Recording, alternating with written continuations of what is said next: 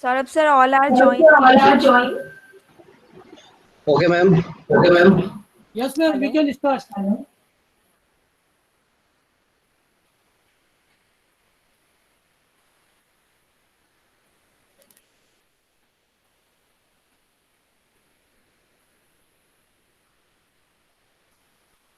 So do we have to wait for Do five we have minutes to more? wait for 5 minutes more? Hello. No. So do we have to wait Do for we five have to wait minutes? for 5 minutes? Okay, ma'am. Okay. Okay.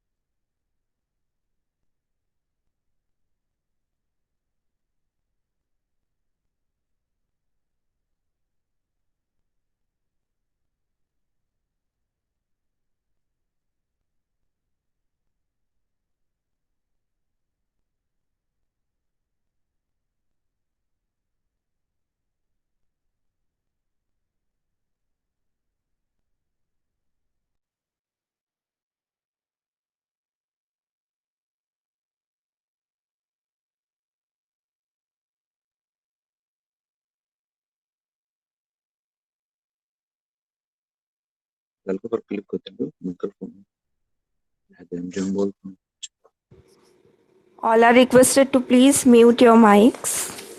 Mamta ma'am, are you here? Ajay sir, Mamta ma'am has joined or not? Mamta Godial ma'am.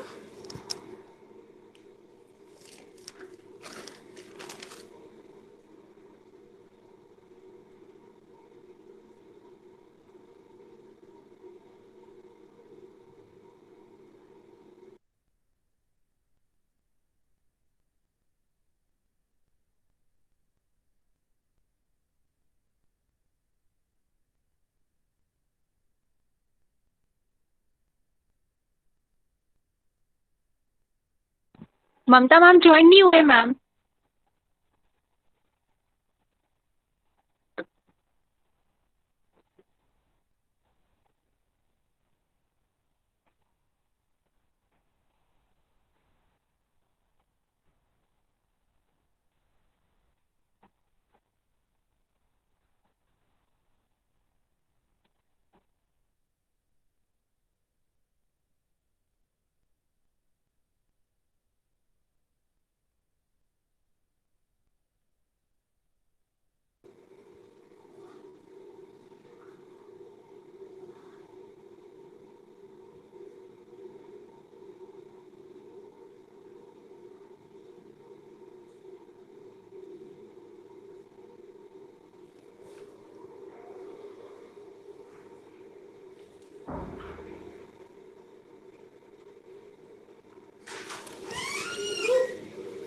Can we start now, Ajay sir?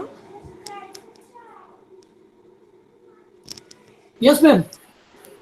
Saurabh sir, can we start? Can we start? why not ma'am why not Okay. Because I think most of the people have already joined and some will join gradually, right? Ashok sir, can we start? Yes, yes, ma'am. Okay, fine. Please go Okay, ahead. okay. So, good morning, everyone. On the behalf Good of morning. Research Foundation of India, I, Dr. Sarita Rana, MP Secretary of Research Foundation of India, would like to warmly welcome you all in this international virtual conference. Everyone, welcome. Good morning from RFI. My very humble request to all of you, please mute your mics and video as well for the smooth conduction. Thank you, everyone. So, as you all know, that the present situation of world during COVID-19 is very stressful.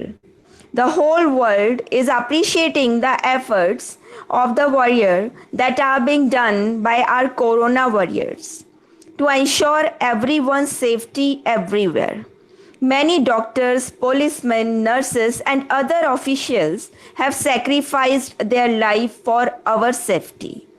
Before starting this program, I would like to share with you that our warriors are doing very well for us, for our safety.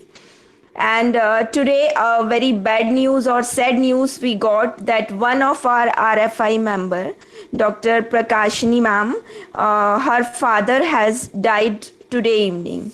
So I request all of you that to please stand up and give a silent tribute to the Corona warriors along with the dead soul. I request all of you to please mourn for a 1 minute to tribute to Corona warriors. All of you are requested to please stand up and give a tribute to our Corona warriors.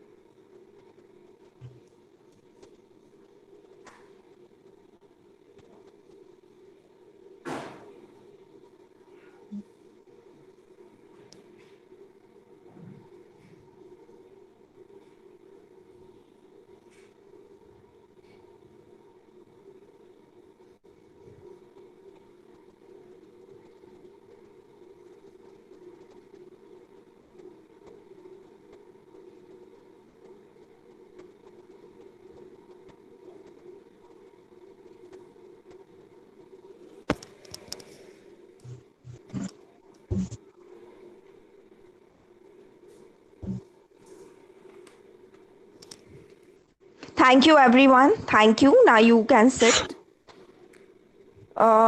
Thanks a lot for tributing our Corona warriors. Thanks a lot, everyone. Now, I would like to request a humble request to all of you. Please do not present your screen except the speaker. It will make difficulty for us. So, my humble request to all of you, please mute your mics and video as well, and don't present your screen during the conference. Now, prayer works wonders. Prayer should spring from the heart. For invoking God's blessing, I would like to invite Dr. Indira Dixit for a prayer song. Ma'am, please. Indira Dixit, ma'am.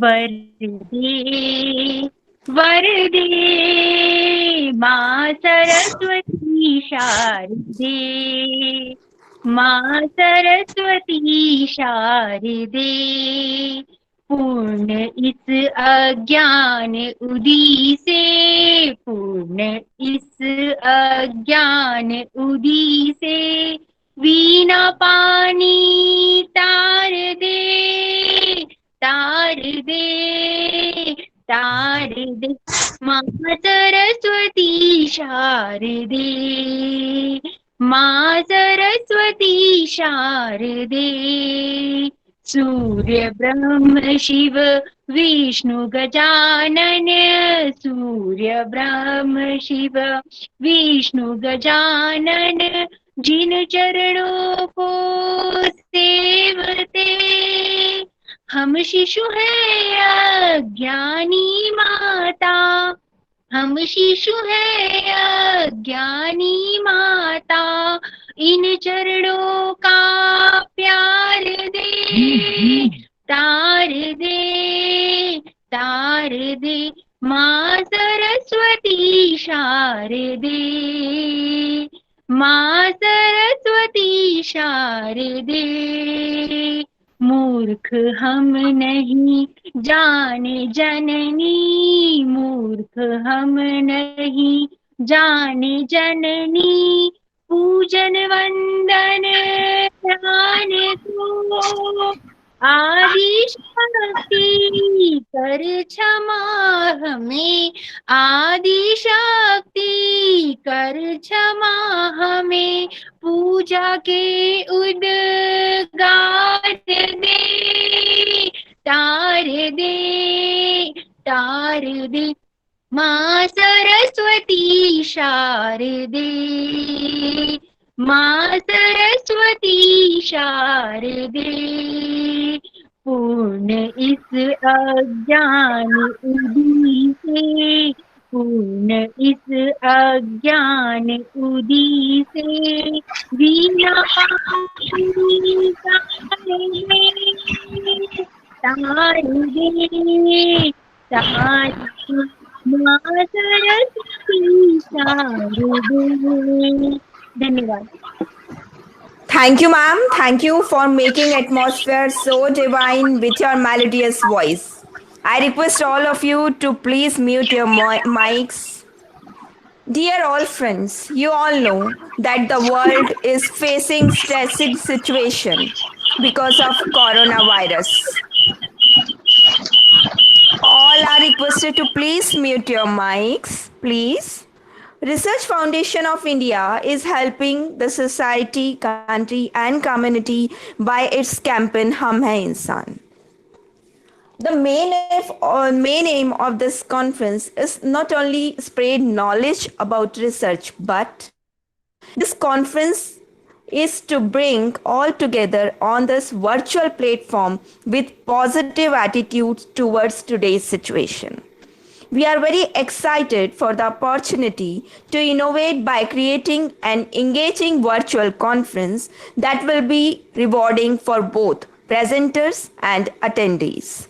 I am very extremely honored to have the chance to address you in this prestigious moment. On the behalf of Research Foundation of India, I heartily welcome all of you in this virtual conference.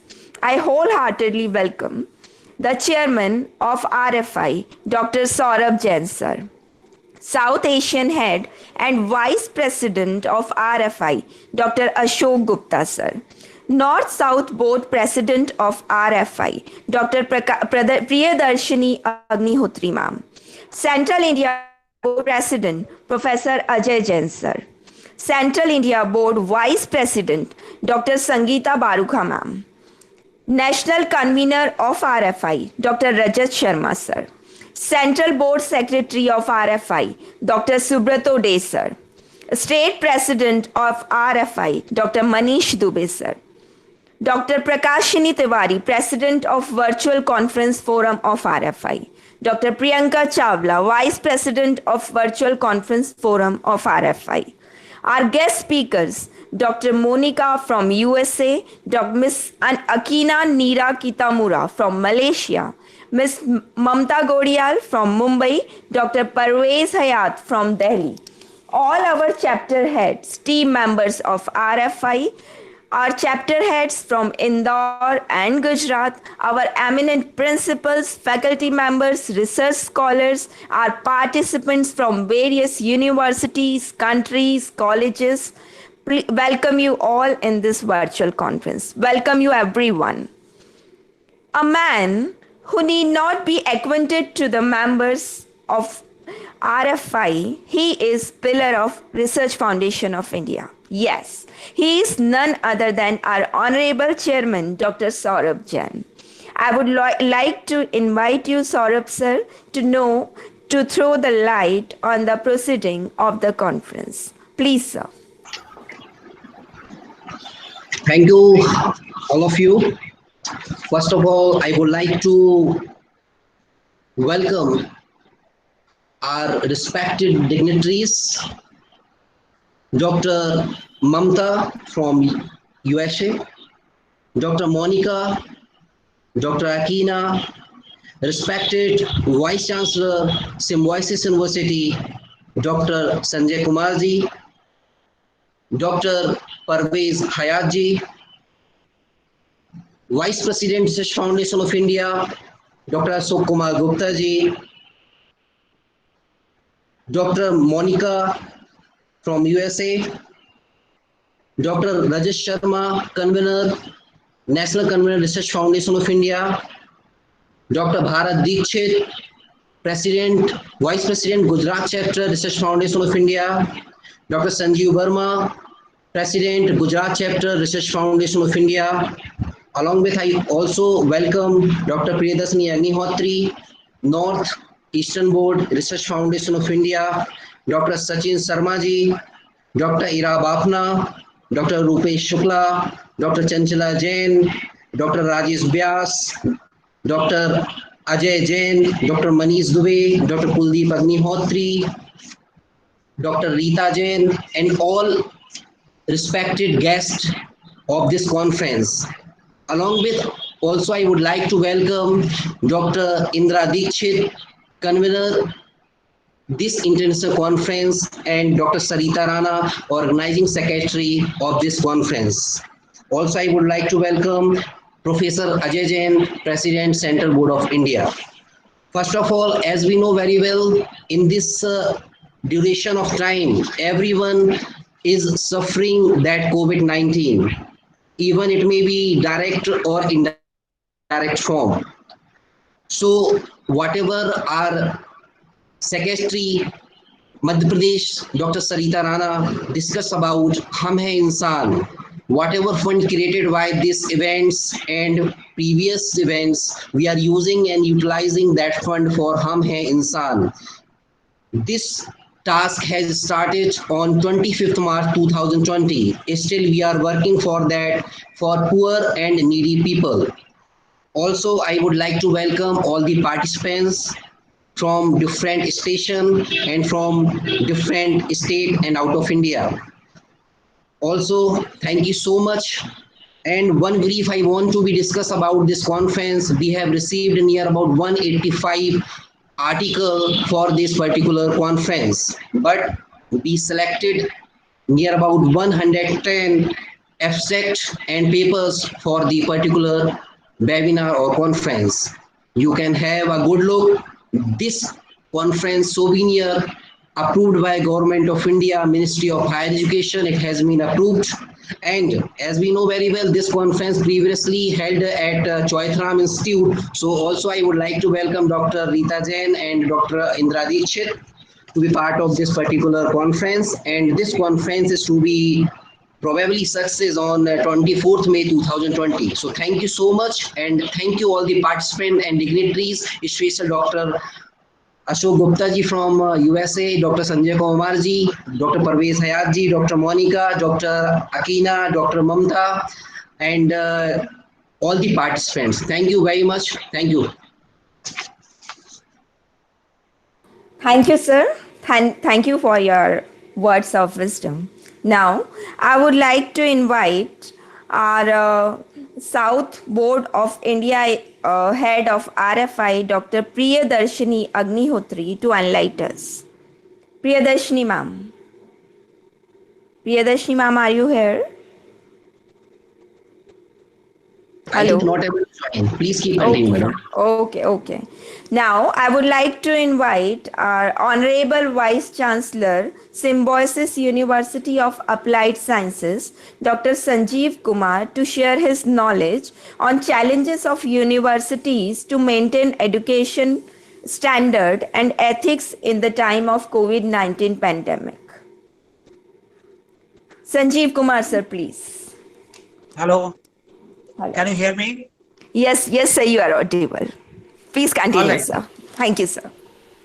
Dr. Saurabh Jain and all the dignitaries, those who are online mode, and viewing this presentation and talk.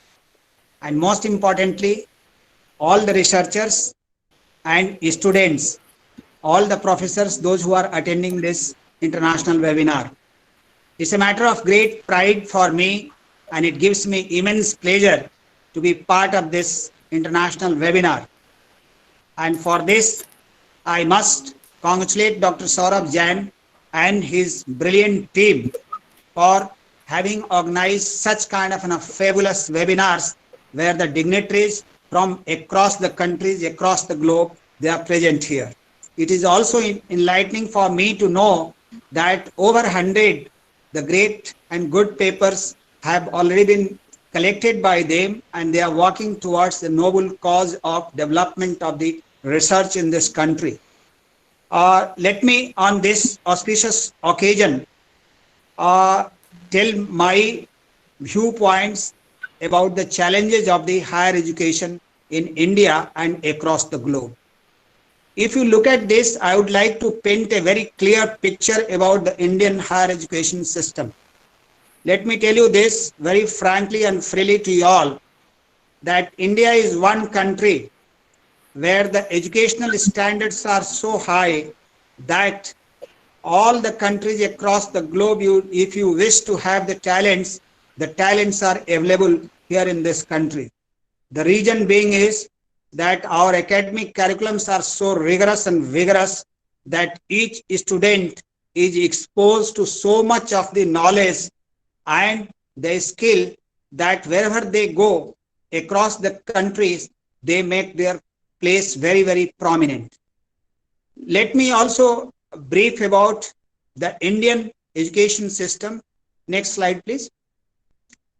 In India, we have got over 1,000 universities, and this will be a something and a hallmark for the global education system, that one country having over 1,000 universities running.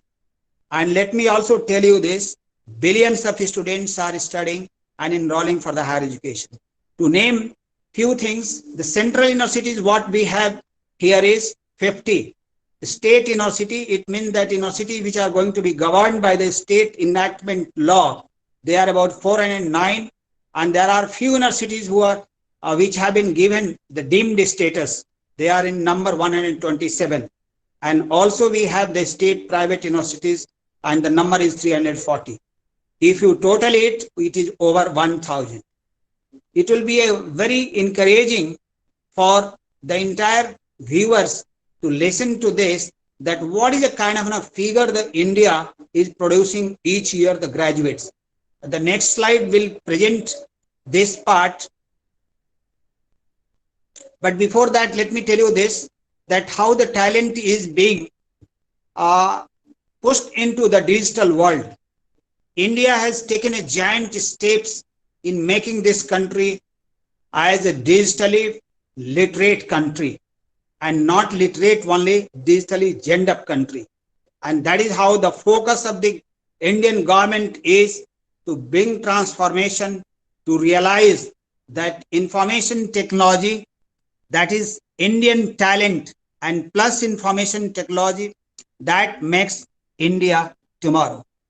So virtually we are looking at that India is on progressive path of making its entire youth, world का सबसे बड़ा जो youth का reservoir है, the biggest reservoir of the youth is India, and this is what is the Indian government is dreaming towards this, to make this India tomorrow, which is absolutely fully geared up on the information technology. The next slide will present you the different kind of status what we have. The highest degree what we have in the higher education is PhD, but above that also we have got one degree that is called DLIT, Doctor of Letters.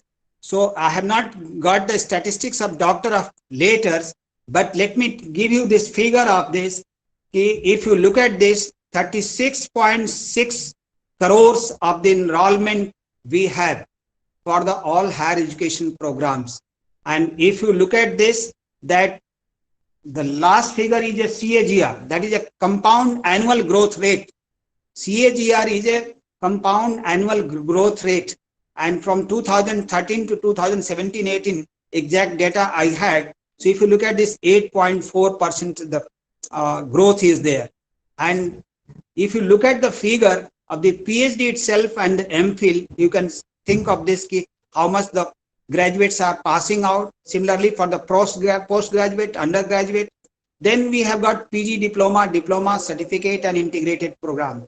So all together, if you go to the grand total, that's a figure that gives the India the biggest advantage today in terms of the youth knowledge and youth information filled with the all kind of a digital. 36.64 crores. Now coming to this, the most important part here, and before I discuss this, the one line which really appealed to me, a great philosopher, Rosalie Leda, he has given this kind of a thought process, think out of the box and create a learning experience where the learner can interact with the content and their brains. As a matter of fact, today, precisely we are struggling with this because the contents are available, the brains have got to struggle and extract what is required today. And that is how I tried to put a couple of points for your comprehension, particularly for the students community across the globe, that what are the gaps we are having in the COVID-19 situation. Because my entire talk is based on taking a reference from the COVID-19. Because as you are aware about this, COVID-19 is a silent killer epidemic and pandemic where there is no classroom teaching at all. If you can see to this, 36.6 crores of the youth, if they are devoid of the classroom teaching, if they are not able to attend the schools, colleges, cities, then what will be the repercussions onto this? It means the biggest gap is the classroom teaching. And the interaction what we have with the students on day-to-day basis, that is missing. The next important part is that wherever you wish to impart the practical and skill training, that is absolutely missing. And the next part, if you look at this, your internship. The internship is most important part because today India is transforming into a skilled India.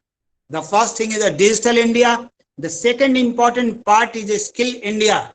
Indian government is putting so much of efforts to make all Indian students, particularly those who are pursuing the higher education, and not only higher education, from the middle education, like is from the schools, colleges, across the India is now marching ahead with only one mission to make this Indian youth as a skilled youth so that employability issue can be resolved. And for this, the internship, each year the internship is very much required. And today most of the universities which are called as a skilled university, they are having this course curriculums, particularly for the Symbiosis University. I would like to make a special mention over here that every course curriculum has been designed with the industrial collaborations so that the latest industrial trends can be put into our course curriculums. And the course curriculums have been designed in such a fashion where 70% is the practical and skill component and only 30% is the theoretical classroom teaching. So this is where I would like to stress upon to this, that practical and skill teaching, how important today in the university. If the 70% component is missing, the classroom teaching can be, this gap can be given through the content, e-content, but the practical and skill, still the world has got to move on and do something very worthful in this direction. We are missing this direction. The next important part is to make this country digitally fully geared up. What are the initiatives? I would like to highlight across the globe that these are the initiatives which are really praiseworthy. There is a program called the Ministry of Human Resource Development and University Grant Commission and All India Council of Technical Education, they have launched many initiatives. Few of them I would like to brief upon. SWAYAM. SWAYAM is basically study of wave science for young aspiring minds. And MOOC, all of you are aware about this massive open online courses. You'll be glad to know that under this program, 140 universities have been enrolled, and more than 26 lakhs of the students enrolled in January 20 this year. And the total students count, if you look at this, it is 1.57 crore. And number of courses, about 2,000 courses have been launched on this SWAYAM platform. SWAYAM means self, and self means self-learning. That is what is. The Hindi word SWAYAM means self. And massive open online courses, it means that all more than about 2,000 courses are being run online by the government of India, and the lectures, video and e-contents have been prepared by the most seasoned, qualified faculty of IITs, IIMs and many universities of the national repute. Let me tell you, the focus is here, e-tutorial, e-content, discussion forums and assessment. The tutorial you can understand to this video, PowerPoint presentation, podcast, etc. E-content means a huge number of e-books, illustrations, case studies. There are many references where the students can really get benefited out of this. Discussion forum means this is basically peer-to-peer, student to the faculty, and any doubt, any clarification in terms of the chatting mode or face-to-face through the video conferencing. And the assessment is for the self-assessment as well as the certification programs. So anyone who does not want to even take the certificate, does not want to get this thing, only he has got to go enroll and study. And there are a huge number of courses lined up. Coming to the next one, you will be thinking, and this is a very obvious question, that India is a huge mass, is a country of huge mass, huge people. If you look at this, 130 crores and plus people are around, and there's a huge area. And this huge area, internet connectivity at times, data downloading rate is very, very less. So in rural areas, the connectivity becomes a big problem. For this also, the government has taken another step. There is a program called SWAYAM Prabha. SWAYAM again self. Prabha means basically exposure, that whole light enlightenment. There is a DTH, direct to home television services. And here 32 DTH channels are there. This is a dedicated dish channel, which is only and only for the educational course curriculums. And you will be glad to know this, that 56,000 educational videos are running 4 times, 5 times in a day as per the demands of the customers and the students. So this is a SWAYAM Prabha. It means that internet connectivity, if it is somewhere down, does not have any kind of, it does not pose much of problem. Still, you have got the e-content available. Then next come is a National Digital Library. It is basically a forum where the students can access primary to PG e-content, 55 lakhs user audio, video. They are all joining this program. Another initiative, e-Gyan course. This is another repository of the all digital resources. So for the course curriculums for the higher educations are concerned. Another program for the training. Diksha means basically training. So Diksha is platform where the teachers and students can get number of trainings.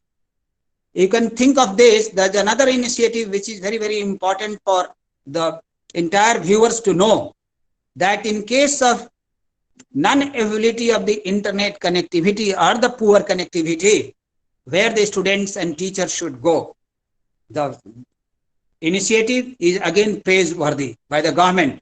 There is a full-fledged Doordarshan channel that is known as Gyan Darshan.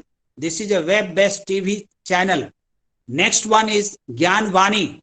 That is a radio FM program, frequency modulation program we have here.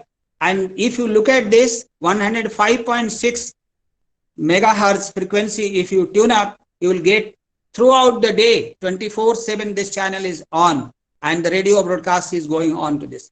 The another initiative is Gyan Dhara. Gyan means knowledge. For the people, those who have joined from different countries, Gyan means knowledge. Darshan means basically you are getting a look, how you are going to have a look, how you are going to get a feel of the Gyan, the knowledge. Vani is basically your dialogue, your dialect, right? So these are 3 programs, and one I have already said, Swayam Prabha.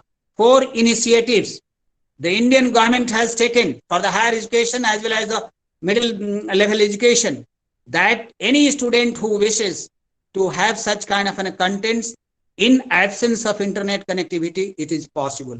Now moving on to the next one, e-Pathshala. Again, e-Pathshala is basically a school. For my friends from the other countries, Pathshala means school. E-Pathshala is for basically for first standard to the 12th standard students. NCERT books are available. National Council of Education Research and Training. This is one of the biggest organization for the skill education here. So all the books are available online. Then EPG, PG is a postgraduate Pathshala. Pathshala again is a school. Here also we have got a huge digital resources. Now coming to the thesis, dissertations and the reference materials. Another thing which is prefixed by Shodh. Shodh means research. Friends from foreign countries, Shodh means research. Ganga means basically a river, a holy river of this country. So this nomenclature has come from this Shodh Ganga. Research ki ye Ganga hai. It means the river of the research, the ocean of the research. Here you will find the lakhs of the thesis and dissertation. Students and teachers they submit and they are available. Shodh Sindhu. Again, if you look at this, if you search for the journals, periodicals of any kind, you will be having here. More than 10,000 journals are subscribed in Shodh Sindhu. 31.35 e-books we have. Then Shodh Shuddhi. Shodh Shuddhi means there was a cases for the plagiarism. Cut, copy, paste from all around because internet facilities are available here. The Indian government has taken again wonderful initiative to put this Shodh Shuddhi. It means Shodh means research. Shuddhi means uska correction, that authentication. So research authentication, who is going to do it? The plagiarism software is available through which it can tell that what is a kind of a percentage. It has got to be 90% fully correct and only 10% is allowed that you can have in a references, etc. Another very important portal is Vidwan. Vidwan is basically a scholar. Here we will find that this is one portal through which you can have the huge number of the experts in many fields and they are listed across the globe, across the country, right? The next one is we have the Sakshat. Sakshat is basically your interview. It means that you are getting rubru. It means that you are getting exposed to the press release, all kind of news or the latest achievements given by the university, schools and the colleges. Now, the next important point for all of us here to understand is these digital initiatives are more than enough to fill this gap. And what is this gap? The gap between earlier, the first slide, what I showed to you, that absence of the classroom teaching. But before this, I think, please go to the previous slide. I would like to stress upon one more point. I said that first thing is the absence of the classroom teaching. And today, we have got all like Zoom, Cisco, WebEx, etc. There are many software available through which the classroom's teaching is being substituted. It means that all the teachers and professors are taking the classes and the whole lot of attendance is being monitored. Another important thing what I said is laboratories. Previous slide, please. To fill this gap, how to show them experiments. For this, again, the government has taken initiatives and this initiative is known as virtual labs. IIT Kharagpur has established these virtual labs in many engineering fields. Also, the government has put one more portal, e-Yantra. And Yantra means basically the appliance, electronic appliances. And under this portal, 300 laboratories have been created where a huge number of simulation is there, whether it is for electronics, electrical, mechanical, mechatronics, chemical, mining, you name a thing. There are many laboratories are available through which students can have that practical interactive sessions where the subsystems have been made in such a fashion where inputs and outputs can come in between if they are trying to generate and probe some kind of an errors, that is also possible. Besides that, the spoken tutorial, etc., it is there. Next slide, please. So that gap has almost. Another gap, the boredom. Very important, because all of us, definitely we are human beings. We don't want to get confined in a particular room or in a particular locality or in a particular society. So the boredom is the biggest we can think of this. For this, every university has been given a mandate that you will be having the counselors, boredom and the stress management. For this, I would like to advocate on this forum that Daniel Goleman, he brought out one intelligence that is known as emotional intelligence. And if you go back to the history, if you recall the Gardner's 7 types of intelligences, and those intelligences can be used during this boredom. And what are those things? Rhythmic and musical intelligence, visual and spatial intelligence. Then you have got all qualitative intelligence, interpersonal and intrapersonal intelligence. Those intelligences can be used while sitting in the your room or sitting in your house, sitting in your at home, so that the boredom is out. The stress is basically, it's a mind game. And this is where the Indian scriptures, they always talk about the prayers, meditation and contemplations that recharge the battery of the students or any individual. So we have got to have the robust mental makeup to understand that under any kind of circumstances, the human mind should not get bugged up. The human mind should remain absolutely pivoted to the spirituality. And when spirituality comes, there is no question of any boredom. So that there is no stress. And stress, what it is? If you ask me scientifically, it is stress is force per unit area. Area means the area of your activities. If you look at this, if you have got the denominator very high, 1 over, let's say 1000, the quantity as an outcome will come in 0.0001. So the area, it means the activities of an individual and the students have got to be increased to make the stress almost touching to the 0 level. So my point here, that all of us have got to advocate on this, that today the most important thing is to make up our psyche, and the psyche should be made very strong, so that this COVID-19 situation should not be able to deter us. This is not a deterrent. We'll fight the wars. We have fought the wars previously, and this is also like a war. We have got to combat it.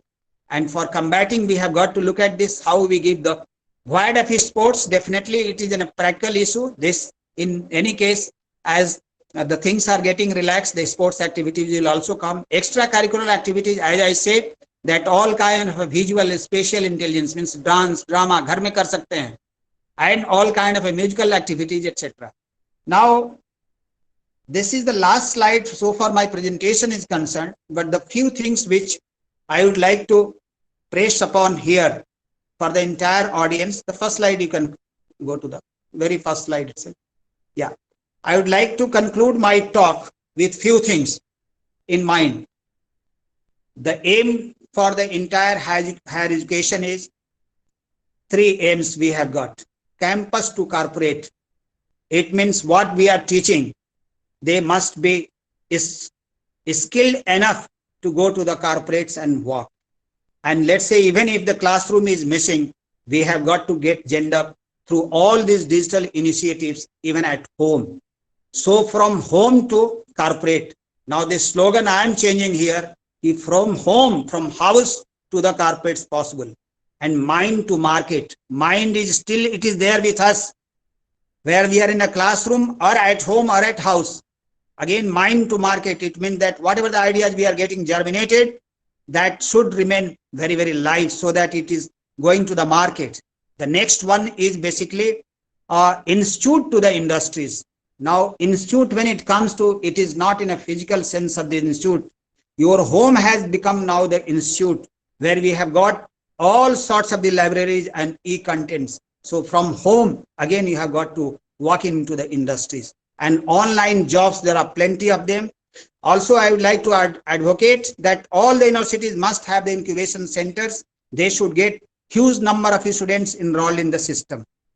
Well, I think I am through with my presentation. The last advice to all the students across the globe is there are two things where one should. One is a dedication, and second one is a hard work.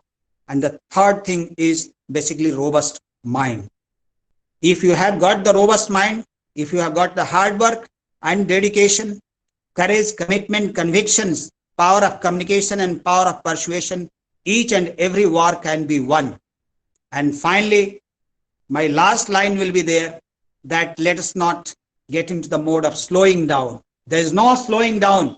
So far, economy is also concerned.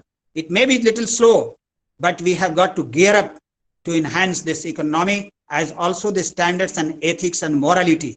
I'll request last point for the students that please avoid looking at the sites which are unwanted, because this is a question of morality of the students and morality of the teachers and educators and professionals. We should be out from such kind of things. And I was talking about the slowing down should be avoided. The last mantra is speed, more speed, even more speed is the essence of the life. No stop, no pause, and no looking back. Thank you. Jai Hind. Thank you, sir. Thanks a lot. Your presentation was so incredible that I'm finding it very difficult getting the right words to express my gratitude to you, sir. Thanks a lot. I deeply appreciated the wonderful presentation you made at this conference. Thanks a lot. Thank you, sir. Also, I would like to interrupt to you, madam. Yeah, thank you Yes, very sir. much, Dr. Sanjay Kumarji. It's our pleasure and RFI pleasure to be a part and to present a wonderful session in front of all the participants. And thank you very much. Also, I would like to welcome Dr. Rudra Prasad Gimre, President, Nepal Research Foundation of India, Dr. Rajesh Sharma, National Convener, Research Foundation of India. Thank you, welcome, and thank you. Please keep continuing. Welcome, sir. Welcome in the conference. Welcome you all. So, dear participants, I feel honored to introduce you our first guest speaker, Dr. Monica Mastantonio from USA. She has completed her PhD in social psychology, worked as professor for over 25 years. She has presented many international papers in different conferences in the world. At present, she is IPT, IPN course developer, Novate online platform worldwide representative, workshop coordinator, developer at Self-Employed Majestic. She is also a writer of some novels and she is continuing with this.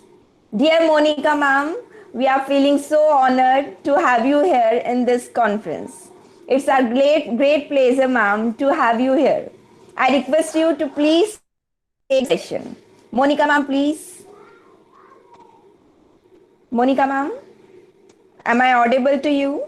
She is going to share the knowledge about behavior I'm going design. to share right now. Yeah. Thank you all so much. Thank you. Thank you, Monica ma'am. Yes, I'm going to share.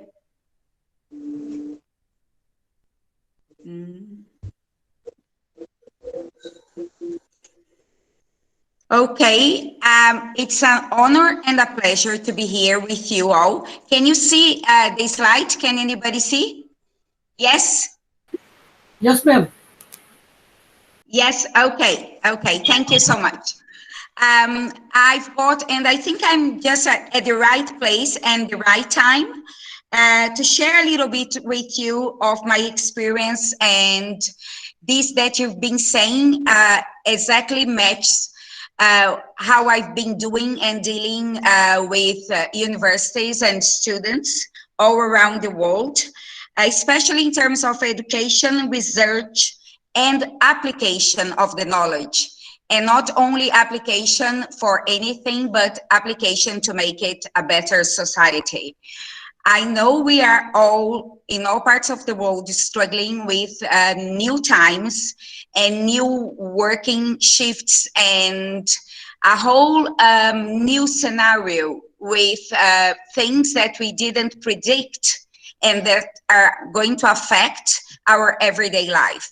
So having classes at home is one of these things, and also companies that are having all the employees working at home.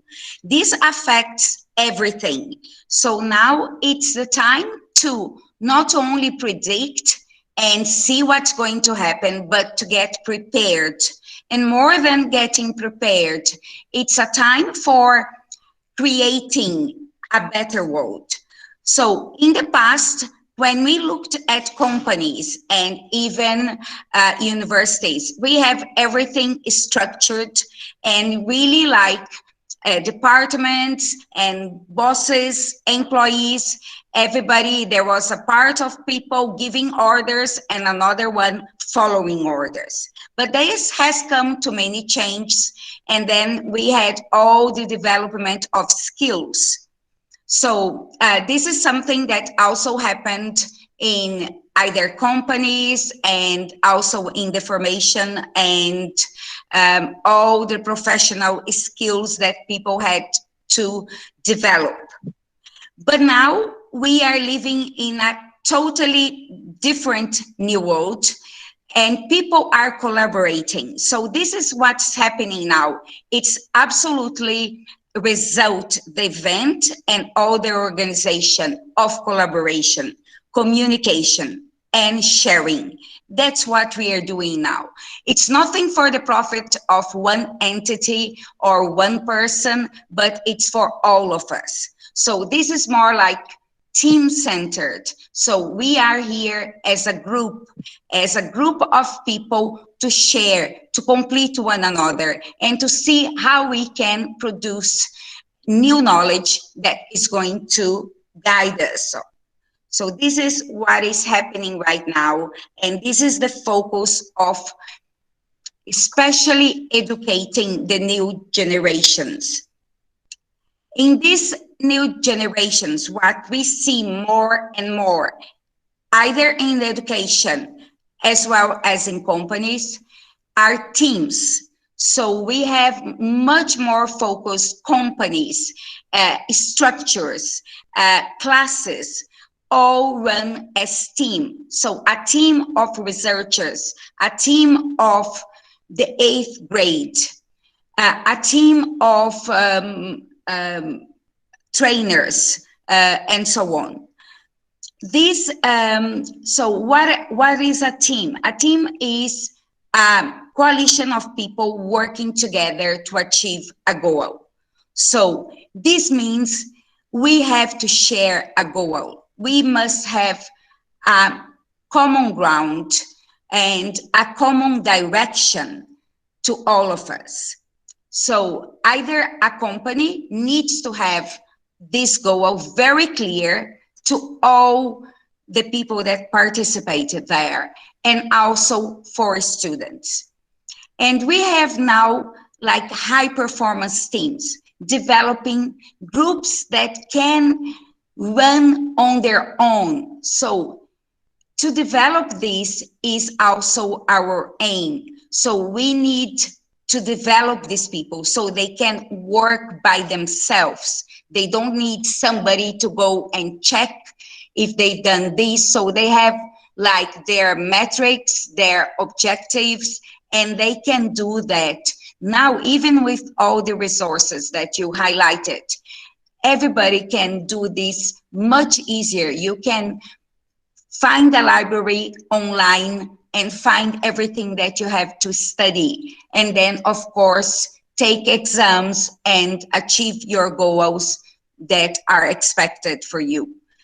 So to have these teams, we need respect, we need acceptance, we need to know our weakness and strength, and we need to continuously improve.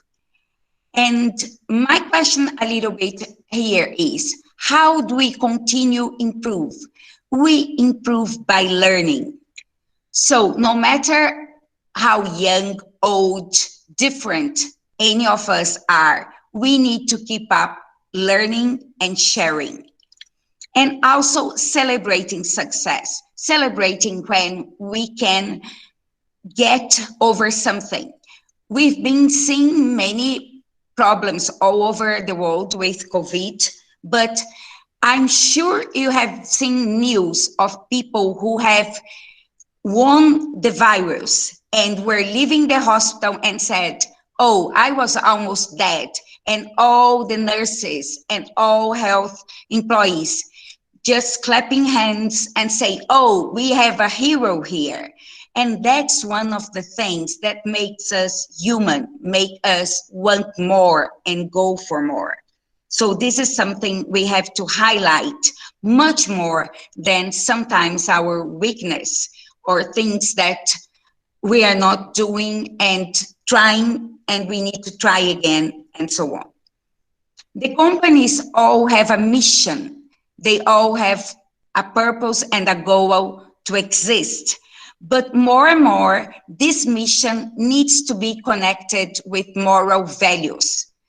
So this is called a manifesto. It's the mission together with its moral ethics and action in the world. So this is very, very, very important. Parvez here this side. Okay. Sorry? Yes. Thank you. Teamwork is effective when we have certain situations, like when we have a friendly situation Manjeet. and people can help each other. Manjeet. Is it okay? Yes? Okay, sorry. When we have in a team, okay, why do we like to work in a team? And sometimes if we are correctly trained, we can produce much more. Because we have members that are similar to us, that are going to make mistakes and learn and improve. It is also flexible. More and more, the working hours are getting more and more flexible, and they are getting attached to goals. So this means we are having this, it's not so much important if we start working at 7 or 7:10 sometimes, but if we attended like 100 customers and we got these customers well provided. So there are many things nowadays that are taken into consideration when we are working from home. And also as a team, we find sometimes more possibility. It's much better to think like more heads thinking than just one heading to solve problems. So we have many problems to solve in the world today. And when we work, somebody says, oh, I did this and this work, then somebody else contributes with another idea and we can collaborate and learn with each other. And we can also improve productivity if we work together and everybody works as cohesive, and I check down and I say, oh, look, maybe you are missing this point, or I can do this for you, but could you take care of this for me? So then that's what happens in a team. Maybe individually we were not as strong, but as a team, like a football team, we put each person in the place that this person is stronger. So we can make much more. And also creating a healthy environment. You've said about a robust mind. I even wrote this down because this is one big difference for our future, keeping our mental health. This is something that in the past nobody really cared. People didn't pay much attention. But because of the stress, because of a disruptive world, it's more and more demanded for people to have a balance, to keep their religion, faith, whatever it may be, to keep sports and a healthy body, health eating habits, health sleeping. So this is all part of things that in the past we didn't care much, but nowadays this plays a huge difference. Teams, when we have teams, we are losing this place of somebody just checking, just giving orders. It's more like an orchestra. An orchestra, it's just something very subtle there. Everybody knows what this person's got to do. You don't go there and say, oh, you're playing wrong. Haven't you rehearsed this? So in an orchestra, everybody has rehearsed many times. Everybody knows exactly what to do, when to get in, when to get out, and everybody is collaborating. And the outcome is brilliant. Everybody loves good music, and the maestro is there, but the maestro is there to conduct. He's just giving some hints, sometimes slightly, sometimes more evidently, but it's not doing the job. It's not just checking, oh, he's there and conducting a team that he knows how to play what is going to be that sound. What is happening now is that the changes are so big in terms of companies that nowadays, if we really think companies are a platform, are technology, you are totally right. So a platform can be hosted in anywhere, okay? And so this has made remote work more and more common. And I say the kitchen is the favorite place in this, especially because people working from home, so we are always drinking some tea, some chai, and sharing. And it's always anytime and anywhere. So you usually leave your mobile WhatsApp group and you are always sending message, I'm away 10, 20, 12 hours, but I catch up the messages if I'm sleeping. And then you also, if I send a message and it's your time of sleeping, you are going to catch it up. So as a platform, these things about time and place are going to be more and more flexible. And people are going to create many, many other possibilities. So at the same time that we are having a huge challenge, we are having many opportunities. I was thinking just today as a brainstorming company possibilities, and many people, especially in the places of lockdown, they are having their birthday at home, isolated from everybody. And there could be a program, there could be a company, there could be something that could create a party online, inviting friends and creating something similar, especially now, that could carry on. So people could get together with their friends, even if it's online, getting presents that you can buy and send to this person, to the address, and so many possibilities that are good and that we are waiting for us to see the opportunity.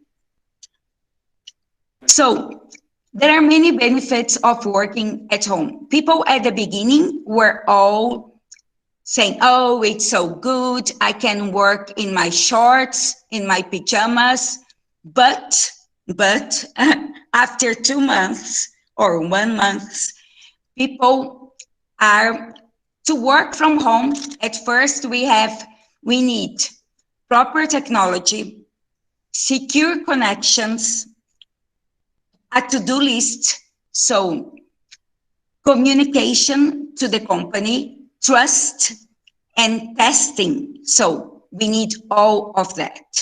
Without this, if we don't have like secure connections, it's very difficult. We have to carry on in company style. If we don't have like trust, it's also going to be difficult. So once we have this all, it's more and more possible. Hang on, sorry. And managing remote workers, it's also a lot of communication. It's a lot of creating possibilities. So you are going to create virtual rooms. And this, what is happening now, it's also a virtual conference. So we are, as companies, spending less, and we are making this possible. We are recording the meetings. If you see here, we can create videos, we can create well-being. It was so lovely to start this with the song and the praying.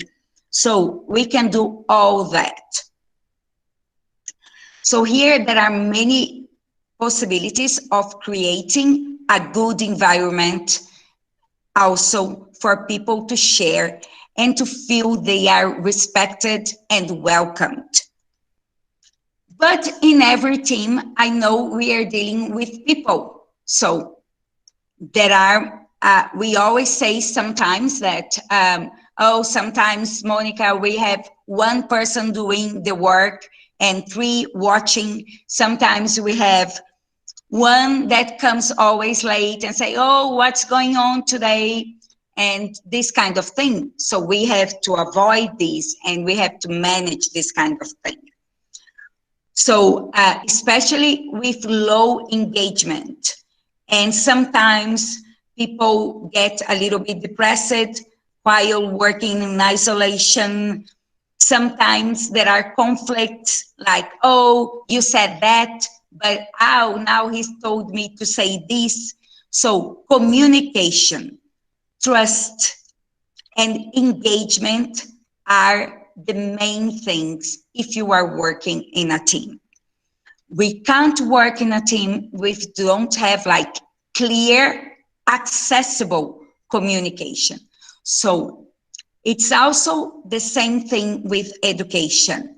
We have to make it accessible, and we have to make it clear, and we have to make it trustful. Here I want to also pinpoint something that in teams, the more we work in teams, the more people they learn to work in teams. It's not easy to change habits and to change procedures and to give also some kind of flexibility to people to manage their own work. But once we get together and once we follow up and give feedback constantly about everything, so we can improve a lot. So that's one of the things with education and also working. It's not only a score. We need constant feedback, constant reassurance that, oh, even if it's not feedback, I mean positive and negative. Sometimes we say a lot about the negative and forget to reinforce the positive. And that has an effect on the people. So the person says, oh, And other people, they don't know if they are doing it right or wrong. So it's very important to put examples, leaders, and say, oh, this is exactly how we wish to follow. We have some of the complaints in some research. So 65% of overall office employees, they say they want feedback. And they want this not only once a year, they want every month, sometimes every week. 39% of the employees think they are not appreciated at work. This is very high number. This can lead to depression. This can lead to demotivating. We need to say, oh, you've done a marvelous job. Thank you so much. All the time. And there's poor engagement. So people think they don't make a difference. And this is poor engagement. Everybody makes a difference. Everybody. If you say good morning and, oh, it's just one more good morning, but you can make a difference. Somebody can hear that and feel motivated and feel happy because of your good morning. So this is something that we need. How to group people. That's one of the things that also science has changed. People think like, oh, we need to group people the same together. They are going to work better because they all think the same, they have the same age, and they have the same ideas. But this has proved the opposite. Different groups of people work better together. Diversity is still one great empowerment and one great strength. When we have somebody old, another very young, one more digital, one more to the humanities, we have different mindsets. And so we have different ideas. We are more creative.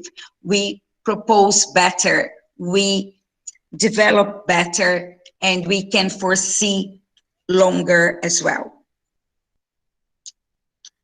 Best teams do have good, so best teams have good communication, diversity, clear goals. You can't have something for one and another goal for another if they are working together.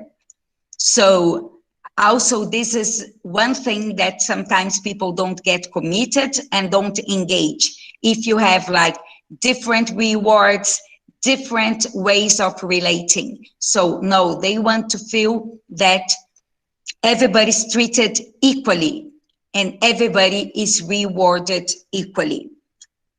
And trust and respect and conflict. Of course, wherever people work, sometimes there are conflicts, change, and people who don't get along with one another.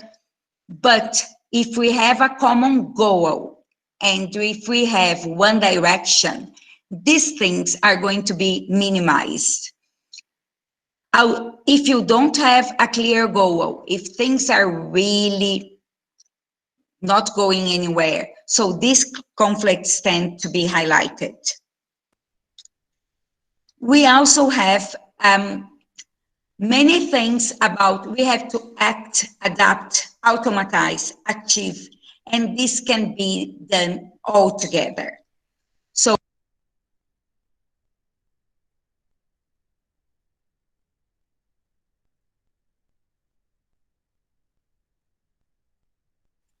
hi.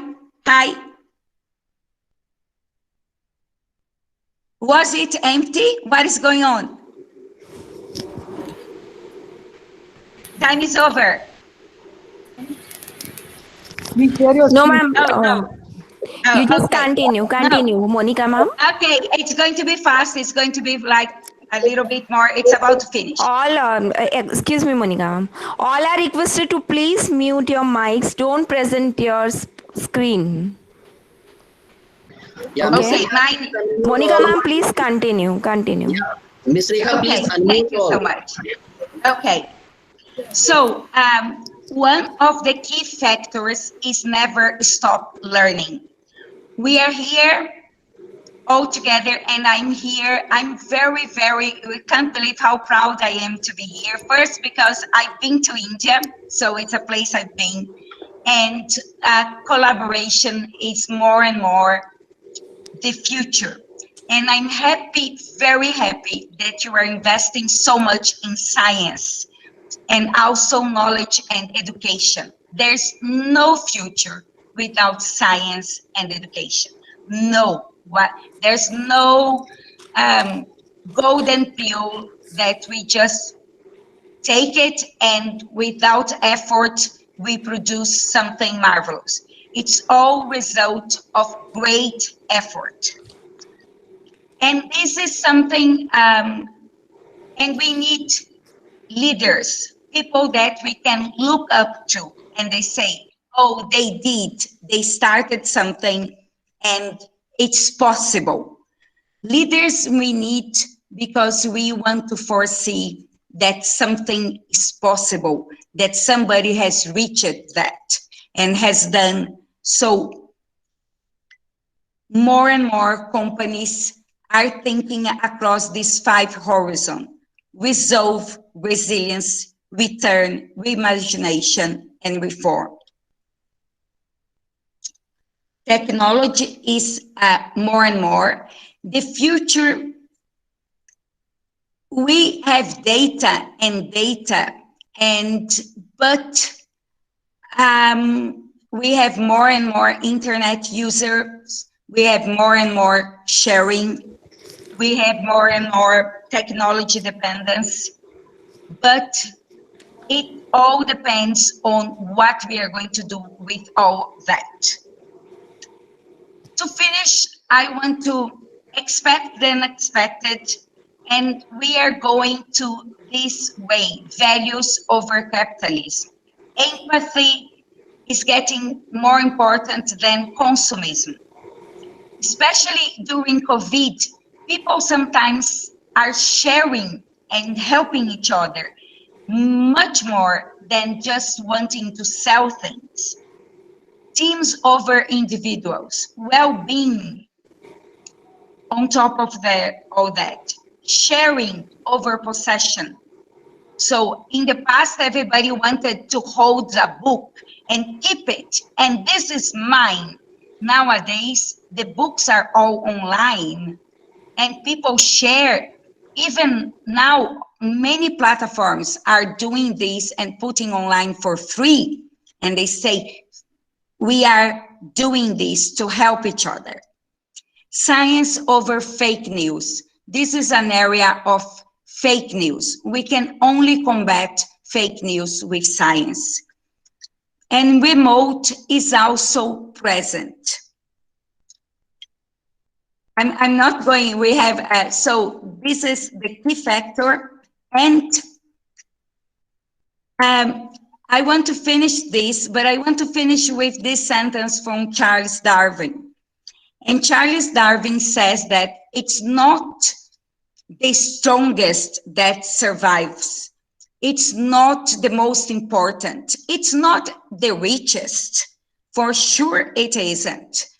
It is the one that is most ready and adaptable to change. So it's a long history of humankind and animal kind too, that those who learn to collaborate and improvise most effectively have prevailed. And I find this is very beautiful and can motivate us to find a new future and to really reinforce with the new generations that it's possible and we can create and we can co-create a new and better future for all of us. Thank you so much for this time and your yes and this. Thank you, Monica ma'am. You are so thoughtful and you have covered every aspect of your topic. We are very grateful you to took time out of your busy schedule to share your knowledge in this conference. Please accept our sincere appreciation for outstanding performance, outstanding recognition you have made, and honoring us with your presence. Thanks a lot, Monica ma'am. Thank you. Thank you. Thank you. Thank you, Dr. Monica. Thank you very much to be part of Research Foundation of India.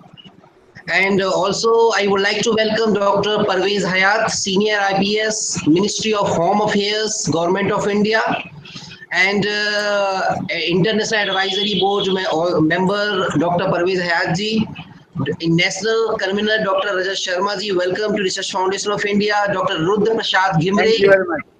Chapter Research Foundation of India, Dr. Mamta Godial from Delhi. Welcome to Research Foundation of India. Please welcome all the dignitaries. Thank you. Please. Welcome everyone. Welcome. So now it's a great pleasure for me to introduce you our next speaker of the day. Yes, she is none other than Ms. Akina Neera Kitamura, Bachelor in Intercultural Communication from Ryukyu University, Kyoto. Born in Malaysia, grew up in Japan, and currently residing in Malaysia. She is working in the IT field and has a lot of experience in intercultural support. She is a motivational speaker too. Akina ma'am, I would like to request you, please take the session. Her topic is the positive and negative influence social media has during this global pandemic. Akina ma'am, am I audible to you? Yes, you are. Yes. Please, Akina ma'am, take the session. Okay, thank you. Welcome, welcome ma'am, welcome. Okay, let me first share my screen.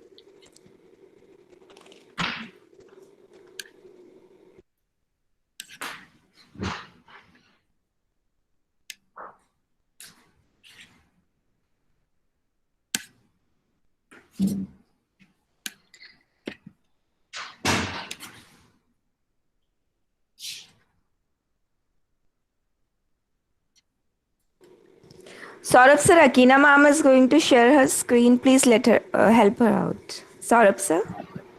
Yeah. Okay. Ms. Rekha, please help her.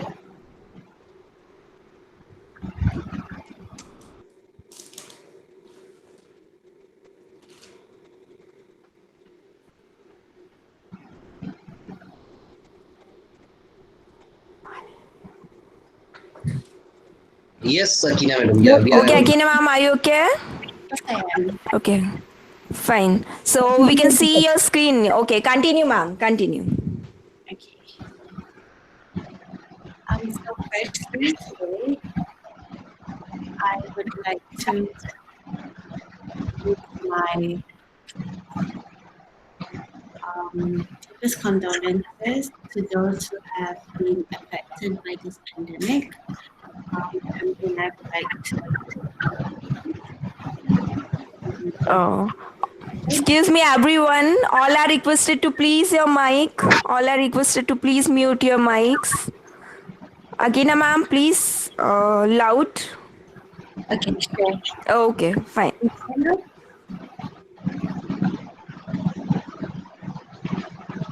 Hi everyone. Namaste. My name is Neera Kitamura. I am very excited and honored to be part of the Research Foundation International Virtual Conference. And I would like to humbly thank the RFI and, of course, my introductor, Dr. Sharma, for opportunity. Excuse me, Akina, please use microphone. Please use And microphone. providing us this platform to share and come together. First, I would like to introduce myself. Akina ma'am, excuse me. Yes, sure. Please use your microphone, please. Okay. And everyone, please mute your mic.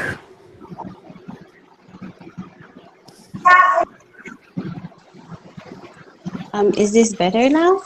Yeah, it is audible now. Yeah, speak little loud. Okay, thank you. Okay, thank you. So I would like to do a quick introduction of myself. I am a Japanese mixed Indian, born in Malaysia, and raised in a few countries within Southeast Asia before settling in Japan. Currently, I'm residing in Malaysia with my partner and 2 cats. And I'm a graduate from Kyoto's Ryukoku University, and I have a bachelor in arts for intercultural global studies. I have always been fascinated by the multicultural differences that we have on a global level. And I have had the honor of participating in the Model United Nations from the age of 16 on a Japanese local level, and also participated in the Global Model United Nations competition and spoke about maternal health with my fellow delegates in the halls of the United Nations headquarters in New York.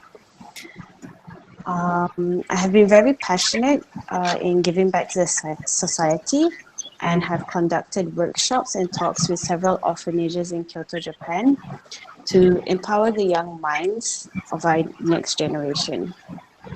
Currently, I am part of a marketing and sales team for a multinational software company. And my hobbies are traveling with my partner and seeing the world through the cultural aspects and diversity. And today, I am going to be a presenter on the positive and negative impacts social media has during a global pandemic. So before going into the main topic, I would like to neutralize and build somewhat a mutual foundation before diving deeper into the topic. So what is social media? Social media is a website and computer programs that allow people to communicate and share information on the internet using a computer or mobile phone. Some people say, and I think a few of you have also come across people as such, but people sometimes say, I don't use Twitter, I don't use Instagram, I don't have Facebook, I do not have any connection with social media. But the reality is, even WhatsApp itself is also considered as a social media platform. It's interesting because as long as we have the internet connection and the fact that most of us now use smartphones or laptops, we do end up using one social media platform or another. So I would like to look at the social media usage from the global point of view.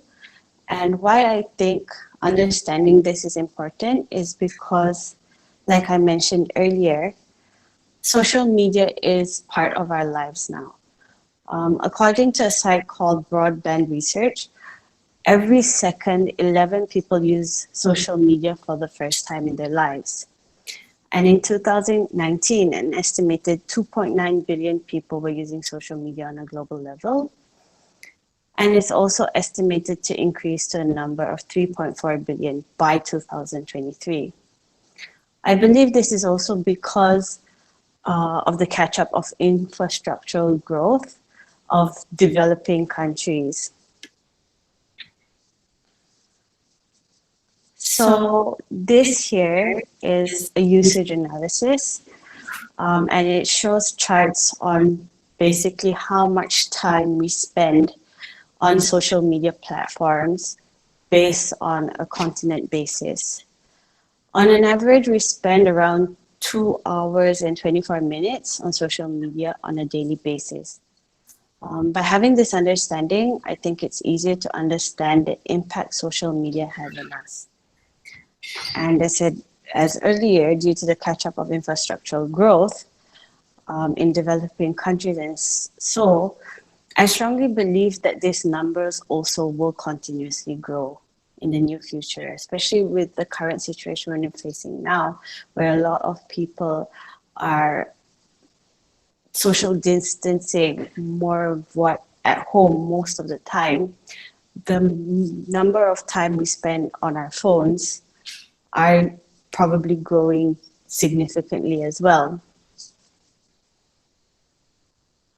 So this is some interesting data I would like to shed some light upon before going into the main topic.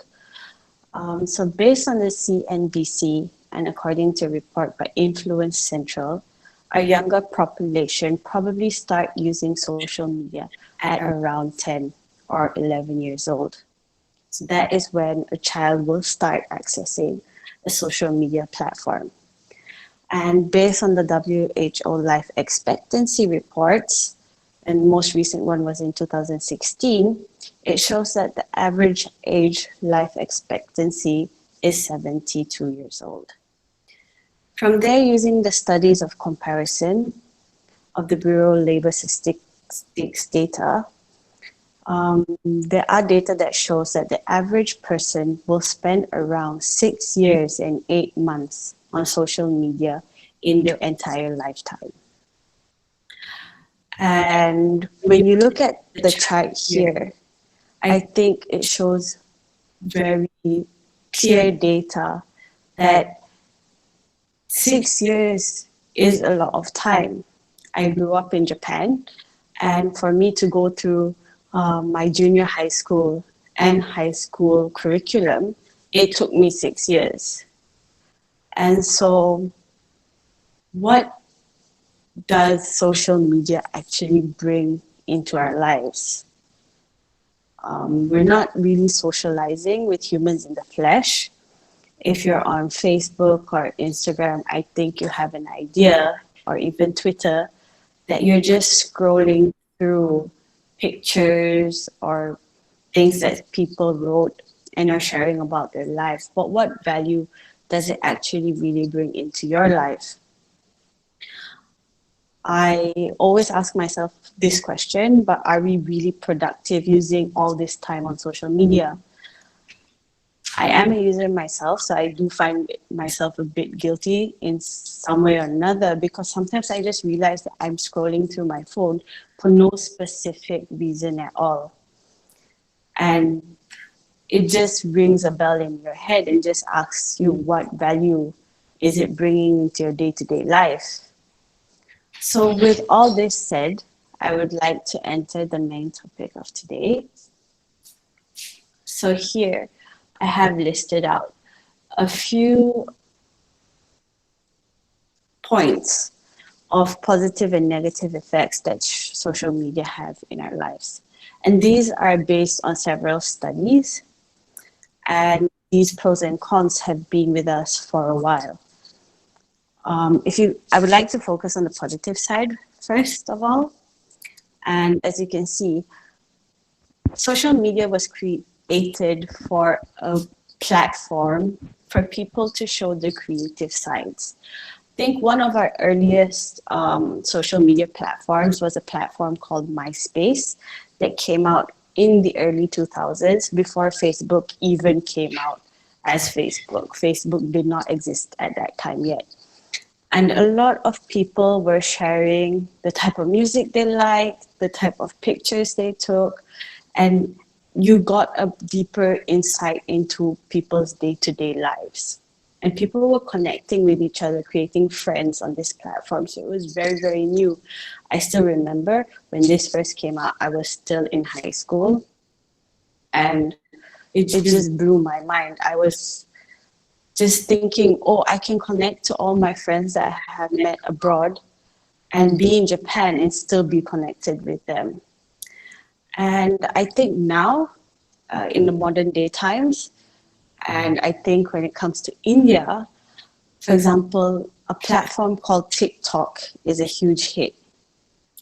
I never really knew TikTok, actually, until I watched a movie called Bala. It was a Bollywood movie that I watched in the cinema. And I just remember there were continuous captures of this platform being implemented into the movie, because probably a lot of the population in India had a lot of positive feedback towards this application. And I looked into the app a bit more, and I found out that it's actually really simple and easy to use. And as long as you have a phone connection and internet connection, that is basically all you need. Some people ask, what are the difference between TikTok and YouTube? With YouTube, you need proper cameras, you need proper editing skills to actually generate a lot of... Excuse me, ma'am. Yes. Kina, ma'am. Excuse Yes. me. Ma'am, your screen is not visible. Oh, Yeah, the presentation is not visible. is it Probably there may visible be a now? technical issue. No, it's white screen only. Yeah, we are able to see. It's visual here. Yeah, it's visible. Okay, now it's visible, It is ma'am. visible here. Okay. Okay. Okay, thank you. Thank you. Continue, Akina, ma'am. Continue. Okay, no worries. So, as I was saying about the differences that TikTok and YouTube has. So with TikTok, you basically don't need anything. The music is already implemented in the app, and um, it allows the users to shoot, edit, and add music effects within the app itself.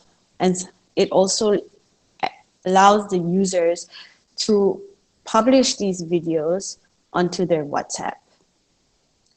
And so this is also a significant difference from TikTok and YouTube.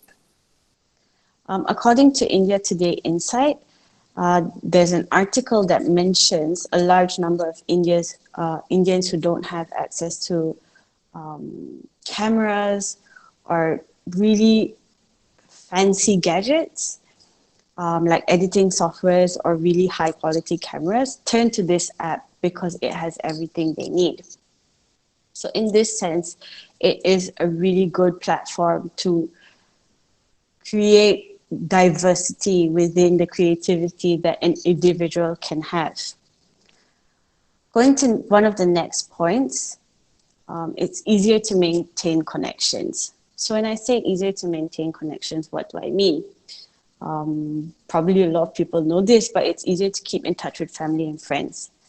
When it comes to this positive effect, it's actually one of my favorite features, because in this modern day globalization, a lot of people are moving out of their countries and residing in new ones. I have done the same. A lot of people I know have done the same as well. And this feature brings us together with our family and friends. You can share photos with a family member who you don't live in the same country with. You can find information about a special sports team that you like from your home country, and use that information to generate conversations around it with your loved ones back home. In one of the articles in Fact Tanked, an author actually says that 67% of social media users uses this positive effect. And it's not only they use it, it's a big reason to why they use social media in the first place. They use social media to stay connected with their family and friends. This is their main reason. But also 27% of people use this connectivity not only to stay connected with family and friends, but to meet new people as well. Sometimes you don't have time to go out and mingle with new people. So some people use this platform to get a broader idea of what kind of diverse cultural existence is out there in the open, without actually making any physical contact with another human being, but everything can just be done online. The next point I would like to discuss is educational benefits. So a study on Science Daily, which was carried out by the University of Science and Technology of China and the City University of Hong Kong, found that social networking sites can help students to become academically and socially integrated, and may even improve their learning outcomes. This revolves around the aspects of using the modern day technology. Whatever we do in our lives from here on, probably there will be some interference of technology on our way. We have to be able to adapt with the social media platform in order to work on our day-to-day basis jobs as well. For example, I'm in marketing, and in marketing, we use social media platforms on another level to advertise certain webinars or product launches that we have. And we do this because it actually hits a broader amount of the audience out there. And I also believe that these educational benefits don't only benefit children, they also benefit adults. We as human beings, I think we have this tendency of trying to continuously learn throughout our lives. We have platforms like LinkedIn being one of our biggest working environment social platforms. They have LinkedIn Learning, and LinkedIn Learning gives us the luxury of attending a virtual classroom whenever and wherever you're based at. And with the current situation right now, I honestly think that a lot of workers or even school students were all accessing ebooks, like was mentioned earlier today, or some kind of platform to actually access to learn new things. And I think this is very, very important. And going to my next point, which is business benefits, there is a tremendous amount of potential to marketing business or products using the social media platform. And the best thing about it is most platforms are extremely cost effective. A few of the advantages are you reach a wide and broader audience, as I mentioned earlier, and you have a direct connection with the audience. It's not like you're asking a third party to reach out to these audiences, but you can actually have a more connected feeling with your audience and receive feedback from them at the same time. You can implement your own brand image and brand building, and the list really does just carry on. However, with social media, there is not only the positive effects. I would also like to focus on the not so glamorous sides of social media. In my list, I have listed cyberbullying, mental health problems, and addiction. So according to a report from Pew Center, bullying or cyber harassment has grown significantly over the past few years. This is because many people's relationships are closely linked in a cyber form. There are many talks on this matter, on how people go through quite some horrific experiences when they are name called or body shamed on social media. And in most cases, body shaming is targeted towards women more than men. A few years back, I think if you do use social media, you can recall there were challenges where people would try to see if there were certain things you could put in your thigh gaps, or how much body fat would move around if you jumped up and down. And people would do this out of fun and curiosity, but actually it really did take a negative turn really quickly. And it also leads this also leads to my second point, which is mental health problems, because I think this is really linked to one another.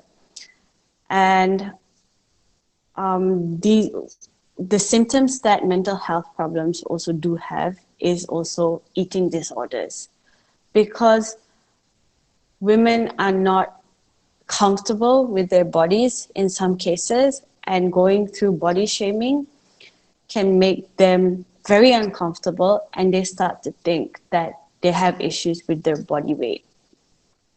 And this happens with a lot of young girls because they still are not really confident with their bodies. And when they do experience such negative impacts from social media, they just can't take it anymore sometimes. And this leads to eating disorders where they just don't want to eat anymore. And when they do, they actually throw up in some cases. And it also comes from the understanding that social media revolves this very vague image of what beauty is. In my opinion, beauty comes in different shapes and sizes, and there's no one definition of what beauty is, but sometimes it can really affect a young girl or a woman who is going through a lot, and for social media to keep on adding negative impacts onto their plate, it is a bit intolerable. And they're not comfortable in their own skins yet, and they can become very easy targets. This brings us to our last point, which is addiction. And why and how do we get addicted to social media? As I mentioned earlier, we spend an average of 2 hours on social media on a daily basis. It has somewhat become a routine to check our phones every now and then. And I don't know if everyone is familiar with the term FOMO, but this is an abbreviation of the fear of missing out. It is actually a term that is amongst the younger generation. But I really do believe that this addiction does somewhat revolve around this term and concept, because with social media, everything is happening really, really fast. Everything is really fast paced, and the trend that was there last week may not be there today.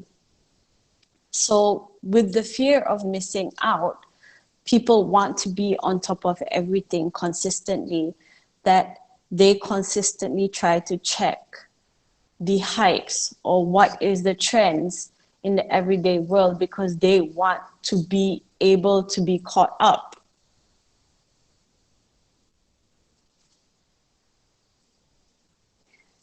Okay, sorry.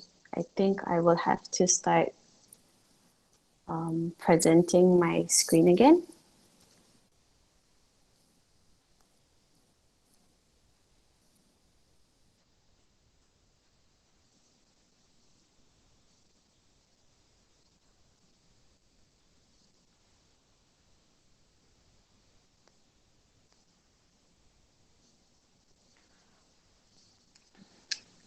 So what are the main effects that social media has on us today? These main points will not change, but how do we see certain differences in the positive and negative aspects due to our current global circumstances that we have today? Which leads me to my next slide. What are the positive effects that social media have in our lives today?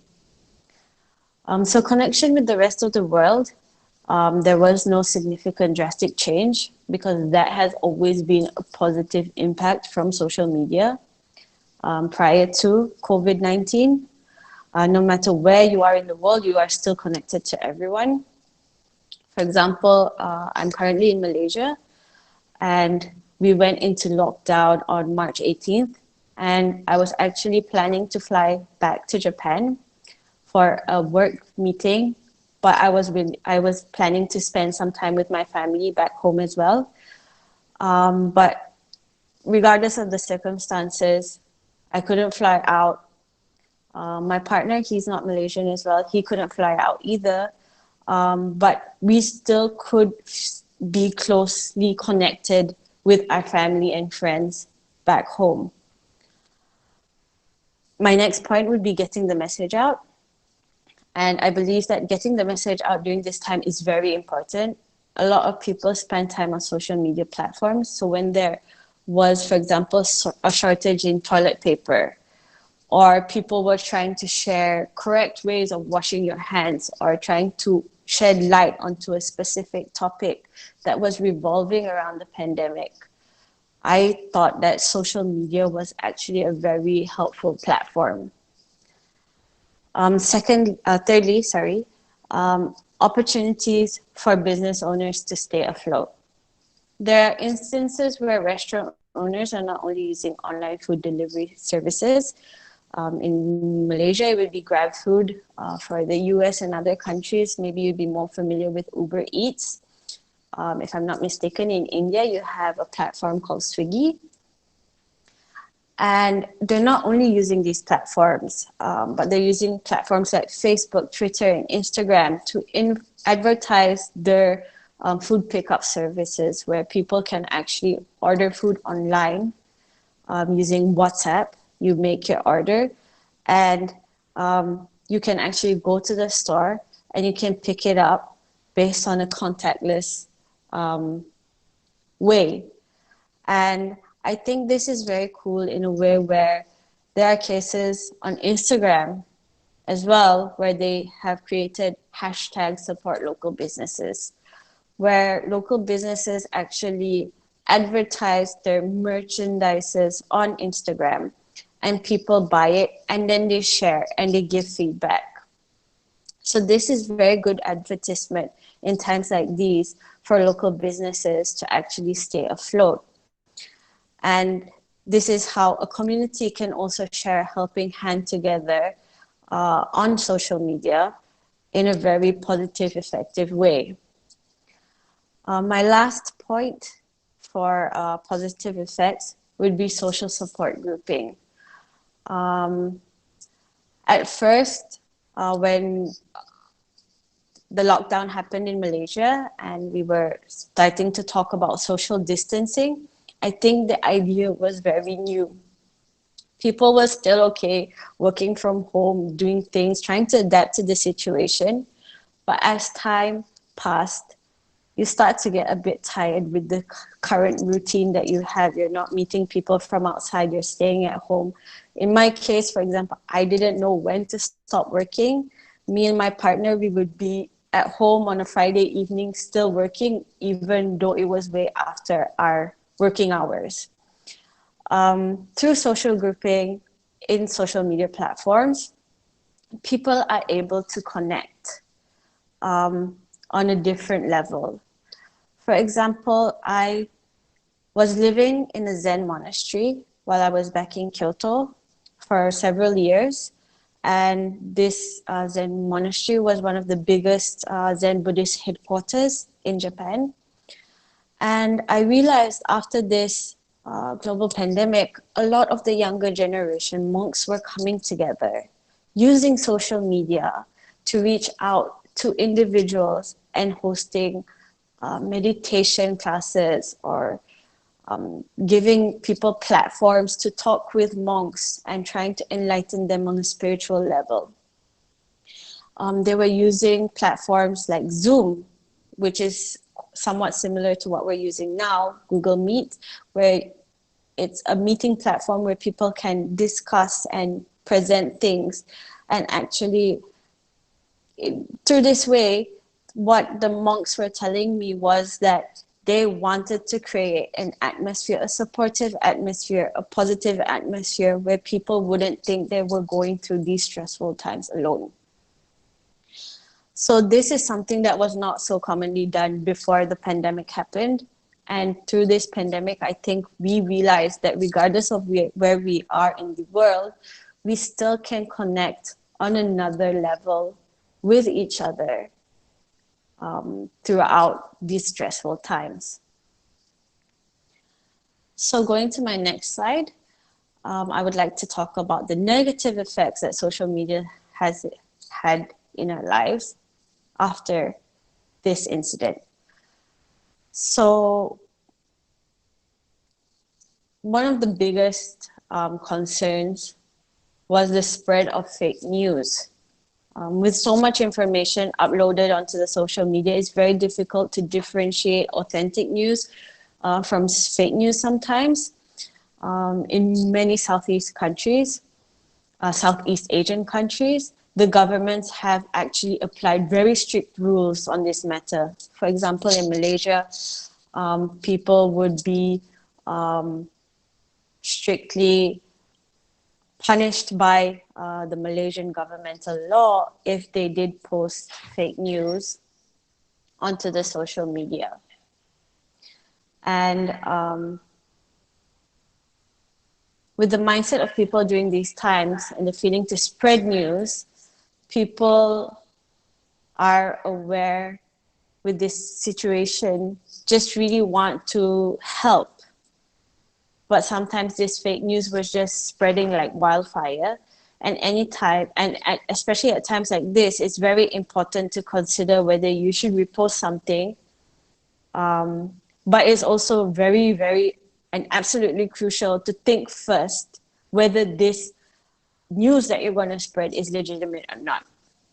My next point would be comparison effect. And according to Newport Data Academy research, people who make frequent social comparisons are more likely to experience envy, guilt, regret, and defensiveness. And during times like this, I think I have experienced it at first hand. A very close friend of mine called me one late night explaining to me how she saw something on a social media platform that made her very upset. That was a group of people in Japan. They were taking a picture of themselves while they were having a barbecue and posting it on social media. I was at that time in Malaysia experiencing a total lockdown. You couldn't leave the house. If you did leave the house with more than 2 people, you would literally get questioned by the officers. And on the other hand, in Japan, social distancing was just starting to take off, and it was not a stern requirement that was enforced by the government. And it was just an optional requirement, and there was no norms in how social distancing should be done. And I just couldn't stop helping but thinking to myself that if only my friend didn't see this picture, because she just decided to stay home by herself, it wouldn't have really been a big deal. So there have been similar cases as such on a global level as well. And my last point for the negative effects would be the Goldilocks effect. A psychologist called Sherry Turkle explains this in one of her terms, that we try to be more connected, but the more we try, we are likely to feel alone. The Goldilocks effect basically is we don't want too much contact or too little contact. We just want it to be just right. But the definition of just right is very vague. We want connections we can control, because online we can edit and delete. And I think this is also coming into light during this pandemic, where people living alone are lonely and rely to social media to fill in those gaps. However, sometimes they don't achieve it properly, and this can lead to really serious health and mental issues. Basically, this is the end of my presentation, but I just do really believe that social media the effects can be changed based on how we use these platforms. Just like any other thing that brings convenience into our lives, is just a tool. We have to learn and master to use it to just reap the really good benefits that social media platform has to offer. So thank you so much for listening today, and thank you.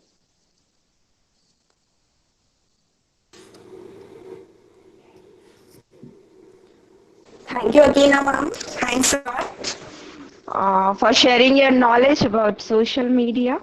And all probably have enjoyed this session, as the social media and social apps are really help nowadays in this coronavirus season. And we appreciate you making time in your busy schedule to speak on positive impact of social media. Thanks a lot, ma'am. Thank you to honor us by your valuable presence. Thanks a lot. Now, this is time to introduce you with a great speaker, our Dr. Ashok Gupta Sarji, and I want to brief you about him. He don't need any introduction, but still, he has a lot of degrees. He has many years of experience. He is having membership of IAAM, International Association of Advanced Materials Sweden, Indian Society of Heating, Refrigerating and Air Conditioning Engineers, and ISI, Imperial Society of Innovative Engineers. And he has also published more than 50 research papers in national and international journals. He strive for continued excellence. He also have experience in learning and excelling at new technology as needed. He also awarded with many excellence research awards. He have organized national international conferences worldwide. Sir, we are having great pleasure that you are here with us. He is also a great member, a founder member of RFI, we can say.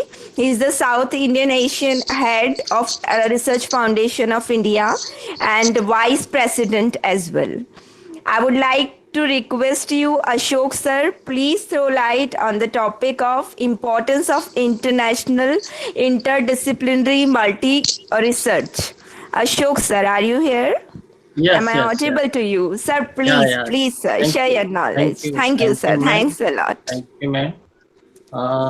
It is 12 noon in India, and I am here in Boston. It is 2:30 early in the morning. Means it is day and night. You are looking to the brighter sun, and here it is the night over here. I just take your few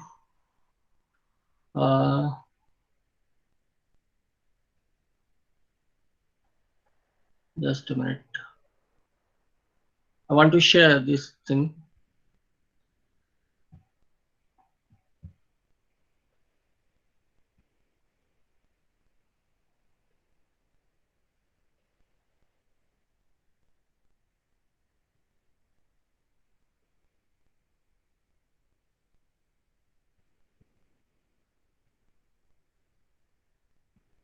Okay.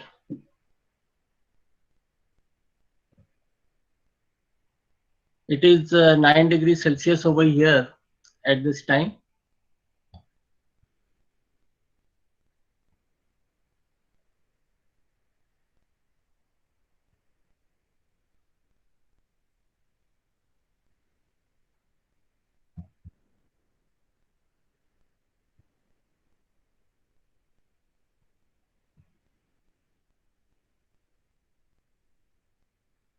Can you see the slide?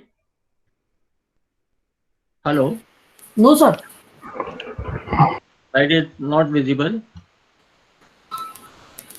Just a minute.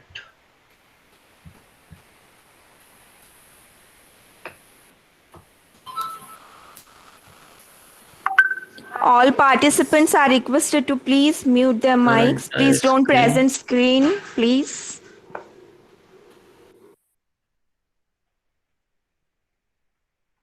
There are 3 options: your entire screen, window, and Chrome tab. So which one to select over here?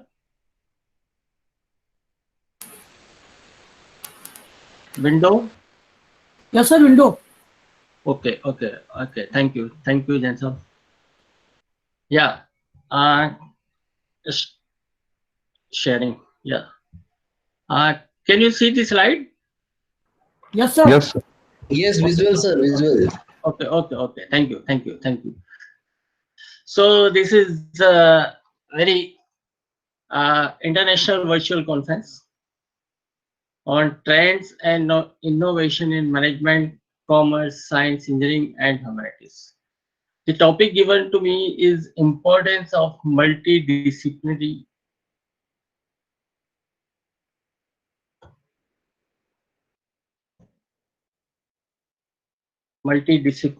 research. Okay. Now this is 9 degrees Celsius over here. Feels like 7 degrees. And I would like to thank Dr. Saurabh Jain, Dr. Sanjay Kumar, Dr. Monica, Dr. Akina, those who have presented. Now, what is the research? The research is nothing but the systematic investigation into and study of materials and sources in order to establish facts and reach new conclusions. This is basically investigate systematically. Although research is a logical and systematic search for new and useful information on a particular topic. Research is known as the process of systematic inquiry that entails collection of data, documentation of critical information, analysis and interpretation of the data information in accordance with suitable methodologies set by specific professional field and academic disciplines. Research is conducted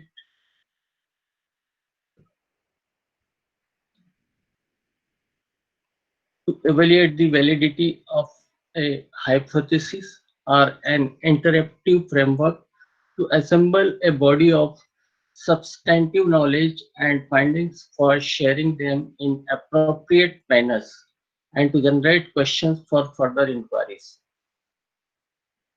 Research is the process of solving problems and finding facts in an organized way. Sometimes research is used for challenging or making contribution to generalizable knowledge. We may have to find some new algorithms, methods, or replicate existing method to against others by providing the facts. Research is not confined to science and technology only. There are vast areas of research in other disciplines such as languages, literature, history, and sociology, etc. The purpose is a statement of why the study is being conducted or what is the goal of the study.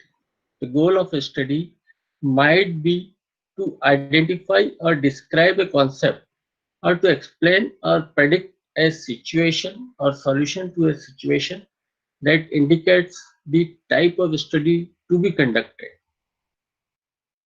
What are the various objectives of research? It is to gain familiarity with the phenomena or to achieve new insights into it and to portray accurately the characteristics of a particular individual, situation, or a group, to determine the frequency with which something occurs or with which it is associated with something else, to test a hypothesis or a causal relationship between variables. What makes people do research?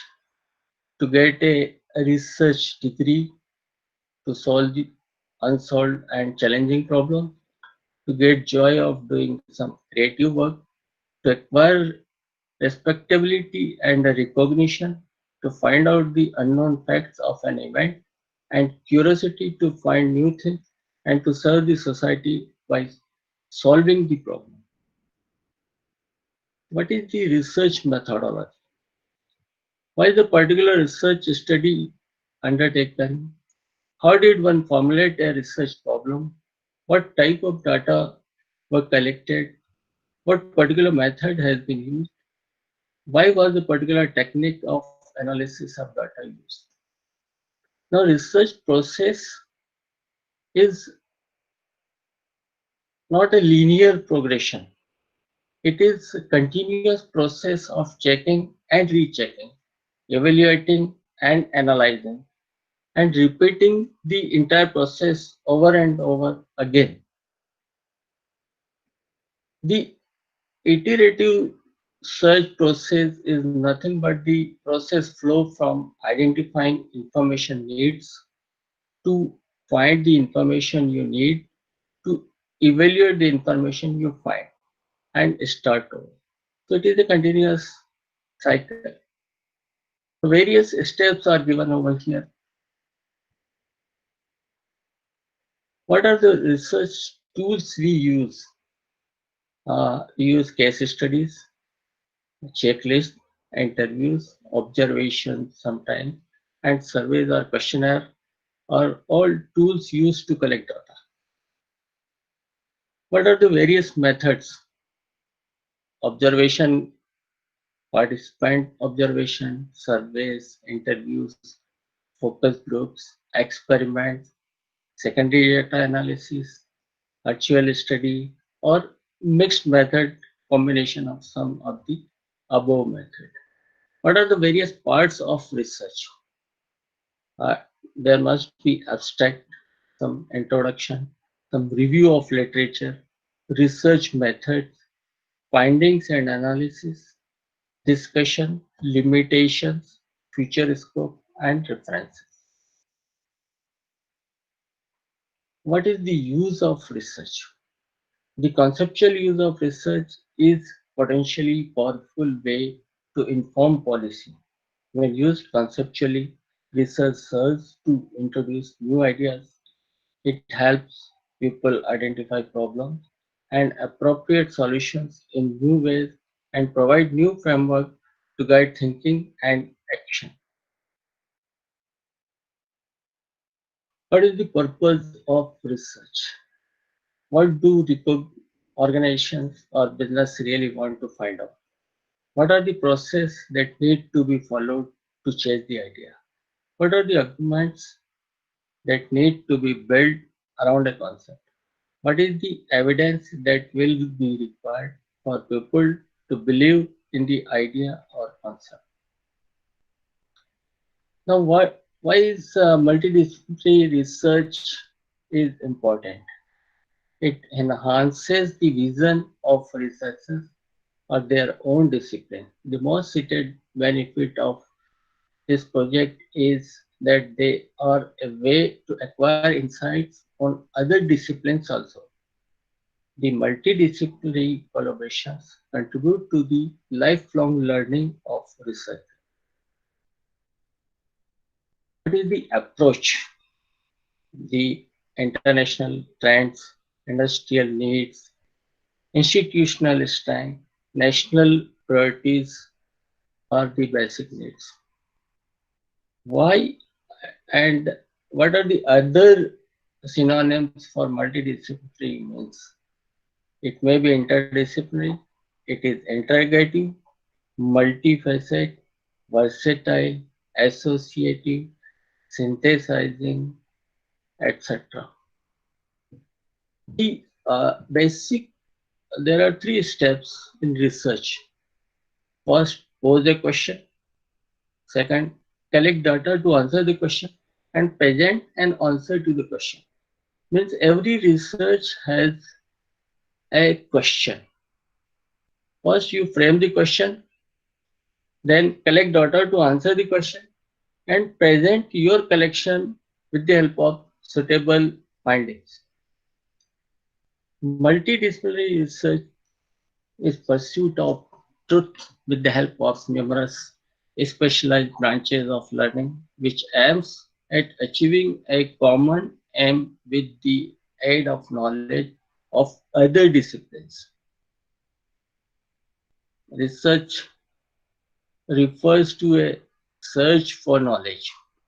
It is basically a search for the knowledge. It is scientific quest for certain information of a specific topic. Research refers to the systemized method consisting of defining a problem, collecting the facts, formulating hypotheses, analyzing them, and reaching at certain conclusion. These are the references which have been taken for this presentation. Thanks. Any question, please?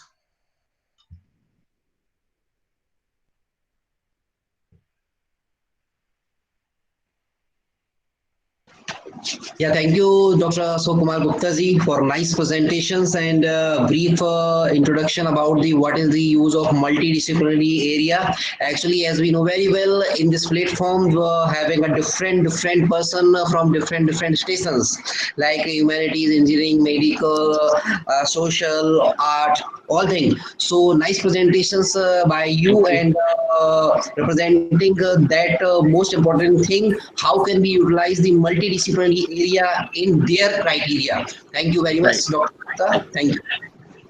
Thank you, Ashok sir. Thanks a lot. It was very informative session.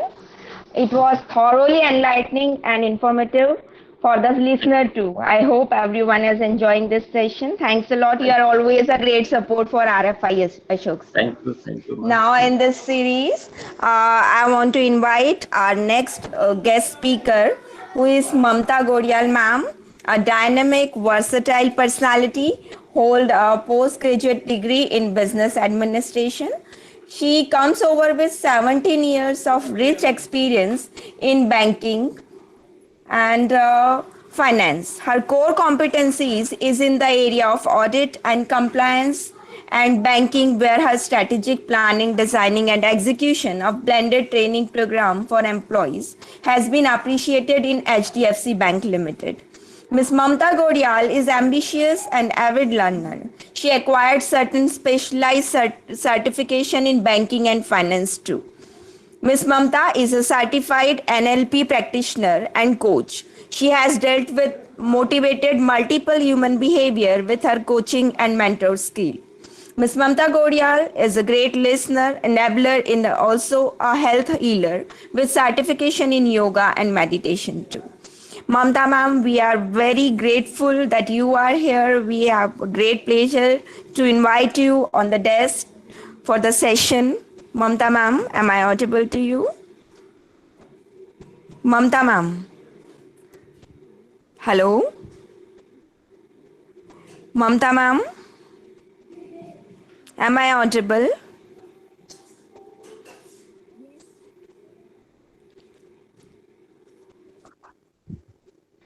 Yes, Dr. Mamta Godial, ma'am. Yeah, she is here, but she is not Mamta ma'am. Yes. Dr. Mamta. No, we are not able to listen, madam. I think your mic is not working. No, voice is not coming. Okay. Not audible. Yes, now we can see you, Mamta ma'am. So, dear audience, she is going to present. My voice is audible?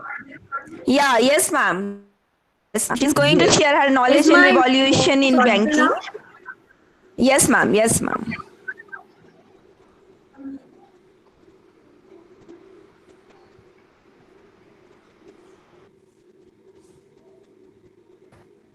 Am I audible now?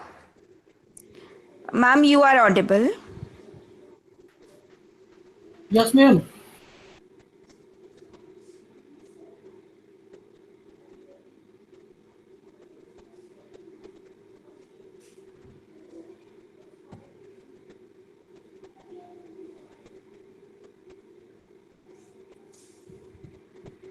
Hello.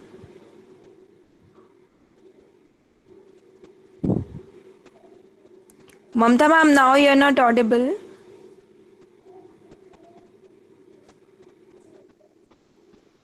I think Dr. Mamta having a network problem from their side.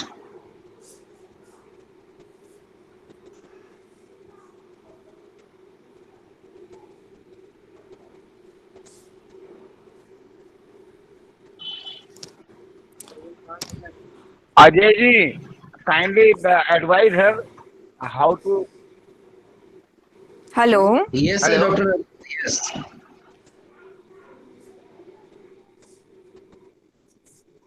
Kindly advise her if any technical support she required.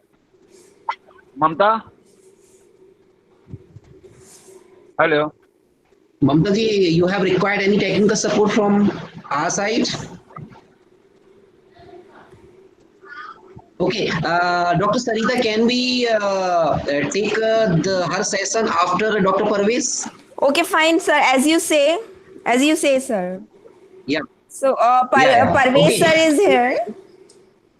Yes, actually, Dr. Mamta having some problem in their network. So please tell them and please call to Dr. Parvez Hayat ji. Parvez sir is here in the group, sir. Is Yes, he? ma'am. Yes, ma'am. Okay, fine. So, Saurabh sir, with your permission, may I call him? Sure, madam. Okay, fine.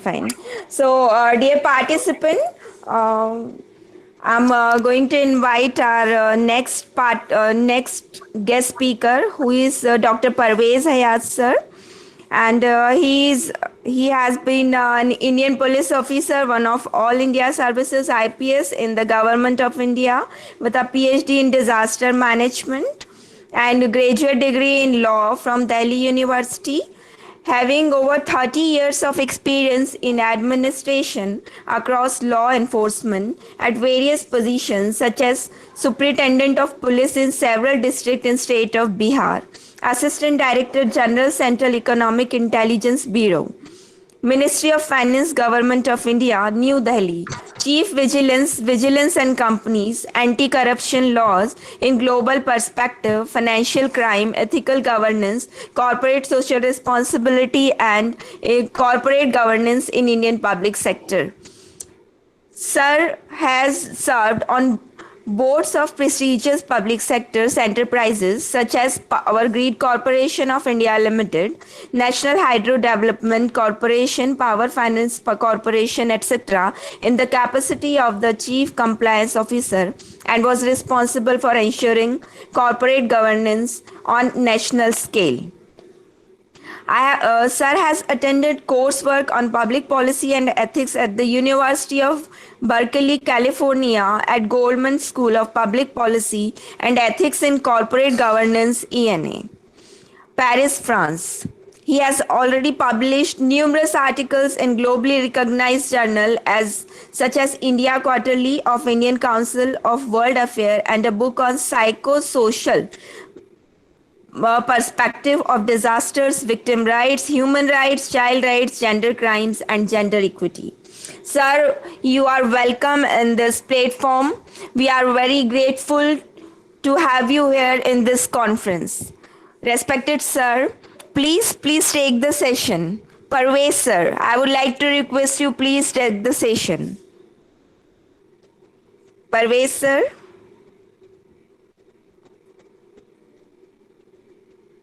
Hello, Dr. Parvez. All participants are requested to please mute their mics and don't share your screens. Yeah, Dr. Purvis, please unmute yourself. I think you are muted over there. Please unmute yourself. Parvez sir, unmute yourself.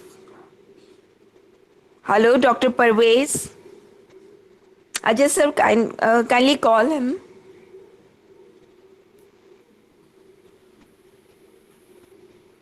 Okay.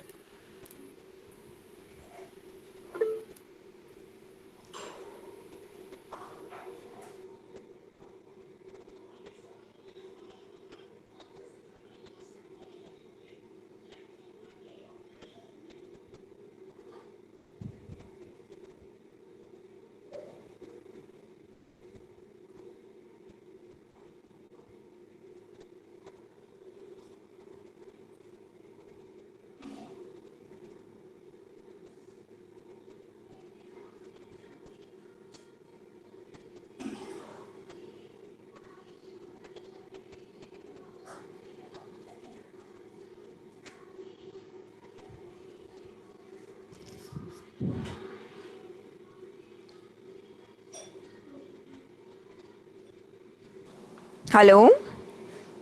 Is it okay? Yes, sir. Is it okay now? Yes, sir. Okay, Yes, sir. Okay. Thank you. Thank you very much. This is Dr. Parvez Hayat. I am from Indian Police Service. You have already given very detailed introductions. Definitely, I don't have any presentation as such. Because we are the practitioners, like I have done the disaster management, the doctorate. So it is all my views are all based because I'm a blogger. I keep writing on different aspects of qubit.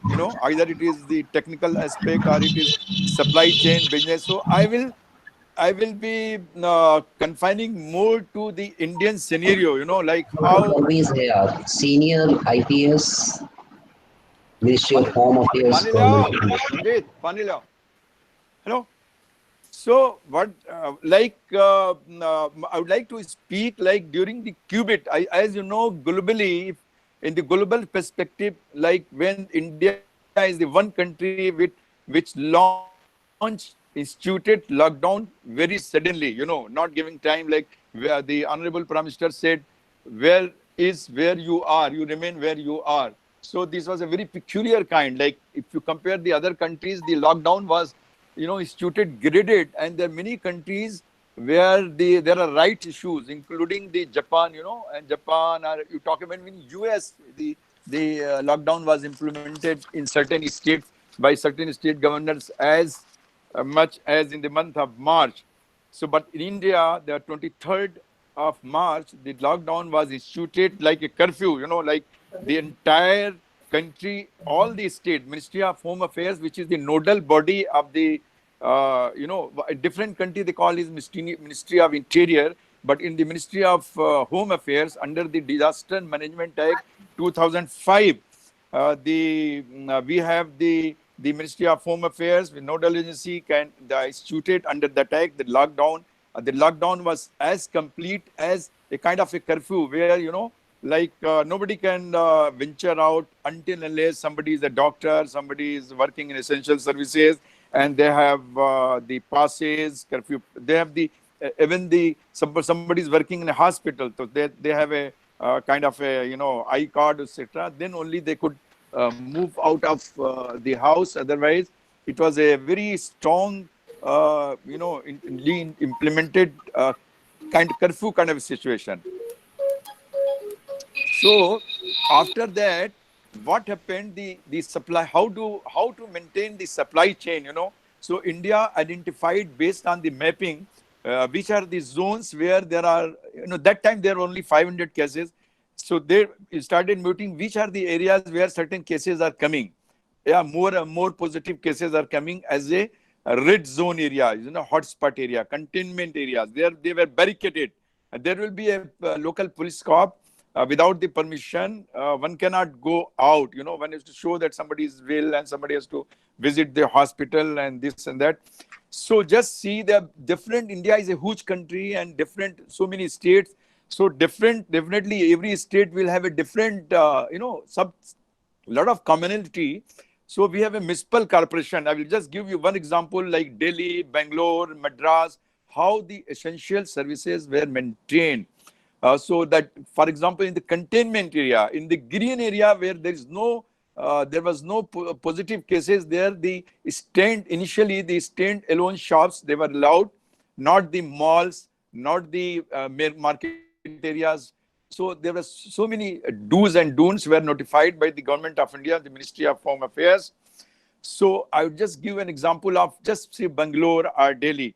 So what they do, the government, the municipal corporation in the big township, Bangalore, Bombay, Delhi, Calcutta, tied up with the local vendors and also with the volunteers and also with the certain NGOs who came forward, volunteers, and the social civic society, how to ensure uninterrupted supply of the containment zone or red hot spot area, you can say, and the red zone area, you can say.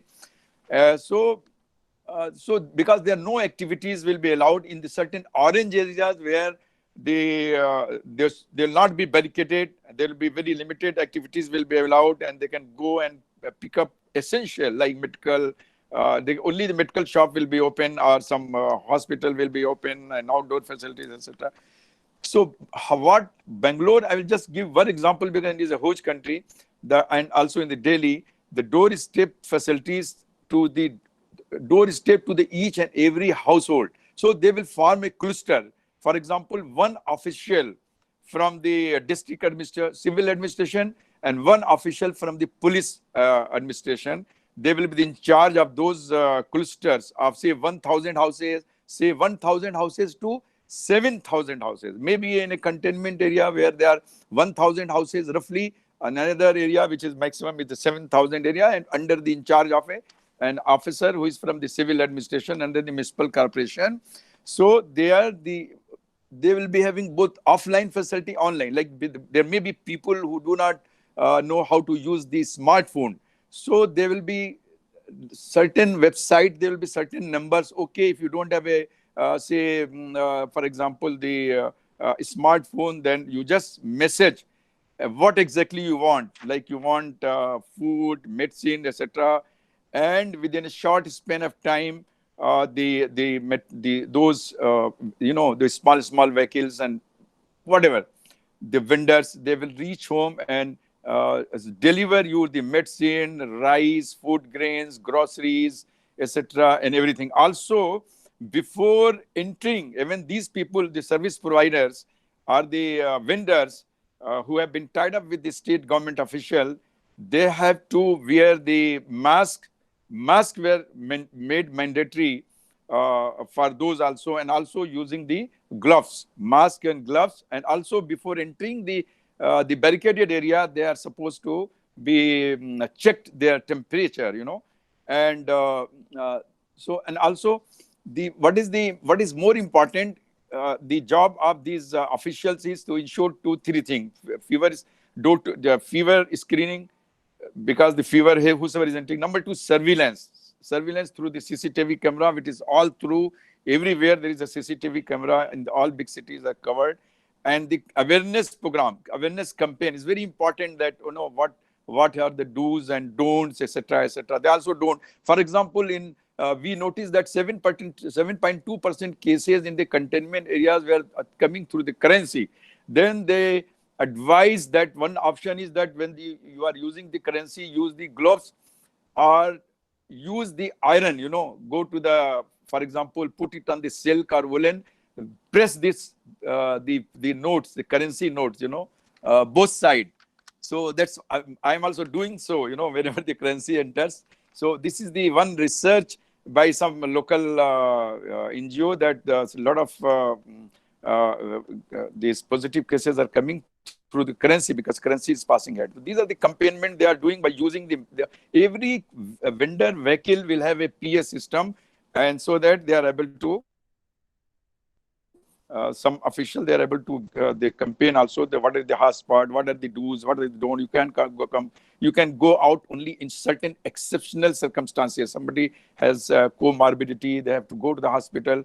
So in the containment areas, without the permission of the officer, nobody can. So this is how the supply line chain was maintained. But regarding the milk and food, groceries, medicine, vegetables, fruits, and they were also given a kind of a very good campaign and advisories. For example, you buy a vegetable and food. Many people they don't know. Definitely, every education level and level will be different from different to different states.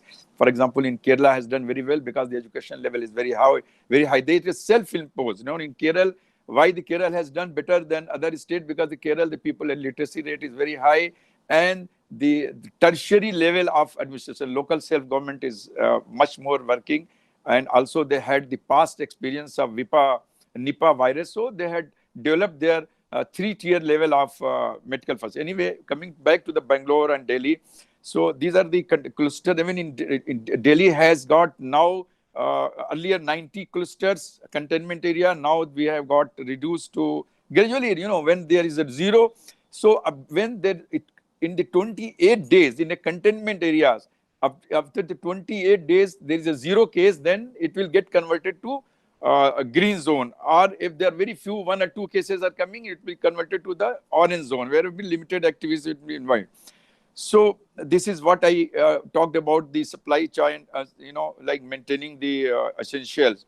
Now, after the 17th of May, the Honorable Prime Minister, under the DM Act, Disaster Management Act, has allowed that the economic activities, because both earlier it was the motto in India that, okay, livelihood is first.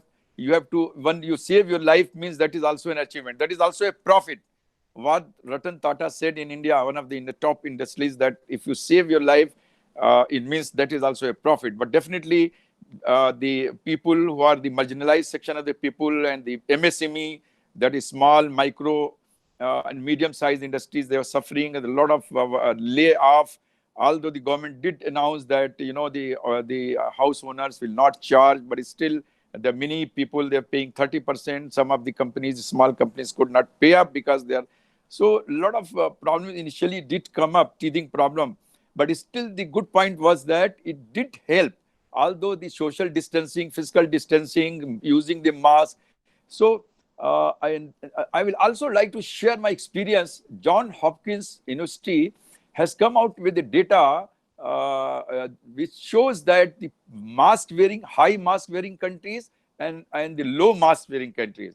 So there was a data globally. When you go to the worldmeters.com or you go to the John Hopkins University data tracker, you'll find that it is there in the research that high mask wearing countries, they are doing better than the low mask wearing countries. This is the another study, this is why India, certain, like the two movement in the Czechoslovakia, Czech countries and the Slovakia, they succeeded because each and every household, they started making handmade masks.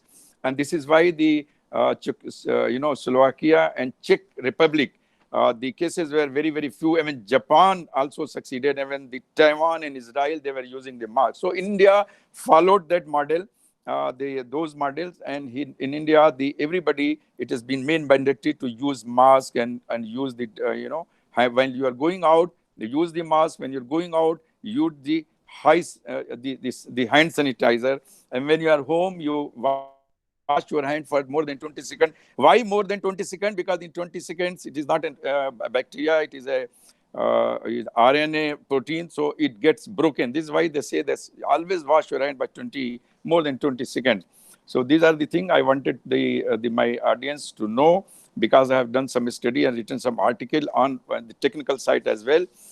Coming to, presently the economic activities, the MSME, micro, small and medium, these industries government has allowed under the Disaster Management Act that it will be totally open in the green zone where there is no case or negligible 1 or 2 cases, and the orange zone also their limited activities are allowed, and in the cantonment zone only the standalone shop, if that suppose there is a campus or colony, or there is a colony where there are 1 or 2 local shops, so they are allowed. That is called standalone shops. Coming back to the globally, like I'm talking about how to use this COVID, scenario for India, in the Indian case, as an opportunity. Over a period of time, the Indian economy was not doing well. And of course, now as per the IMF, it was 0.17. Now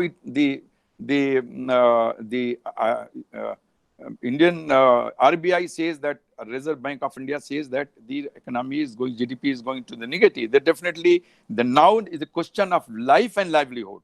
So for the livelihood, it is very important, because a lot of the marginalized section and the poor section and the daily wage workers, they have suffered miserably, and with the result, a lot of migrants, tourists, pilgrims, they got stuck up.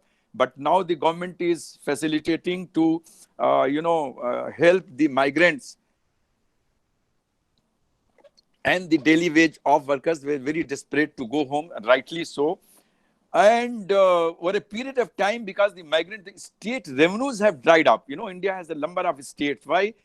India, instead of like the state concentrating exclusively on managing the containment area, managing the red zone area, hotspot area, green zone area, orange zone area, their energy and resources, monetary resources, also got diverted towards managing the migrants, laborers, helps who were in lakhs, they stuck up, and also managing the how to move the student stuck up in different coaching areas. There are certain areas like Kota where 7,000 students probably in the different parts of the country. So the different states manage sending the buses to bring them out. There are so many problems. I will not go into the details. So now the migrants who so far in India, rural areas were not affected at all, and the suburban areas were not affected at all.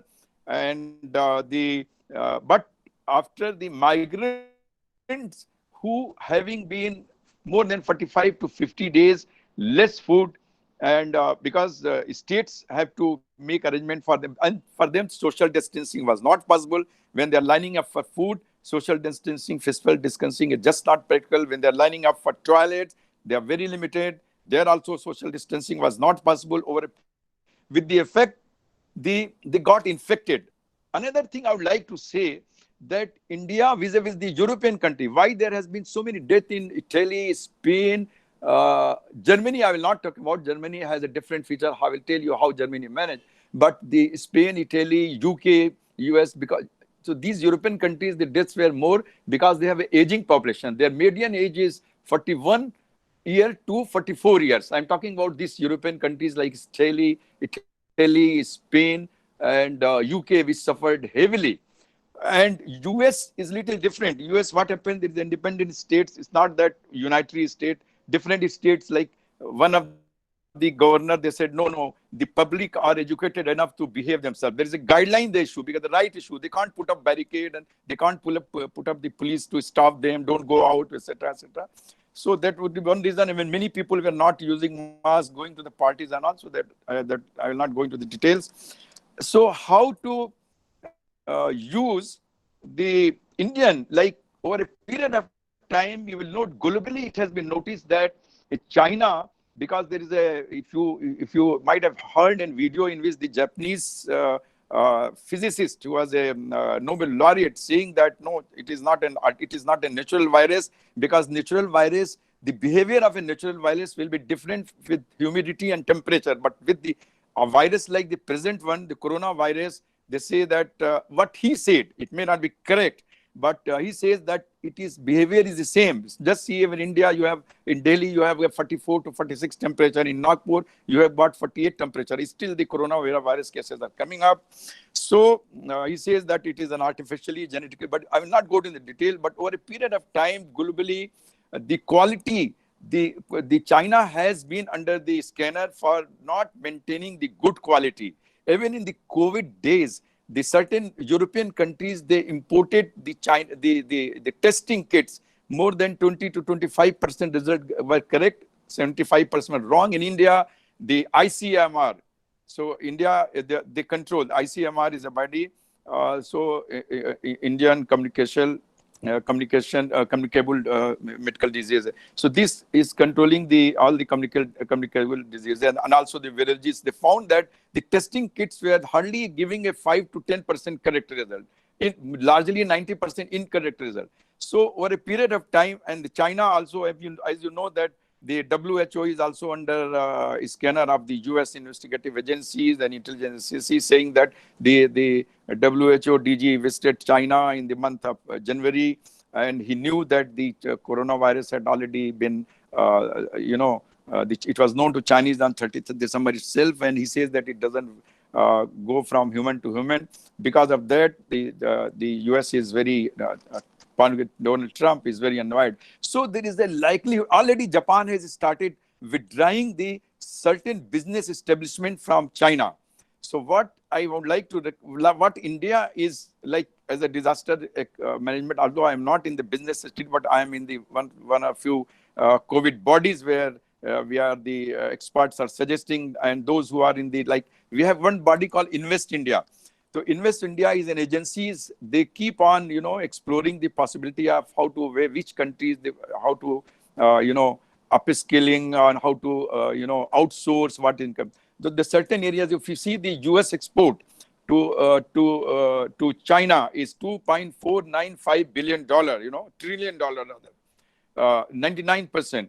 So what is happening? It is the 2.2% of the total GDP of US. So certain areas the US is importing from China, like electrical and machinery, laptops, and the smartphone, the furniture, bedding, lighting, science, prefab building material, plastic articles, vehicles, parts of the vehicles, motor vehicles, toys, and also the medical gadgets, apparels, opticals, knit and crochet, clothing, accessory, etc.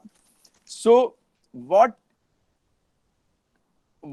we have to see, what in the Indian perspective, we are seeing that when the US is withdrawing his, and maybe other countries as well, like Japan has already started withdrawing. And so which are the areas in India where already India has a capability in, except the certain areas like laptop and smartphone. Chinese computer part, Chinese technology with India is way ahead. But so the the India will see, the investment India will see which are the areas where India has the capability to substitute, to get some business from, enhance its business outsource from, enhance its export to US. So these are the areas, could be the manufacturing of, the garment sector.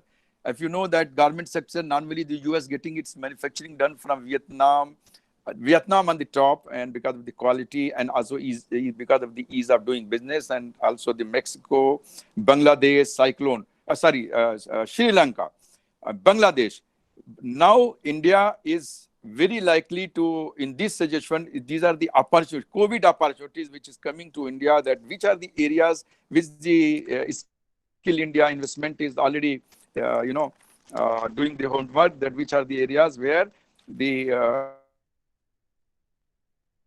India can enter and upskill its certain areas, phases. One is that using the artificial intelligence. That's these are the area where, suppose for example, if I say in US context, in US, what can happen, that the US may be having a many factories located in different parts of the world. If they, when they come to know through the artificial intelligence that the certain parts, certain areas, because of certain unwanted situation, disaster, cyclone, they will move their part. They will know, 1,000 motor parts are there in one country. They will move automatically to the areas where there is no disturbance. Likewise, so these are the, just to give an example. But in India, the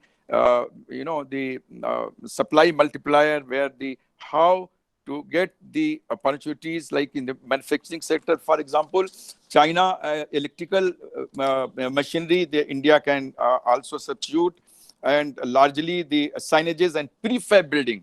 Prefab building also material, India is doing very well. India has the capability where India right now, when the opportunities come, can enter. But the one A is when the areas where the capability is there, we can enter. Number B, which are the area where India requires upskilling its people, so that they are able to enter into those areas where India so far is not able to compete, or not as capable as China. Like clothing and accessory, India can very well right now can enter and has the capability, the knit areas and crochet and opticals and auto parts, etc., etc.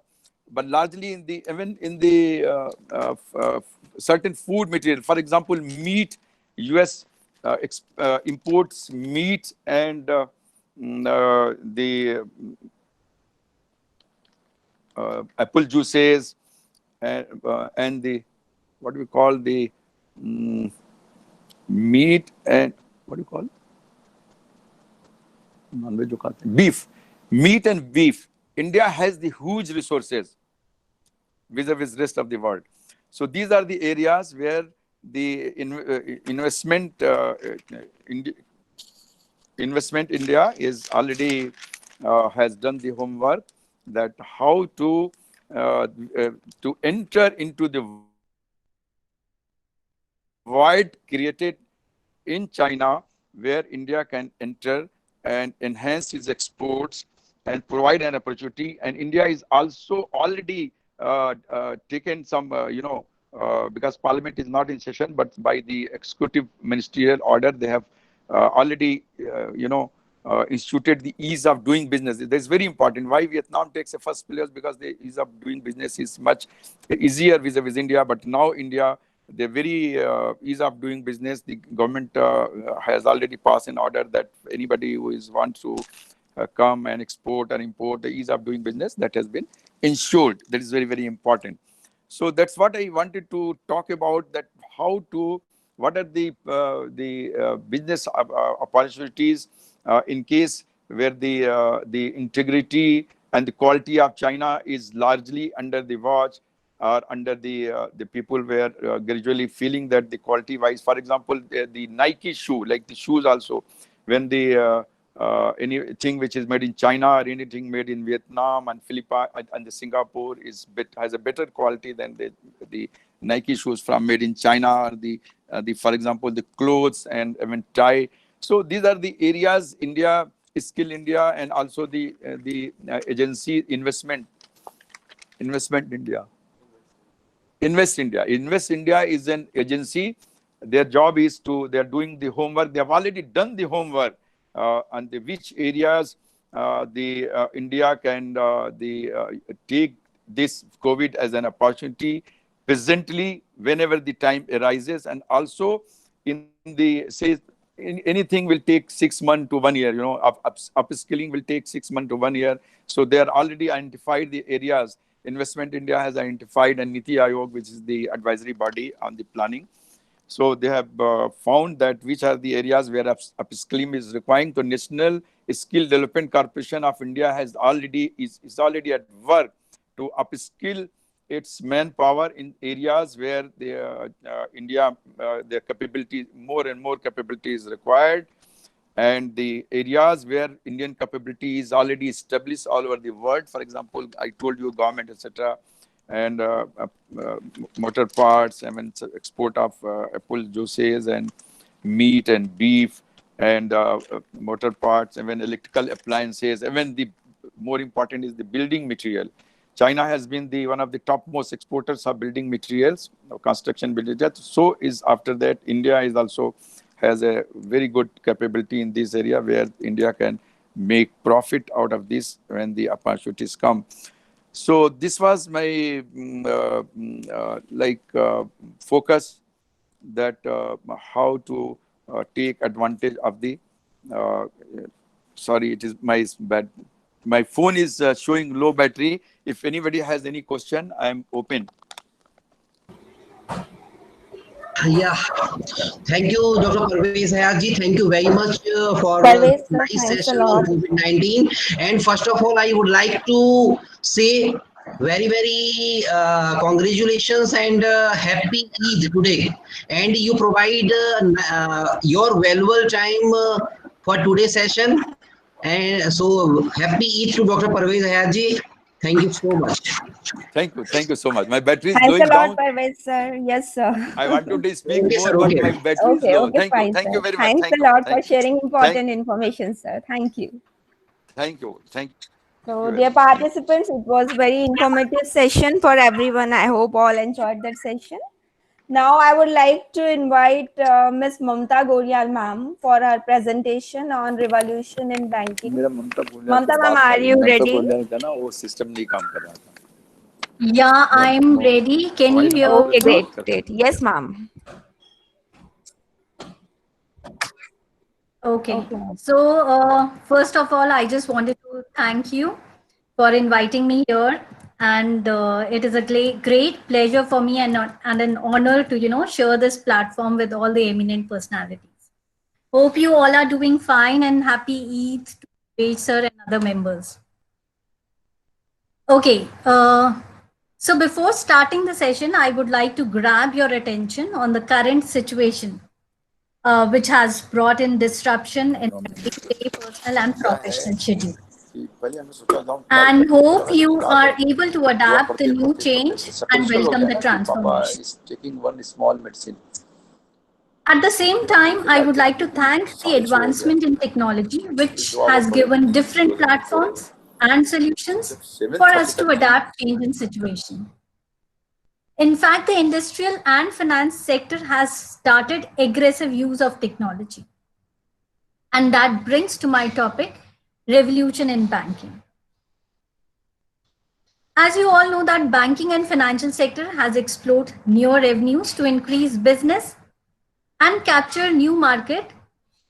The journey is long and we have developed and we are developing year by year and we are still growing. So today I will be sharing the journey of transformation in banking sector, different phase of revolution, progressive roadmap, and how we have leveraged the new technology. So let's start with the first phase, that is journey of transformation in banking sector. So in this particular slide, I'll just give you an overview about the journey of transformation in banking sector. So the banking sector basically started with manual banking, which we also call it as ledger banking. I'll not go prior to this. So post manual banking, the liberalization of banking sector started. Post 1993, you can say, we saw private sector banks, which got evolved and brought the concept of core banking, or you can say anywhere banking. Then we saw a new trend wherein we saw rise in browser-based customer, which led to increase in mobile banking in India. And today we can witness 92% growth in volume terms and 13% growth in value terms. We have also, viewed this growth in Dr. Akina's slide. So the banking started becoming invisible. When I say invisible, it means that banking is now on the hands of the customers. The customers are more empowered with new technologies, and there is less interference of the physical interference is very less.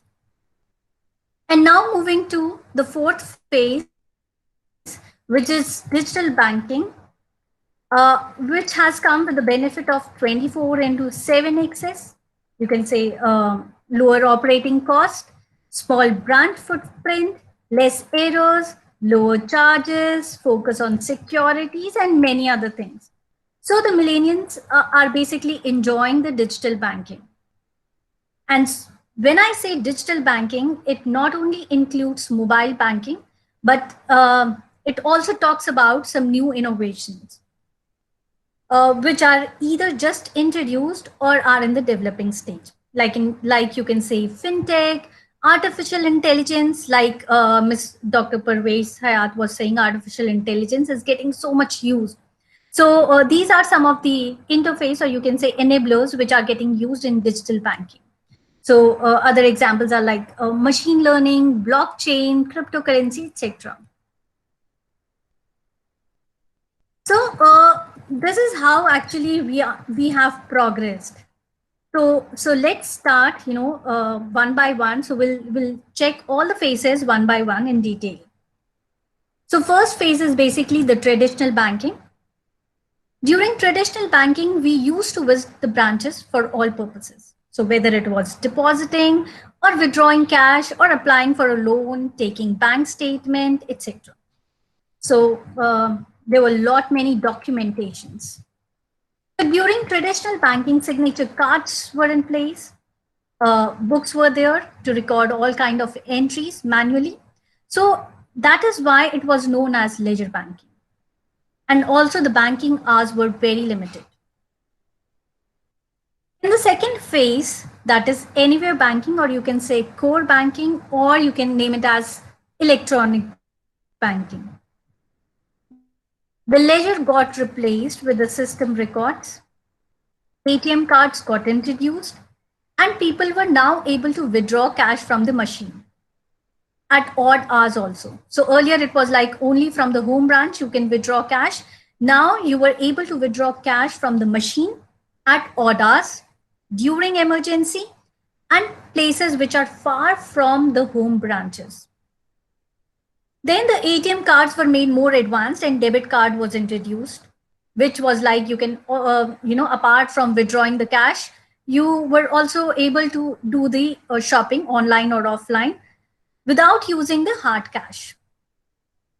At the same time, credit cards and then Forex cards were also introduced, which made the life very simple.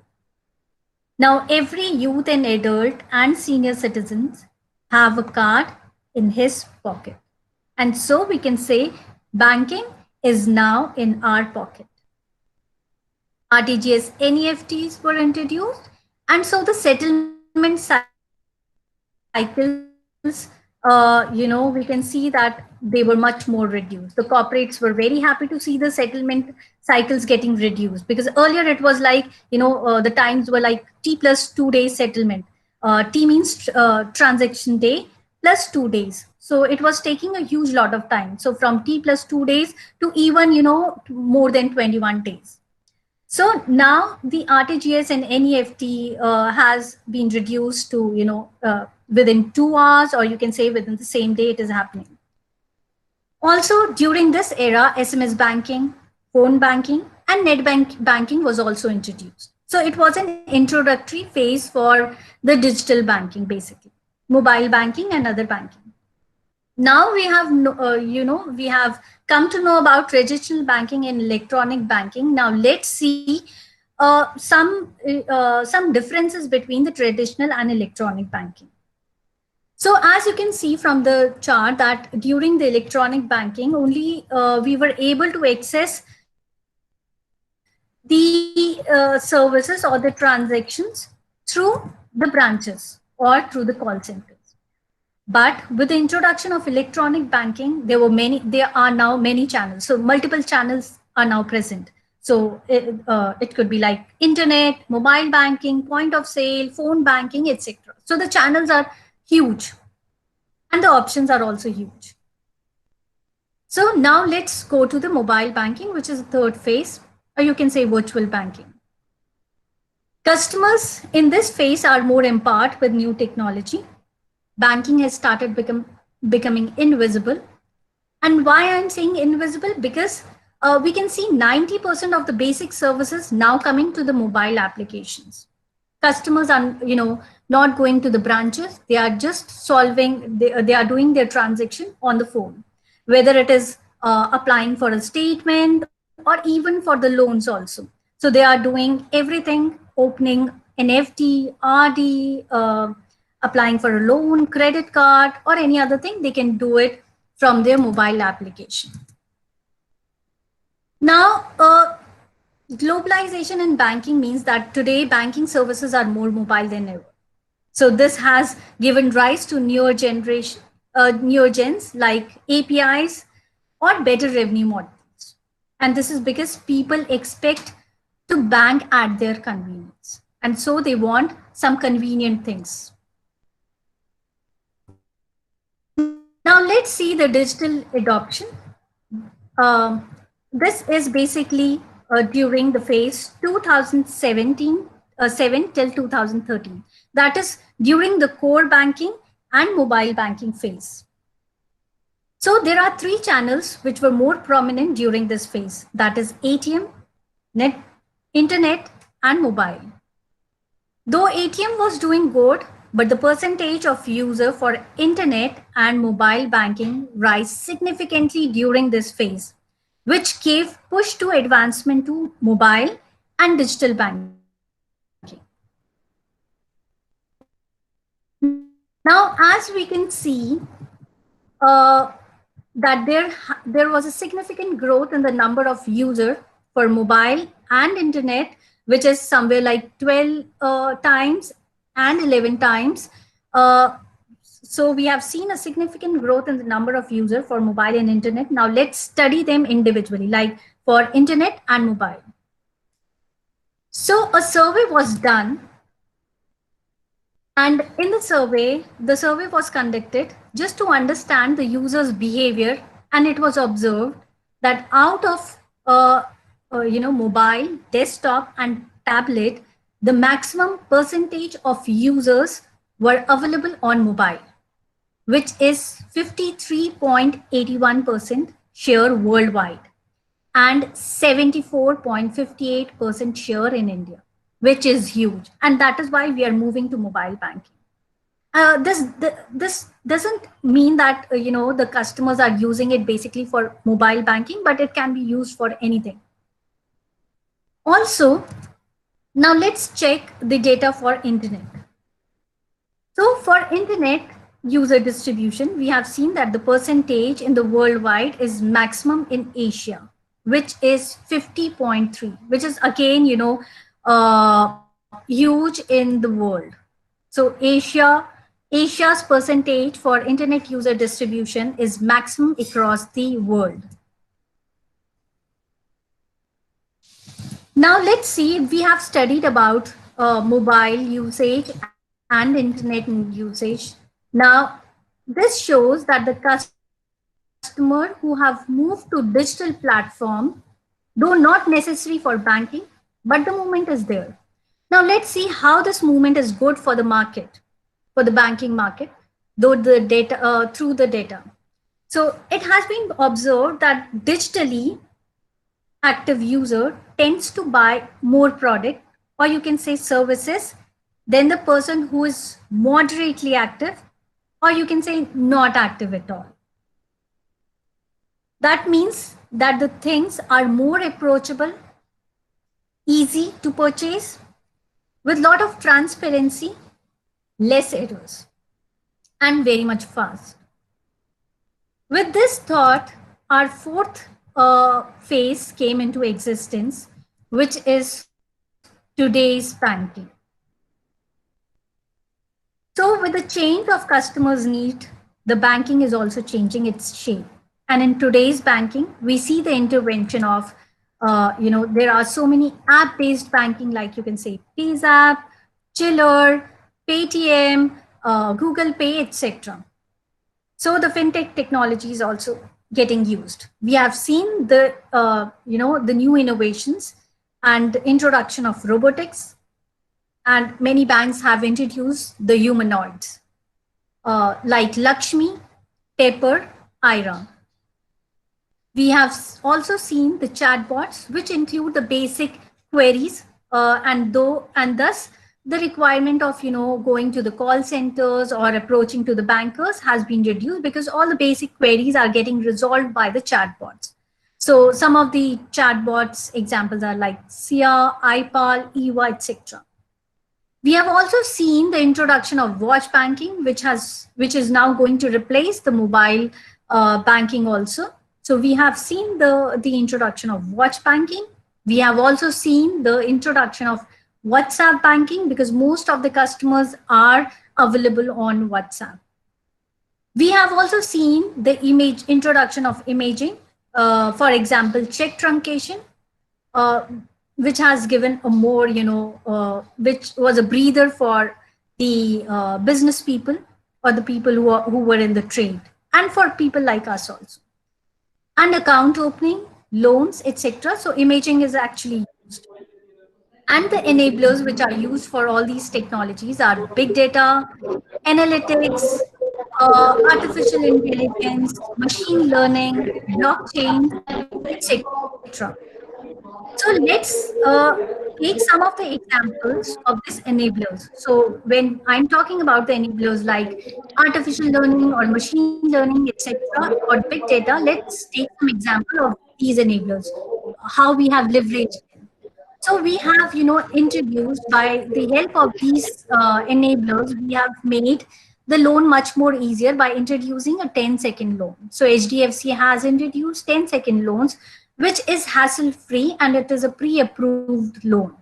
And there is no requirement of documentation.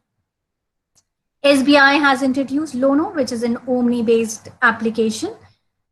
And through this, you can apply for a card. You can, use it internationally. You can make payment for your cards. And you can also view your transaction history and many more other transactions you can do through Yono application. We have also seen an on-chat, which is basically, on the it is a Facebook messenger wherein you can, chat with the AI, because it is a natural, language processing program has been used, wherein it can, understand your language and give you the basic resolutions for your queries. We have also seen watch banking, and there is also, through the use of AI and ML, we have also introduced automating candidate interview process. We have also introduced Vahan Gyan, which is basically, to understand like what all products for automobiles are there in the market. So if you want to understand like what new product or what new model has come into the market, you can view from Vahan Gyan.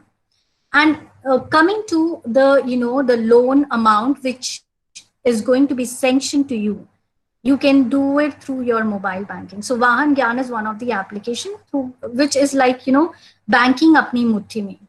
So starting from checking the model to, applying for a loan, everything is mentioned there. So there is no need of human intervention. There is EVA chatbot, Easy Key. So in Easy Key, there is no requirement of, earlier you were switching to many application. Now there is no need of switching to other application from one application only, from one screen only. You can do your transaction as well as do your normal work, which you are doing on the screen. So now let's see how we can leverage big data and analytics for customer acquisition and capturing new market.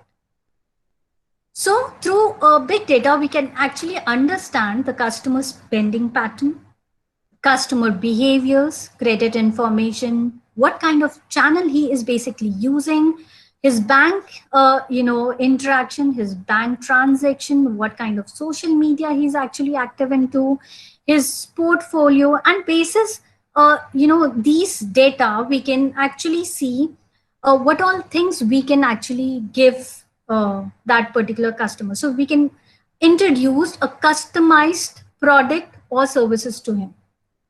So this is how the big data helps. So big data is basically, giving an overview of the customer's wealth and financial data, which elevates customers' experience also, because we are giving a specific product to a specific customer segment. We also provide customer financial calculators, comparison tools, and live event-based targeting. So these are the basic, things which we can do through the use of big data. Now let's take some of the examples of digitalization in banking and financial system. Though I've also talked about 10-second loans, and some of the other examples. Now let's take some more example. Like ICICI Bank has introduced iPal. iPal is basically the AI, that is artificial intelligence powered chatbot, which has resolved over 13 million customer queries in fiscal 2019, which is huge in number. So you can see that how our, the enablers are helping the banking sectors, in evolving more and more. So ICICI Bank has deployed more than 1,000 software robotic process that are handling 20% of the transactions, thus augmenting operational efficiencies, higher accuracy, and reduction in processing time for customer service. SBI has introduced chatbot, and this chatbot is actually serving 800 more, in fact, more than 850 FAQs, which is huge. SBI Online is not only India's most, but also world's 5th most visited banking site, which is a good news for India. HDFC has introduced IRA, which is the human-sized robot, and it is deployed in the branches, and this acts as an assistant to the augment existing services that are being offered in the branches. So you can see on the right, IRA, the presence of IRA in the branch, and this is YONO by SBI. So we can see other application also like PinkPal by Axis Bank. Please run again. Has introduced Please run. Please digital run. village.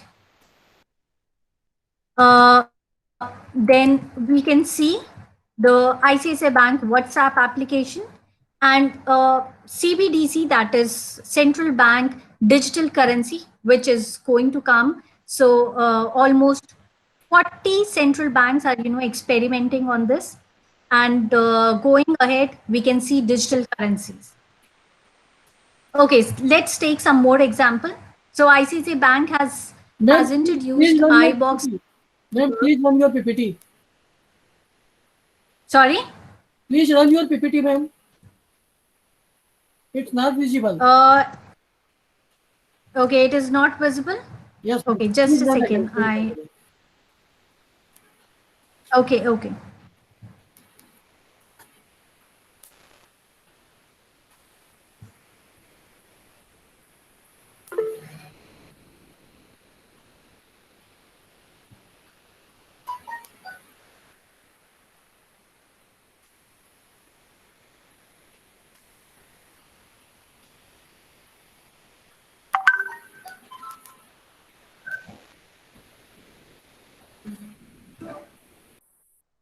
Hope now it is visible.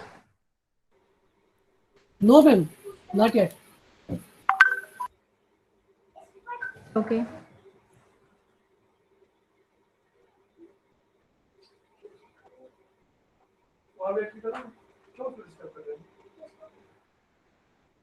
हमको कुछ नहीं बोलना यही जाके बोल रही इसको लेके जाओ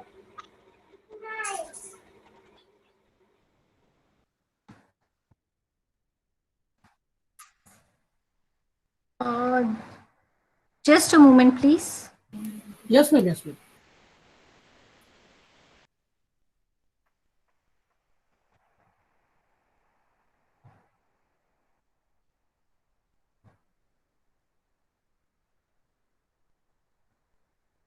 Now, can you view? No, ma'am.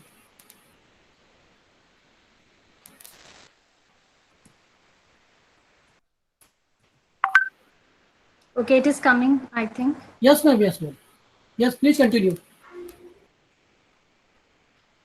Thank you so much for telling me. Okay, so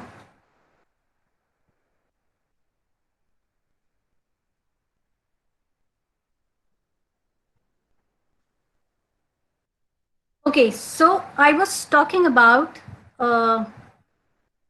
ICICI Bank iPal, uh, ICICI Bank iPal, SBI Yono, then chatbot, then HDFC Bank 10-second loan, then IRA, then we have talked about this robot, then we have also talked about digital innovation with the launch of Pink Pay, which is India's first multi-social payment app. We can also see SBI Digital Village, ICICI Bank chat, WhatsApp, chatbot. Then there is a new innovation which is going to come, and almost 40 central banks are working on this. It is in the R&D stage. CBDC means central bank digital currency, which is going to come in the nearby future. Now let's take some more example of digitalization in banking and financial system. So during January 2020, ICICI Bank has introduced iBox, which enables customers to conveniently collect the key banking deliverables 24/7. So it is basically here also the machine learning part has been machine learning and database. Big data has been used to introduce this particular product. And recently, that is this Monday only, Kotak Mahindra Bank has introduced video KYC. So this will make the onboarding digital. So earlier we were having eKYC kind of thing. Now we will be having video KYC. So physical intervention will not be there anymore. So eKYC and biometric authentication will be there. And now video KYC and biometric authentication will be there, and your account will be opened. So these are the two applications about which I was talking.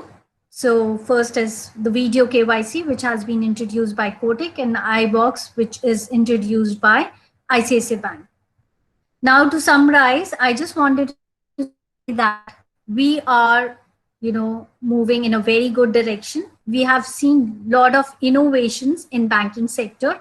In fact, there are lot many enablers like AI or blockchain, wherein banking sector was the first one to introduce these enablers into the market. So the concept of digital banking has introduced the concept of invisible banking by eliminating the need to visit the branches. It has given one view for customer of all wealth and financial assets, digital onboarding of the customer.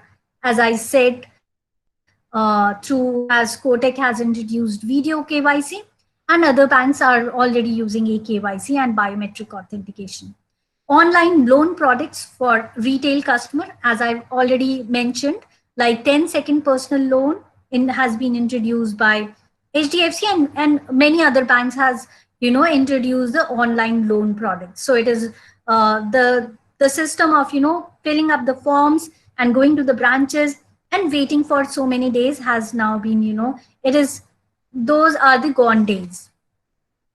Now, digital banking has also introduced all financial products on a single platform.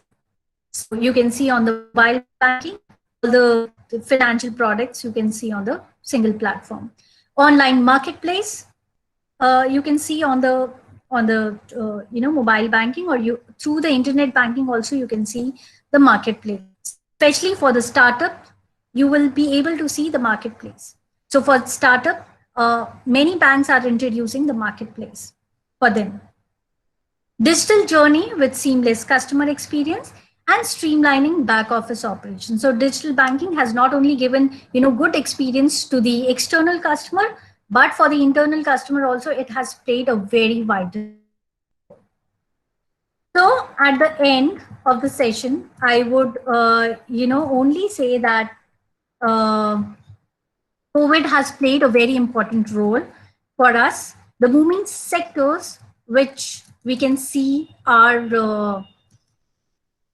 blockchains, big data, risk management, cyber securities. Why cyber securities and risk management? Because with the with the new innovation in the technology, with the enablers, the risk is also getting very much. There is a requirement of very high. We have to be one step ahead. So cyber security should also be very much strengthened so that the things are taken in a very smooth manner. So with this, I would only like to say at the end that though earlier also the banks were encouraging and pushing the customer for go digital, but the traditional customers, some of the traditional customers, not all, but some of the traditional customers were more into the comfort zone, and they were not coming out of the comfort zone and not using the digital platform. So demonetization, as a banker, I can say that demonetization and now COVID-19 has played a very vital role and made the people realize that if they will not move to the digital platform soon, the life will not be easy because everything is now going to be digitalized. So for banking, the future is bright as the transformation is happening. So get ready to transform because it is not the strongest of the species that survives, not the most intelligent that survives. It is the one that is the most adaptable to change. So get ready for the change. So with this, thank you so much. Thank you, Mamta ma'am. Thanks a lot for your valuable information on revolution in banking. Thanks a lot for enlightening us. Thank you for being such a great speaker. Your presentation captured the attention of all the listener, I think. Thank you, Mamta ma'am. Thank you from RFI. Thank you. Thank you, Dr. Mamta Gujiyal from New Delhi. Thank you very much to be part of this particular international conference. Thank you so Now, much. Thank you so much. Thanks dear a lot participants. for everything. Thank you, ma'am. Dear participants, now a man who is a great leader, his leadership is reflected in all the development activities of RFI. Yes, he is the inspirational leader, performer of Research Foundation of India, Professor Ajay Jain. So I would like to request Professor Ajay Jain, sir, please give formal vote of thanks. After this, we will have a participant paper presentation. Ajay sir, please. Thank you, ma'am.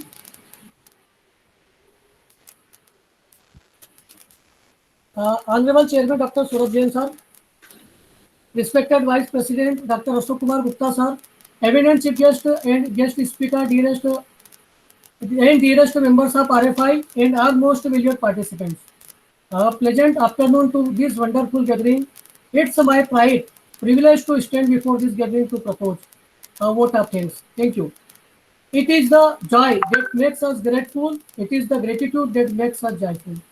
First and foremost, we thank the Lord Almighty who has designed and refreshed our social with a sweet stream of blessings. Thank you, Lord. I express my gratitude to our Honorable Director, Dr. Saurabh Jain, Dr. Ashok Gupta, sir, who focuses in creating this knowledgeable conference with a vision. In this pandemic situation of the world, my sincere thanks to our respected chief guest and guest speaker from different countries to make themselves available to this conference and to share their valuable knowledge. Your presence made this even more valuable. I extend my thanks to all the chapter heads and dear team members of RFI for their hard work and cooperation.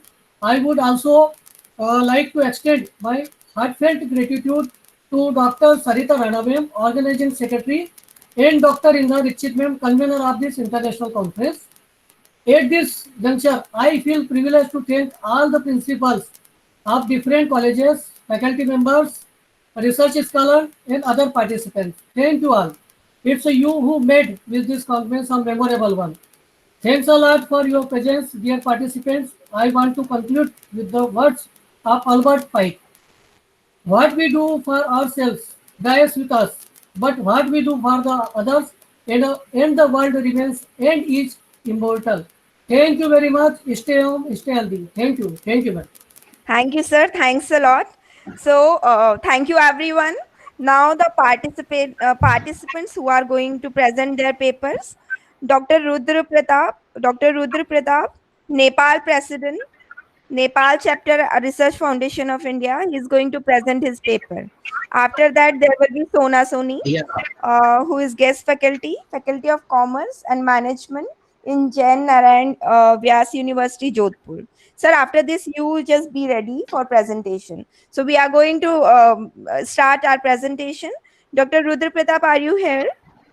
Am I audible to you?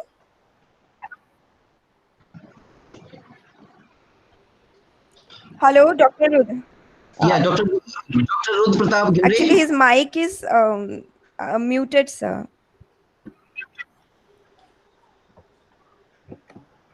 Hello. Yes, welcome Dr. Rudh Pratap Gimre. First of all, I would like to welcome Dr. Rudh Pratap from President Nepal Research Foundation of India. He's a nice and fantastic personality from Nepal and also working in Ministry of Economics, Nepal government, and also principal of DAV Business School, Nepal. Whatever the tie-up has made with them.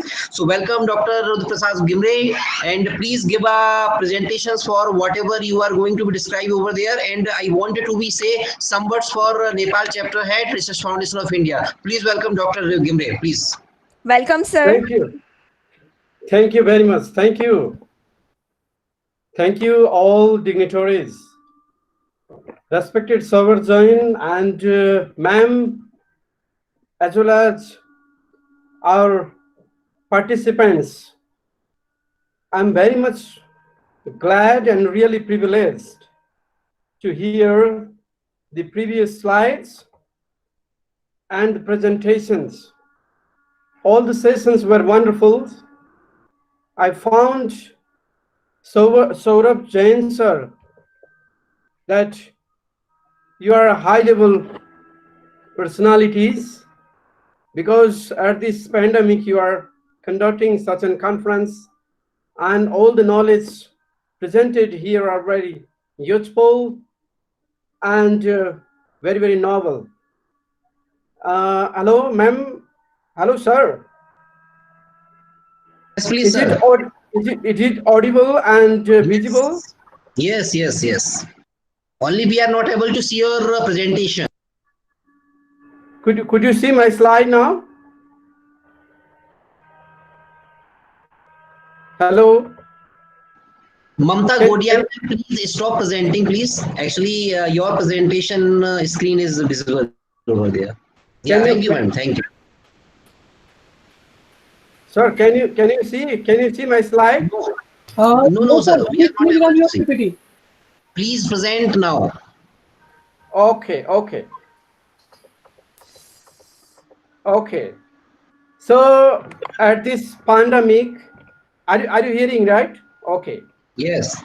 Okay. So I'm actually raising here the issues that is the the effect of trade and the public health by the pandemic 2020, right? And I am actually here presenting my issues on what actually Nepal is facing in case of trade dependency in India.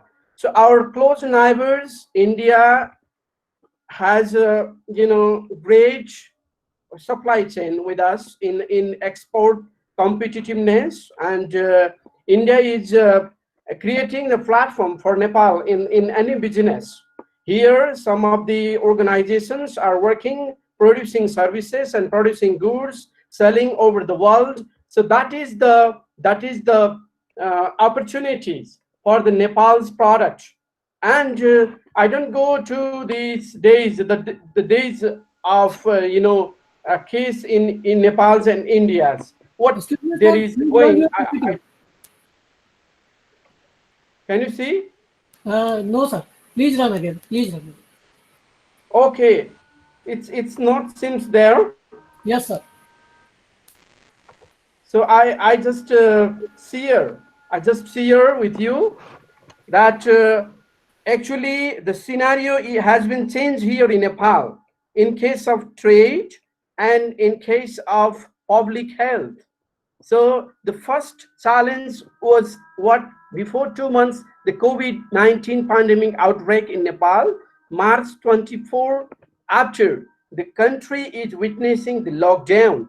Then after, we see that the trade disruptions from India and other countries because of the lockdown. There is no any other hazards in our favorable situations in the perspective of the trade balance. Here in the perspective of Nepal, we see that the trade deficit is critical situations. If we want to increase the capacity in the trade, then we should increase the export of trade in India. So here, the situation is that like no vaccine. The situation is, it's not related to the trade deficit and trade disruptions. The situation is the fail in the inventions of the vaccines till this time, and the emerging situation is that there is a lacking of the biomedical commodity, or say vaccine. So here, what actually the situation is that there is the health crisis as well. The peoples, they are not getting nutritious food, nutritious foods, and nutritious, say, others medicinal herbs as well. Everywhere there is the stock, and there is no the mobility of the yes supply chains and the movable supply chains, or here is no the real functions of the digitalizations, so that the health effect is going directly to the peoples, so that peoples are gradually facing the fatal death. So here I'm trying to show the relationship between the trade and the public health.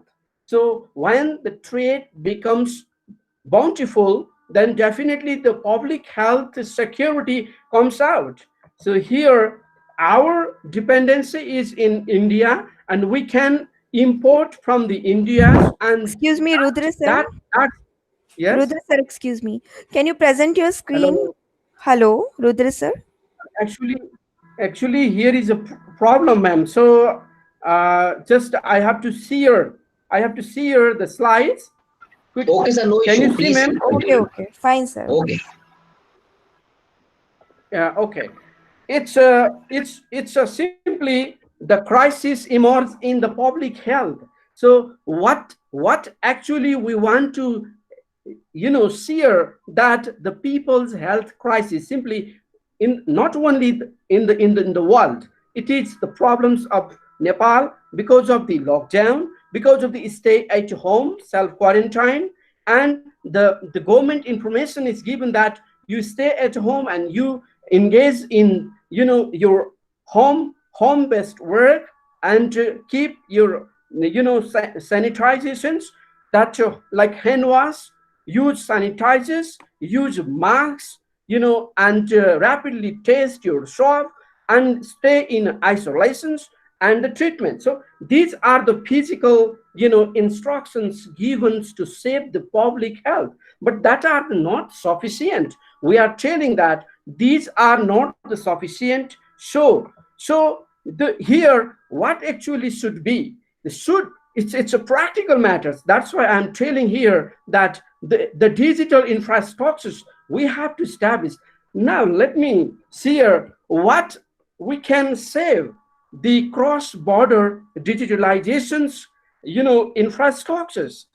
Here, the questions is that there must be what investment? Where is the investment? Either in the technology or in the supply chain or in the production. So this is the great challenges. So we are here sharing these things, and already our expected speakers raised that there is the scope of the digitalizations either in the bankings or in the exportings of the other commodities whatsoever, either in the service, I mean either in the service or the commodity selling. So here what should be the I mean there must be the digitalizations in India and Nepal, and we can increase the access of the biomedical commodities. There is no biomedical commodities sufficiently, and another side is that we have no access of herbal products still, the sufficient herbal products. So every delivery services of the grocery service should have the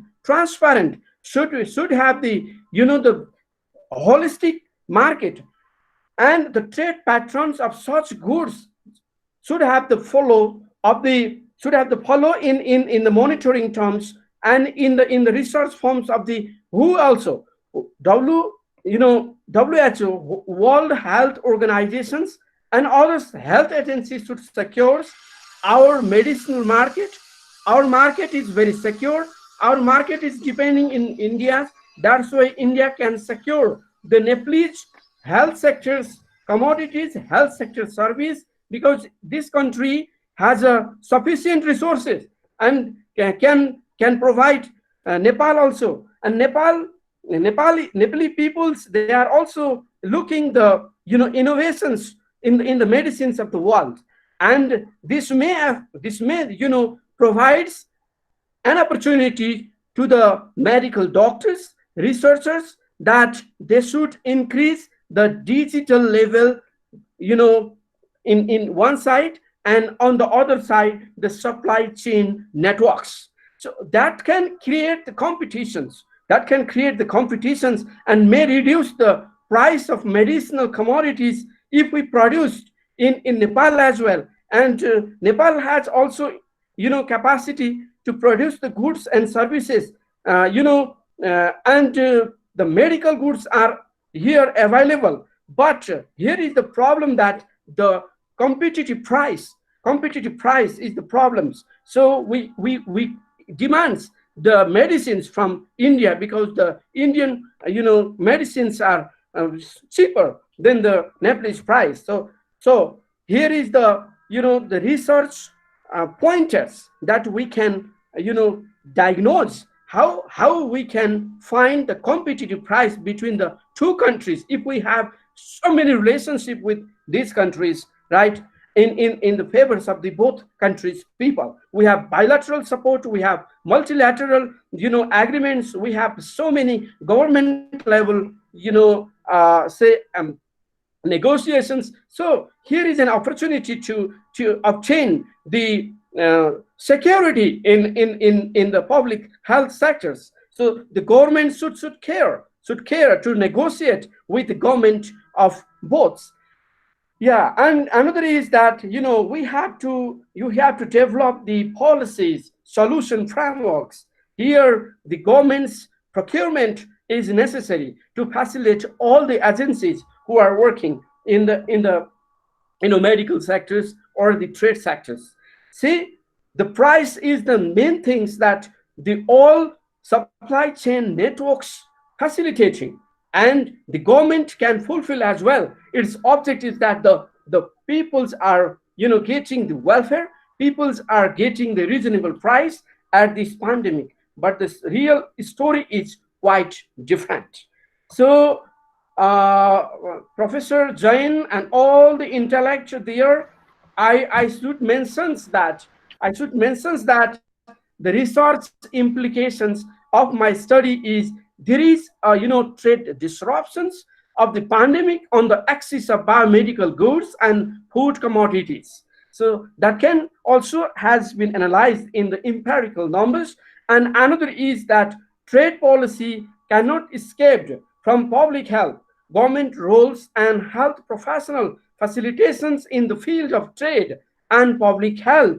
Similarly, this study, actually exhibits that the trade stimulates the public health risks if biomedical, commodities and other goods and services importing from other countries in and after 19 pandemic or any sort of crisis. So anybody, if you have any questions, then I'll reply the answers. Thank you so much. Thank you, Dr. Rudra Prasad Gimrezi. Thank you very much for nice presentation. Okay, now. Thank you, sir. Thanks a lot.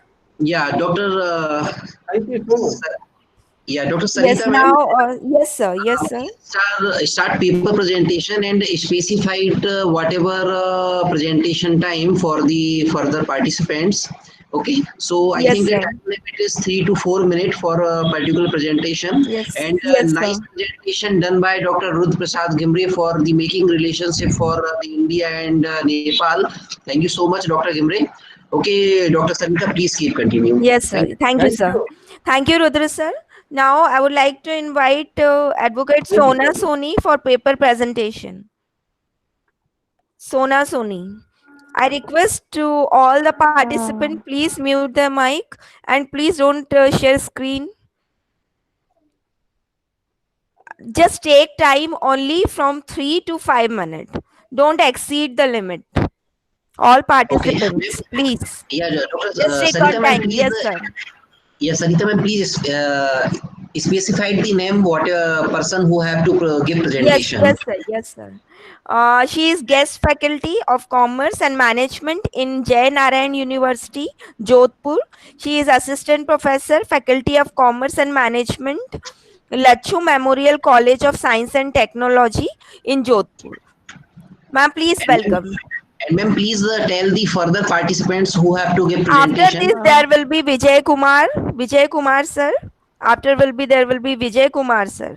So that We we are could sending him. with Yeah. their presentation. Okay. Okay, ma'am. Thank you. Sona ma'am, please you continue with your presentation. Just stick on the time limit, ma'am. Yes, ma'am. Yeah, ma'am. Yeah, ma'am. I'm presenting my screen before you. Just wait.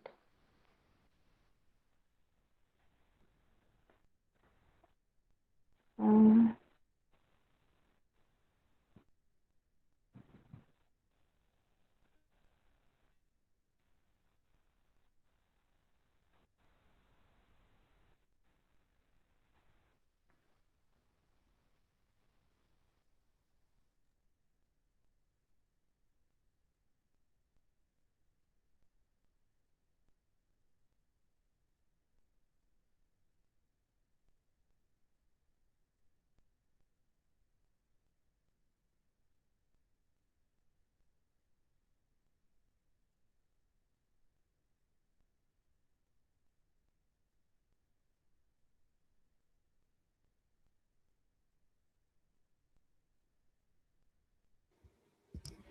Hello, Sona ma'am.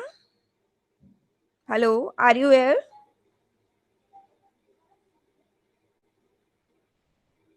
Hello, Sona ma'am.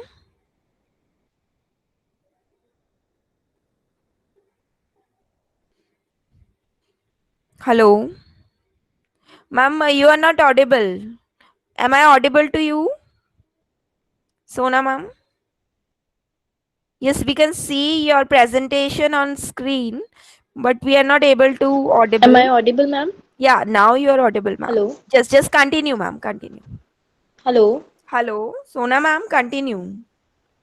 Hello. Hello, you are audible. Am I You can audible, ma'am? Yes, ma'am. Yes, ma'am. Hello. Hello. Hello. Yes, ma'am, you can continue. You are audible, ma'am.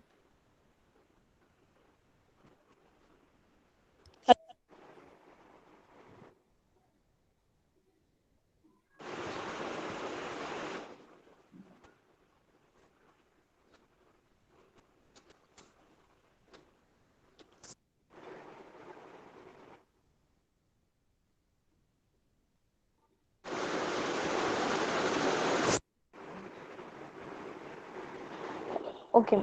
Uh, this is Sona Soni. Uh, I'm presenting a paper for you all that is on the fear of missing out and the social media users. Basically, it is a study of youngsters' self-regulation or self-interaction. Uh, Social media is an instrument through which person interact with each other.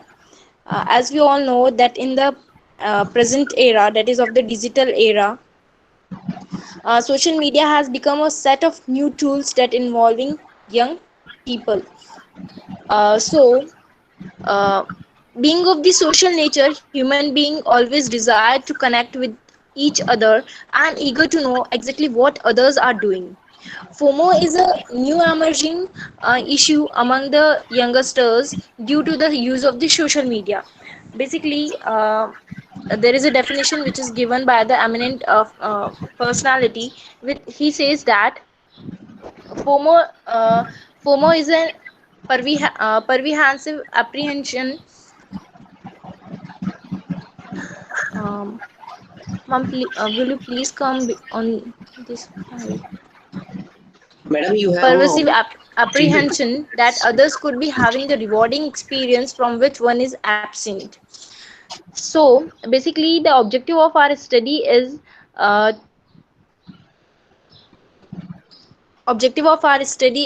to know the effect of the FOMO on the social media, and the research study on the FOMO and the social media have been very limited to specific survey and theories.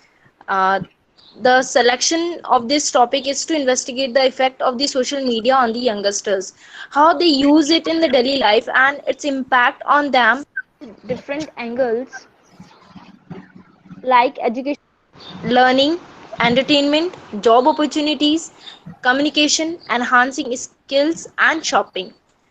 The reason for selecting youngsters as a target audience is because youth are assets of our country, and the direction of the country is decided by the direction taken by the youth of that country. So, in this paper, uh, we have used a questionnaire for dealing with this, and questionnaire was prepared as an instrument and was sent to all the participants, basically the youngsters from whom the data was collected. The sample collected was the 100 participants out of 120 questionnaires sent, and that ranged from the age group of 18 to 29. Near about 41 respondents between the age group 18 to 21, 36 respondents from 22 to 25 age group, and 23 from the 26 to 29 age group. And basically, participation in the survey was voluntary. So I will go through findings of the research paper. From the research, the descriptive findings surprisingly demonstrate that the more than the half of the respondents are experiencing FOMO in their daily lives, especially when the youngsters are in need to find out what their friends are doing and they are all alone. Lack of connections and associations with a friend cause need to FOMO. Next, the research found that the personal interaction are now as same as that of interacting via social media. Next, extent of social media is so much that they used to check it before sleeping that could not affect their peace and sleep. Next, FOMO is related to the negative effect and increase stress. So in this paper also we have gone through some of the positive and negative effects of the using of the social media which may cause uh, FOMO. As the conclusion, we would like to say that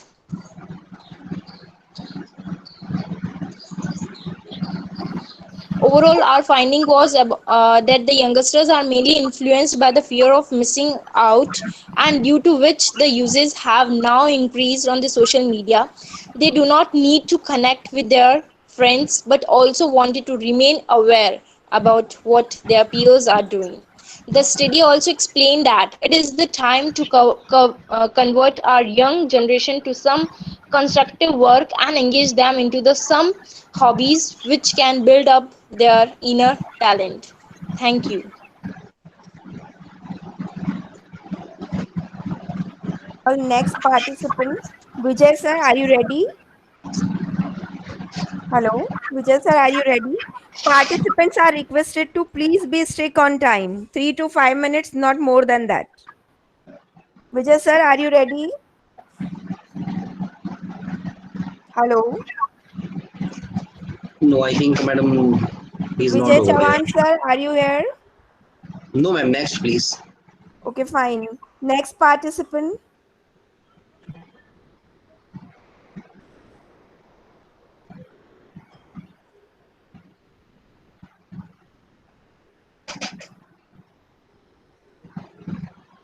Hello, sir. Am I audible?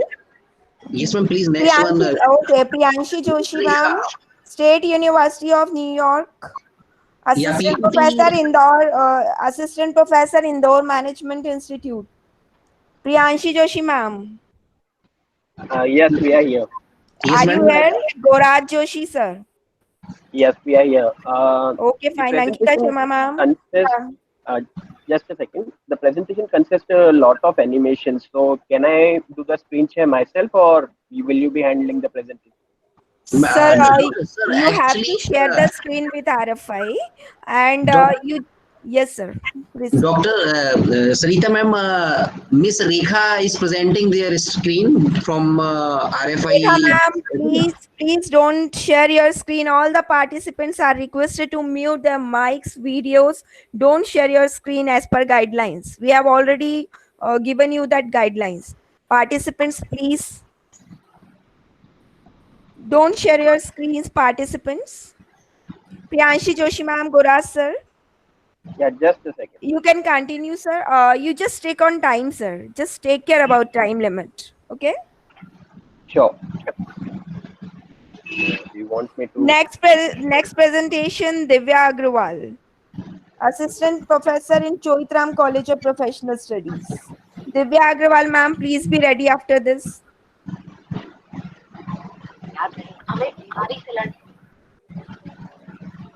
All are requested to please your mics. Mute your mics. Please mute your mics, please. Okay, Goraj sir, you're going to present now. Please be strict on time. After this, Divya Agrawal, ma'am, please be ready. And after that, Khushbu Jain, ma'am, please be ready. Yeah, Goras sir, no need to be present yourself. Presentation is already on screen. Please Yes. Sure, start sure. No worries. presentation, Okay. please. Gora sir, please be start Sure, now. sure. Priyanshi will be starting. Just give us a second. Okay, then Priyanshi ma'am, you just start. Yeah, hi everyone. Priyansha this side from Indore Management Institute, along with my co-author Gaurav Joshi. In this presentation, we are going to discuss about trends and innovation in corporate management in India. This was our topic. Now we will see in this paper, like in introduction, followed by the current trends, and then innovations in corporate management. Then, as we see, Indian economy has grown at excellent pace of around 7%, though gone down due to COVID-19. Investment boosted up to 37 billion US dollars. India is becoming the third startup ecosystem. So with this growing economy, FDI and startup ecosystem, India is doing great. And to gain the competitive advantage, the businesses have to innovate or incorporate best practices in their businesses, right?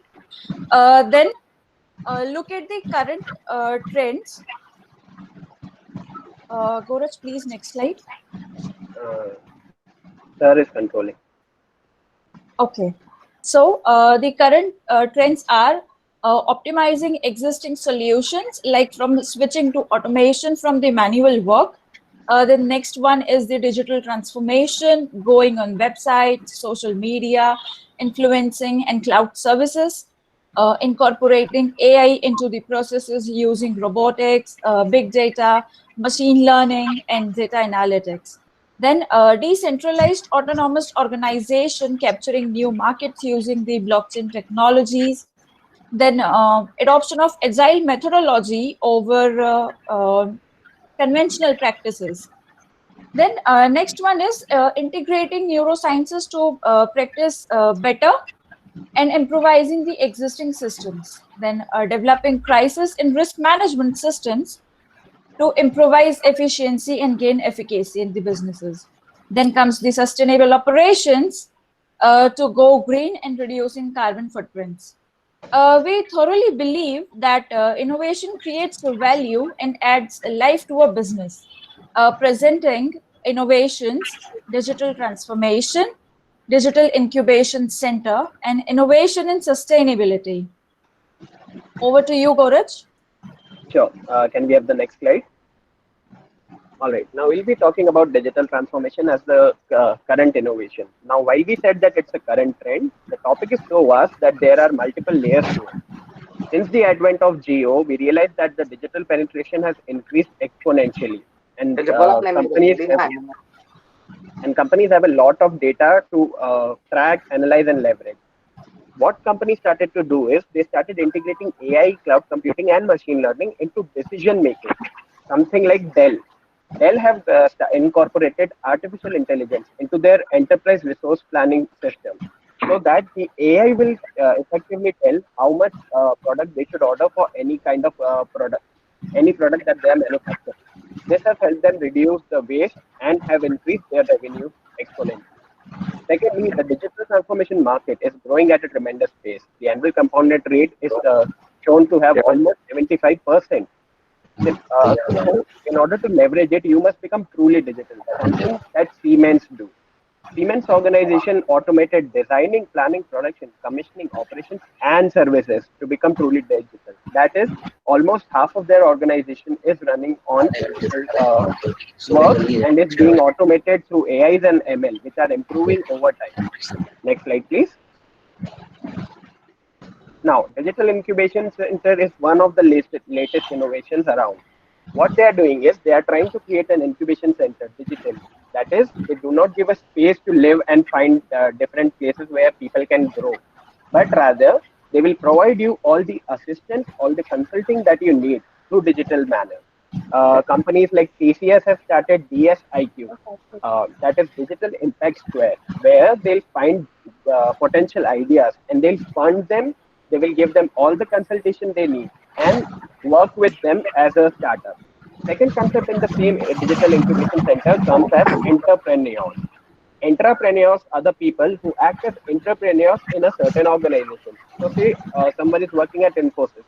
They will come up with an idea and Infosys will spend money on them to develop their ideas in the organization. So they feel autonomous, independent, what ma'am in the initial conference also told, and they still get to give different ideas to the organization.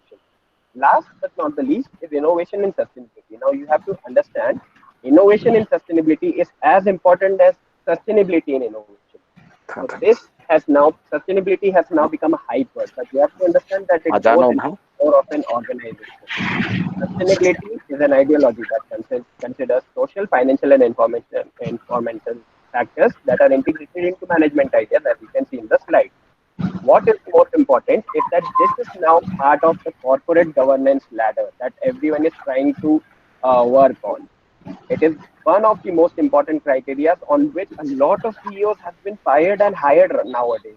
Even companies like Wipro Technologies have created a green space which is investing continuously in green environment, green technologies to improve their manufacturing and even their supply chain.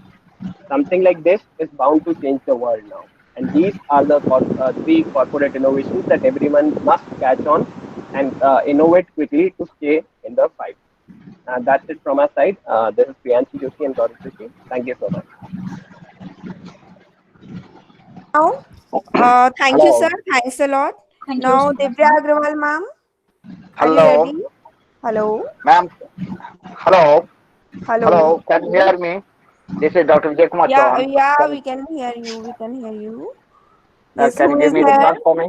Vijay Who is Kumar, there? ma'am. Vijay, sir. Vijay. Okay, fine. Then you just present, sir. Just take on Yes, time. ma'am. Vijay, Yes, sir. ma'am. Okay, Thank fine, you. sir. Thank you, sir. Thank you. Thank you. Thank you. Yeah. And I would like to interrupt you all. Yeah, Yes, sir. presentation given by Joshi ji. It's nice presentation. Presentation skill is very nice.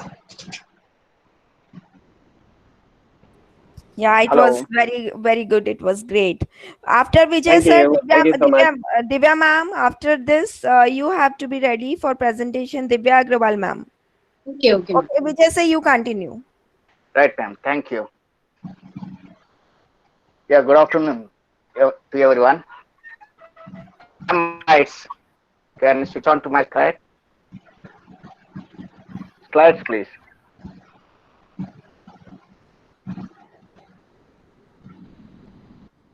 Hello.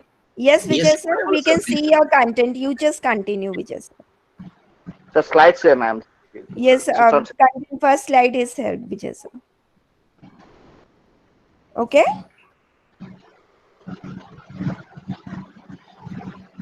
Hello, Yeah, Dr. Saurabh, sir, the next slide, Saurabh, sir. Dr. Vijay, Miss Rekha Yeah, yeah. madam is presenting your screen. Okay, don't worry. Please see your slide and keep continue Okay. with your presentation.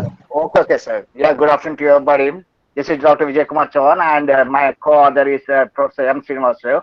I am presenting on the topic of iron doped lithium phosphate glasses, which has the applications of optical and bioactive materials.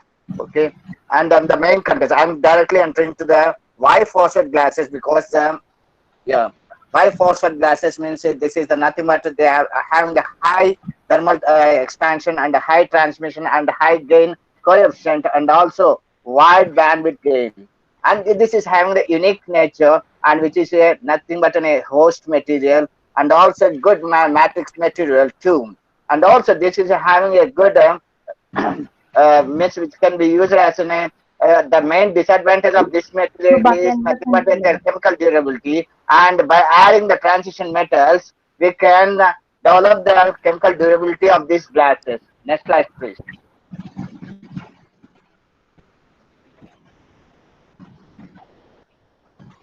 Yeah, the main aim of the study is to identify the structure units and also to identify the change of composition with respect to the change of structural glass, and to determine the properties with the variation of structural glass, and to determine the applications of the with respect to the prepared glass. Next. So this is the main glass composition that I have used. I have used in the glass composition the P2O5 around the 65%, and also the lead oxide and zinc oxide, lithium carbonate, and iron oxide. The main variation is this is a unique composition which is having the lithium carbonate and iron oxide, which is never used by anyone in the preparation of the glass. Why this composition is unique? Because this is the once again I am saying that one, the lithium carbonated combination with the iron is never used by anybody, and this is a unique combination. By using this one composition, there are 6 glasses are prepared, which is shown in the next slide. And the method which is used here is the melt quench technique method. What is a melt quench technique method? Means here is nothing but the composition of material is taken in a crucible and placed in a furnace, and the mixture is heated around 950 degrees centigrade, and it is melted. And after heating that one, that is quench, means it's quenching means it's cooling. So it is poured on any steel plate, and a glass is prepared in the next. It is shown in the next slide. the glass preparations. There are 6 samples here with the 6 compositions S0, S1 and S2, S3, S4, S5. So here just I am wearing the iron oxide only with the variation of 0.2%, 0.4 and 0.6 and 0.8 and 1. And these are the 6 constants, and these samples are subjected to the characterization analysis, which is shown in the next slide. Okay. The characterization analysis that I subjected my samples to the X-ray diffraction and UV visible and EPR and F transformation and scanning electron microscope and also energy dispersion program. So the first characterization I want to talk about this my samples is you know that glass is an amorphous in nature, means here the blacks peaks the blacks peaks itself is represent that one, that is the atoms are not arranged in a systematic order. So when the atoms are not arranged in a systematic order, the picture is the next slide, please. Next slide. No, sorry. Previous slide. XRD. Previous. Yeah. Yes. Thank you. Yeah. This is nothing but this is the representation of Bragg's peaks and which is not in order. So when the peaks are not in a systematic order, this is a Bragg's peaks which is going to indicate for the amorphous nature of the glass. Okay. Next. So these are the physical properties of the my material. So just here. So this is actually when I am wearing the iron oxide, that the values are varying from from S1 to S5 in order. See the density value is in the range of 3.6 and also the refractive index is 1.5, which is a good significance of the material which is used for the optical materials. And this is the energy dispersion spectrum. The next slide, please. The energy dispersion spectrum, whatever the elements that I use in my composition, that's why the peaks are indicating the each and every element. In the yellow, that is an undoped without adding any iron to my composition. This is undoped material, undoped gas material. The next one is the second one, S2. When I have added the 0.4% of the composition, I added oxide to the glass, means this the first one is named as the base glass, and the second, this one is the S2 is the added material. Means the first one is the undoped and the second one is the doped material, which is having a good significance. If there is a presence of iron, which is shown in the table. In the next slide, see that one. In the first table, there is no iron in the undoped glass, but when I have added that one, that was shown in the energy dispersion spectra, there is a value of iron. So all the elements what I have shown in the table, in the first table, these elements are there in my glass, the prepared glass, which is a good analysis. This is the scan images, means the scanning electron microscope, which is nothing but scan images which are with the magnification of 25, 50, 20, 50 and 100 micro. So the first 3 images on the upstairs. Conclusion. Okay. So I'm going for the conclusion. In the conclusion, that's the next slide. Let me go for the conclusion. That's the next slide. I want to talk about the application of the study. Hello. Go for the next slide. Yeah. So my material is very important for the optical material and also biomaterials and also solid state materials. Optical materials, these classes can be used all the so biomaterials, can be used for the dental dentures and also the scaffold, which is nothing but we can replace this material in the place of the knee joint place, and also in terms of the thin films and solar cells, that one.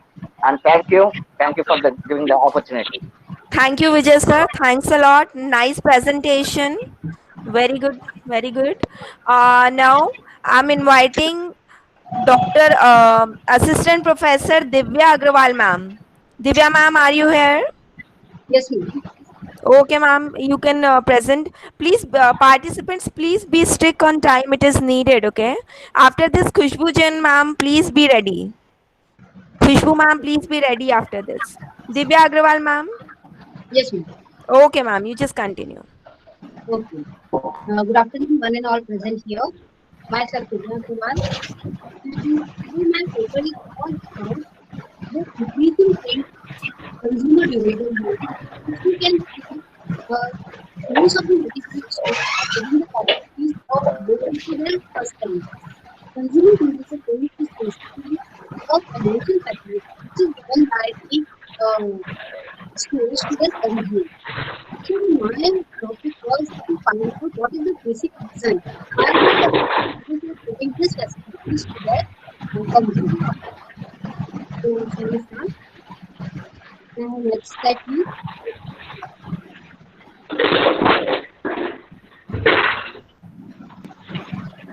Yeah. Consumer durable is देव आपकी a आवाज नहीं आ रही है brand. पापा, थोड़ा सा आप आगे आगे बोलिए लाउडली, थोड़ा सा आपकी आवाज नहीं आ रही है। Hello. हाँ जी मैम, प्लीज बोले। Yes. Consumer durable loan is basically loan facility which is given to the consumer at 0% rate. Consumer can get 0% rate. This facility is given by the store not only for the consumer but also for themselves also. Now in the next slide, what is the benefit of giving the finance facilities to the consumers to the retail? First of all, we talk about the benefit to consumers. Can I have the slide of the benefit to consumers?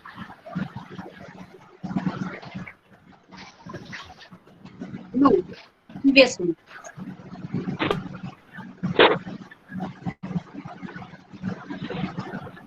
No. Okay. Benefit to manufacturer. What is the benefit to manufacturer? Why the manufacturer provide the consumer loan facility to the customers? The one and main reason behind it is they are able to increase the sales. If we talk about the finance company, they are also getting benefit from the consumer durable. They are getting benefit directly. First, directly they are getting interest definitely, and along with that they are getting the processing. The second and the most important benefit which they are getting from the financial loan is they are getting the data of the consumer. So they can allow that loan have loan to them. If we talk about satisfaction, whether the consumer, the previous slide, please. Yes. If we talk about the consumer satisfaction, if we see that it has raised the satisfaction level of the consumer. It has raised the satisfaction because now the consumers are able to select the commodity of upgraded product. It means if they want to if they have gone to the store to purchase somewhat we can say of lower category, but if they have the finance facility, they will be able to purchase even the upgraded product. Secondly, nowadays they have to pay in easy installment. Secondly, there is no problem of uh, payment. They can pay the amount in very much easy down payment in flexible schemes according to their need. Nextly, document needed are also very. So all this is going to consumer satisfaction. If you talk about the finding process report, we can see that the consumer durable loan has facilitated consumers to purchase the product most conveniently. Now we are able to purchase the commodities even if we have no much amount with that. Secondly, we can do multi-purchase. If we went to the shop to purchase one particular product, but after having the facility of consumer durable loan, we can purchase multiple products. Nextly, we can purchase upgraded product because we know that we don't have to pay the amount instantly. We can pay them in easy installments. In the conclusion, we can say that definitely consumer durable loan facility has increased the satisfaction of level of the consumers. It has also raised the facilities for the financial companies also because they are getting the data of the consumers.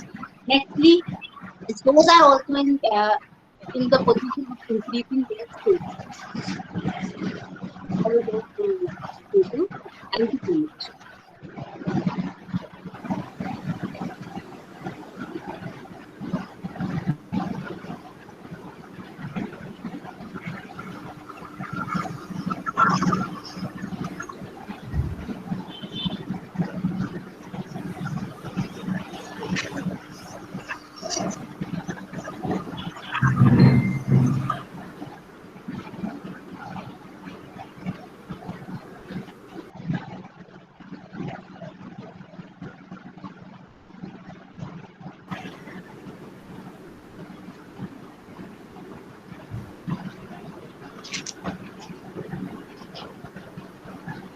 Hello, everyone.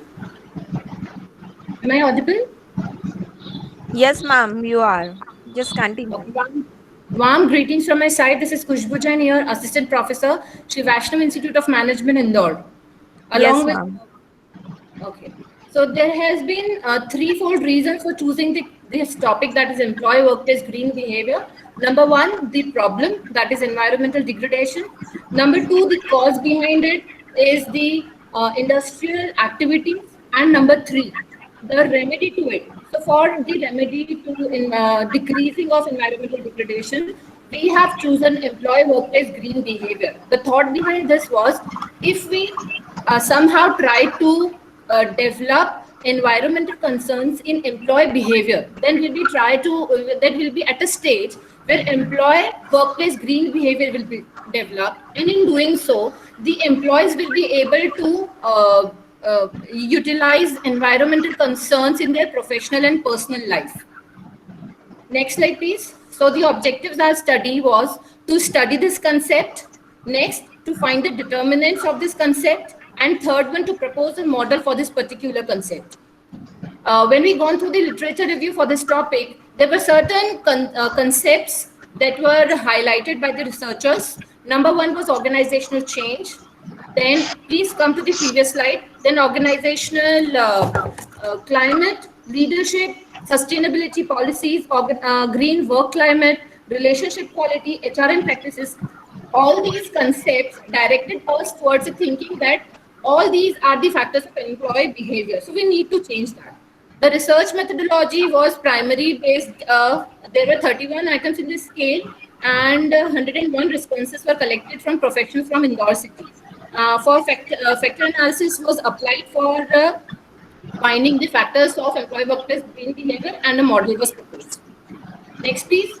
The reliability was more than 0.7, hence the scale was appropriate. Kahneman and Bartlett's sphericity values were also okay, so the scale was appropriate for factor analysis. Next slide. Next slide, please. On applying factor analysis, 4 factors were extracted. Number 1, environment sustainability. Number 2, eco-conservation. Number 3, green initiatives. And number 4, green work climate. All these 4 factors explain the fact. Please come to previous slide. Previous slide, please. All these 4 factors explain the fact that if we need to create a culture of environmentalism in organizations, we need to take initiatives for developing green behaviors in employees, because they are the driving force of any organization. So these 4 factors has to be really dealt with. Next slide. The framework that we proposed tried to connect employee behavior with employee workplace green behavior. The employee behavior factors were sorted out to be communication, support, and participation, which were playing role in modifying the employee behavior.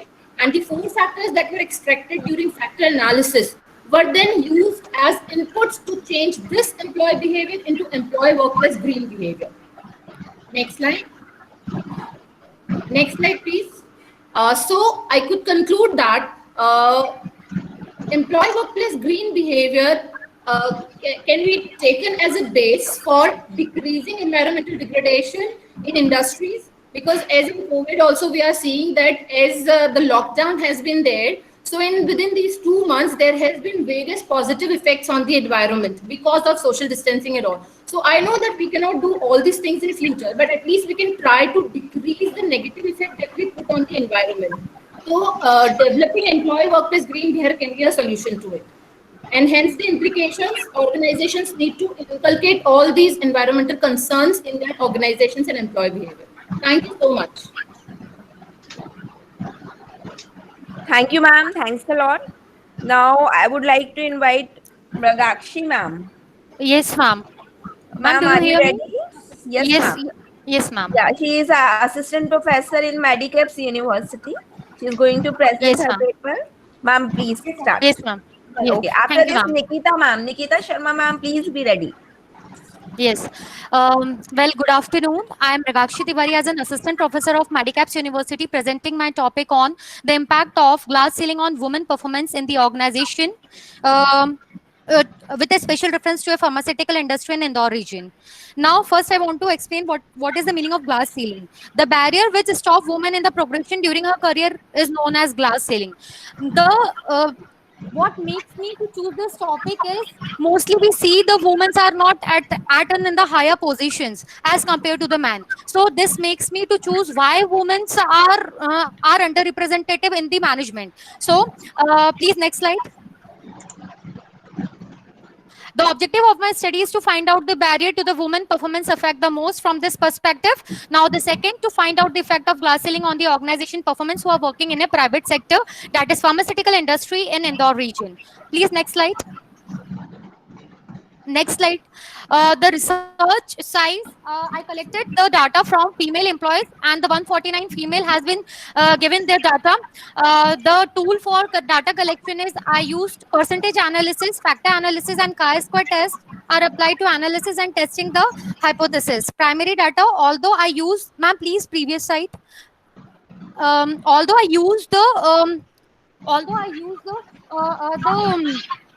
authentic scale, which is already proven by Abza and Naves, Jackson 2001 and Fitzbank. The secondary data are collected from the website, journals and books. Next slide, please. Hypothesis, there is an, I make all the hypothesis as an alternative hypothesis. There is a significant impact of work family conflict on women enhancement. Second hypothesis is there is a significant impact of organization barrier on the women employment progression. Third hypothesis is there is a significant impact of sexual harassment on employment progression on of women performance.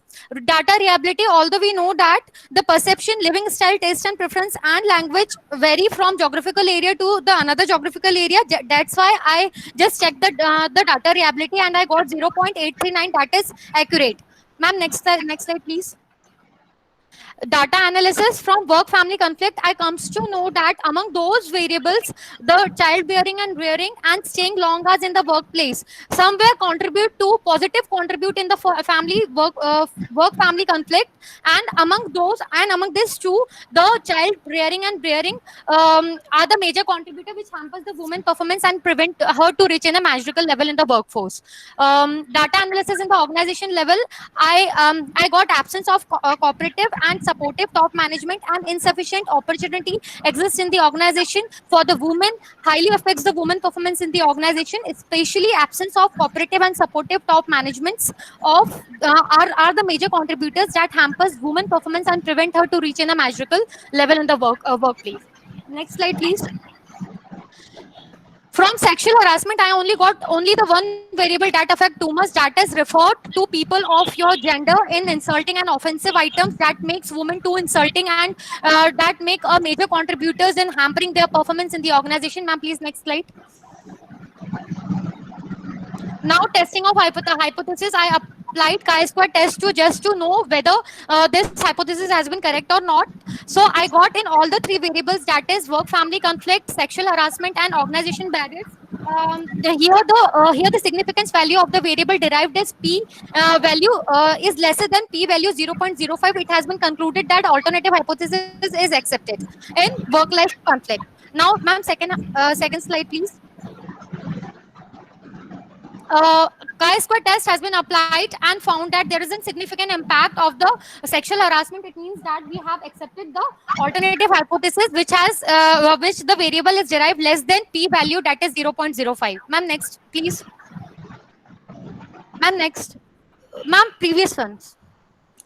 From sexual harassment also, there is a significant impact of sexual harassment on the work performance in the organization. Here, the significance value of all the variable derived is less than p value, that is 0.05.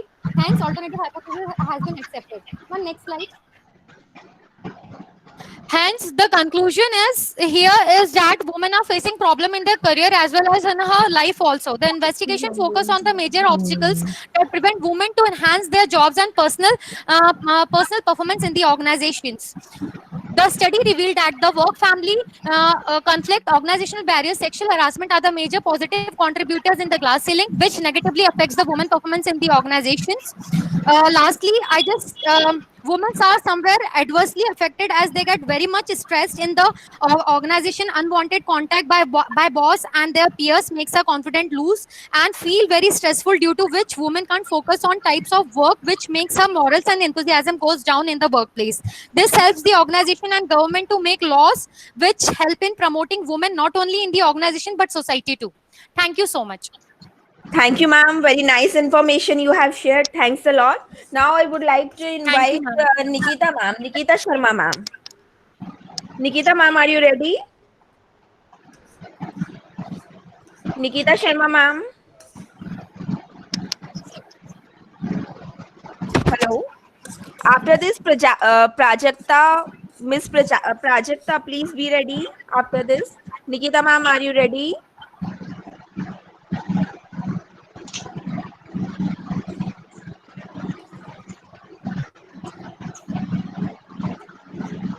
Okay, Nikita ma'am, if you are not here, Ma'am, I am here. okay, Actually, then it was disconnection of my. okay, fine, ma'am, no issue. So, Nikita ma'am, please, you can take. Okay.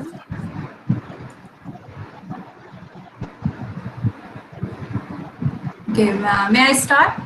Yes, ma'am. Yes, ma'am. And all other participants Okay, are good afternoon. requested to please mute your mics and please be stick on time. Okay, Nikita ma'am, you just please Good start. afternoon. Okay, good afternoon, RFI team and all participants. Am I audible? Am I audible? Am I audible to all of you? Yes, ma'am. Start, Am I ma'am. audible? Yes, ma'am. Please keep continue, please. Okay. This first slide abstract. My paper, ma'am. First slide. Paper name. My paper name is Big Data Analytics with Facebook Survey. I'm Nikita Sharma, lecturer of IPS Academy Indore. Next slide. In my paper, I try to insight how Facebook manage its data. We all know that Facebook produce huge amount of data, then how it manage its data with the help of big data technology, and how big data analytics work on the basis of that big data. Next slide. As all over the world, we know that everyone has Facebook account. On the daily basis, everyone likes, dislikes, comments, post, uploads, pics. So these produce a large amount of data. And on the basis of survey, I found some percentage notations here, as most of the people have Facebook account, but they don't know how Facebook managed that huge amount. Next. The next topic is big data. In my paper, I am relating big data with Facebook. So how big data manage Facebook data? What is big data? Big data is a type of huge amount of data that is generally in petabyte, zettabyte or yottabyte. So that huge amount of data maintained by some technologies, and Facebook use Hadoop and Hive technology for maintaining that data. Next slide. In the next slide, I'm showing my survey, my first question of the survey. In this, I am showing how big data is able to handle zettabyte and yottabyte, and 76% people says no, they don't know how it manages. Next slide. In the next slide, we will discuss big data analytics. So what is big data analytics? Analytics are the persons that manage, that takes decisions, that makes plans, or that makes strategies on the basis of big data. In the diagram, we can see that big data is a raw data, and analytics make them shape and taking out decisions. In the Facebook, we have sometimes of games like which personality you have, what type of personality you have, or who like you more. Such types of games are playing by analyze our profile. So that profile can be managed by analyzed by facial recognition, text suggestion, analyzing the likes, by some games, and tracking cookies. So this is all about big data analytics. Next.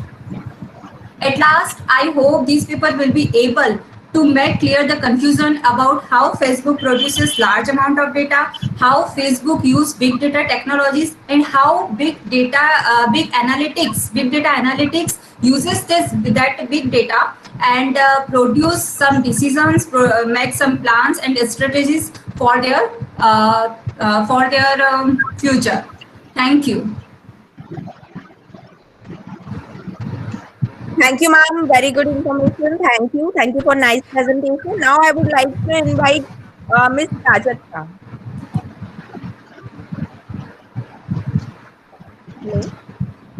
Hello. Hello. Hello.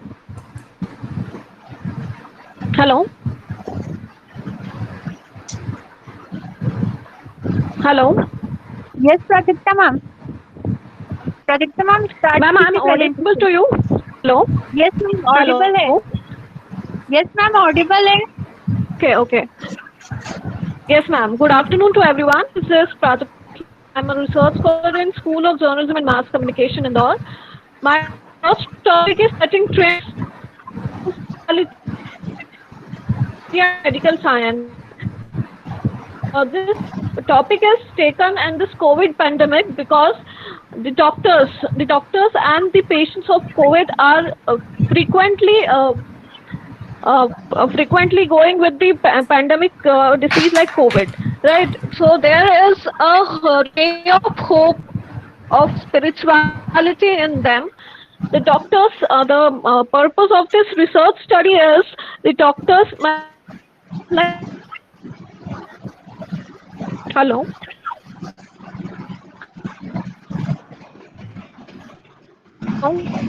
This is a science and spirituality, that science and spirituality interrelate with each other.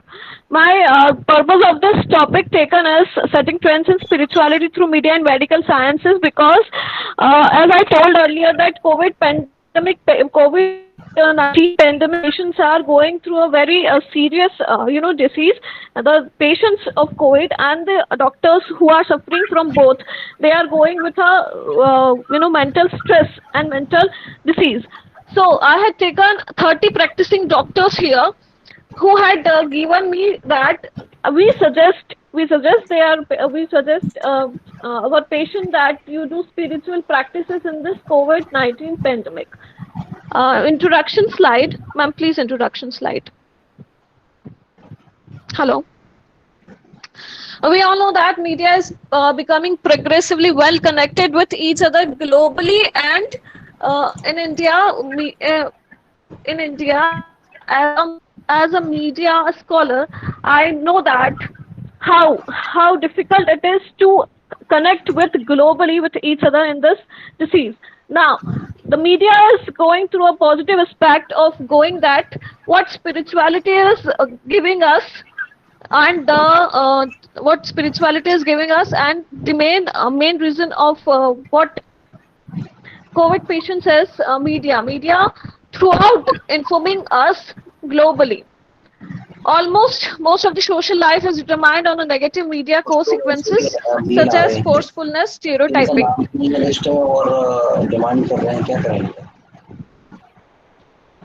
Some of the review of literature I had taken here. Ma'am, next slide, please. Hello. Hello. Yes, ma'am. Hello. Yes, ma'am. Ma'am, after introduction, next slide, please. Okay. Some of the review of literature I had taken here, who had said that science and spirituality relate with each other.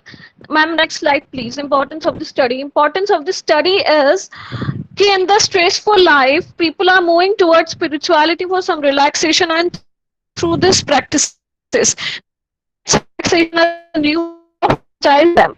So take practicing doctors who suggest their patient for spiritual practices in this COVID pandemic disease. Ma'am, next slide, please. Research methodology.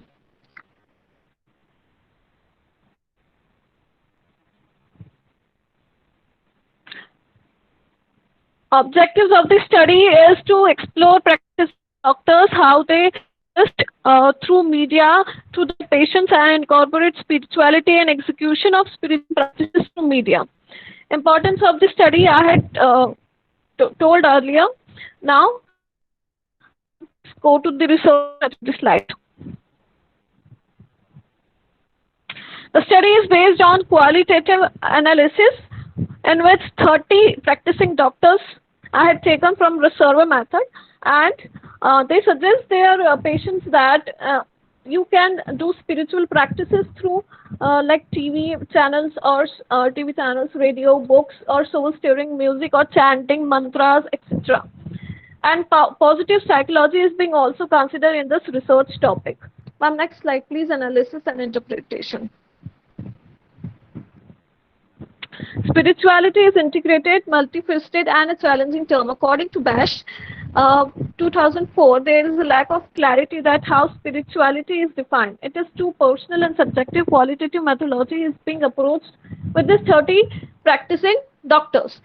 Figure 1.1. What my analysis, I have taken here two table of contents where figure 1.1 shows that out of 30 practicing doctors, 15 doctors practice spirituality in the form of meditation, worship, or listening to mantras or chanting music. Ma'am, next slide.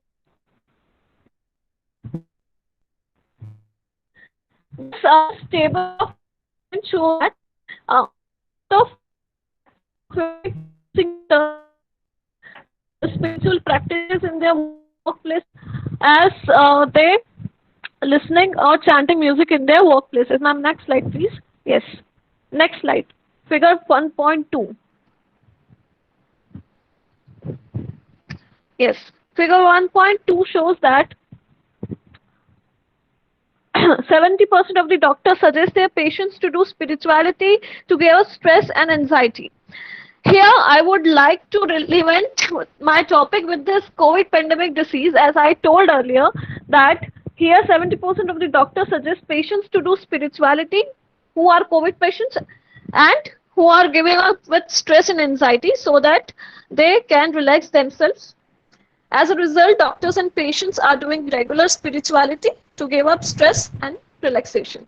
Here are some references and here are some suggestions. Search for minded individuals on social media in your area and join a spiritual group. It leads to person fulfilling the connection. Thank you. Thank you so very much. Have a nice day. Thank you, Ms. Prajakta. It was very informative session. Very good. Now, I would like to invite Dr. Smriti. Smriti ma'am is here. Smriti ma'am. Hello. Smriti ma'am is here. No? Yes, ma'am. Are you here, ma'am? Okay, Yes, fine. ma'am. Yes, ma'am. Smriti ma'am, you just start your presentation. And just please be strict on time, ma'am. Okay, ma'am. Okay, ma'am.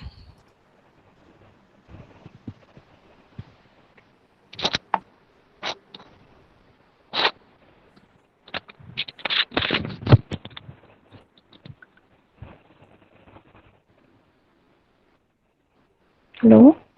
Hello? Hello? Yes, ma'am, you are audible. You are audible, ma'am. Yeah. Yeah, Dr. Smriti Soni, Associate Professor, Institute of Biological Sciences, Sage University, Indore. I am presenting my paper, Periwinkle Catharantha roseus, Ornamental Exterior and Potential Interior Therapeutic Plants. It is found in the very next slide, ma'am. Catharantha roseus is known as a Sadabahar, and it is found in the East India, South Africa, and legendary medicinal plants. Next slide, ma'am. It is belong to the Apoaceae family. Its species is Catharantha roseus. This medicinal and potential plant is very useful for us. In the wild, it is an endangered species, is known as the oilmad also. It is also about the widely cultivated and naturalized subtropical and tropical area of the total world.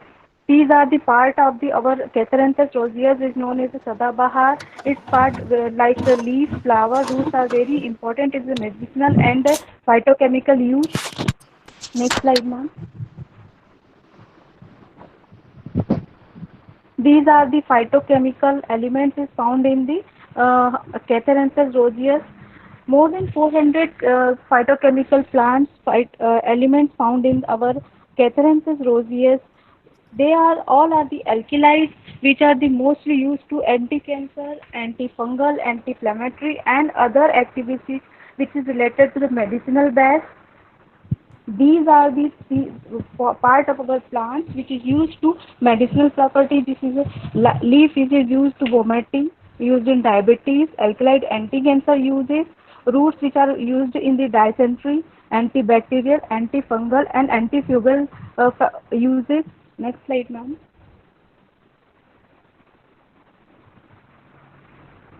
Next slide, ma'am.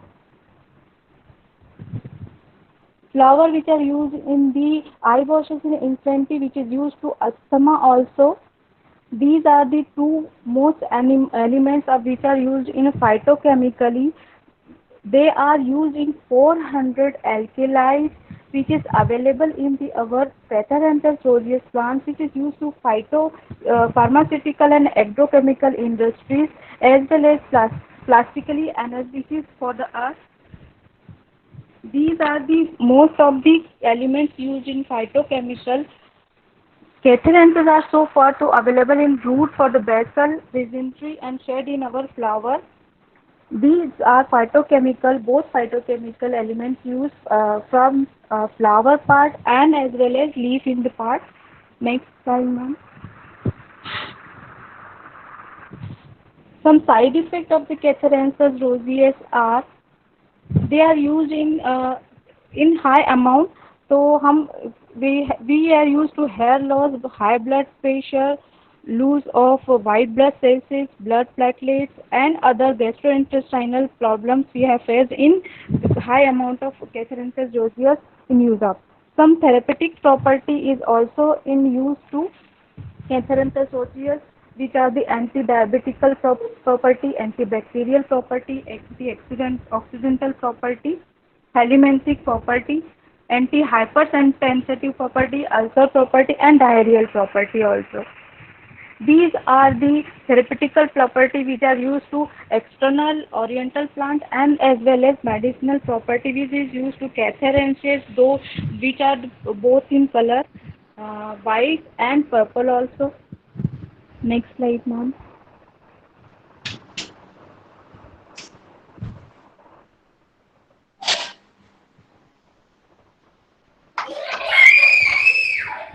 Next slide, ma'am.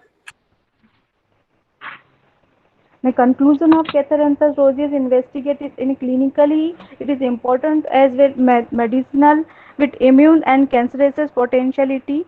It is amazing chemical factor in producing 130 phytochemical elements.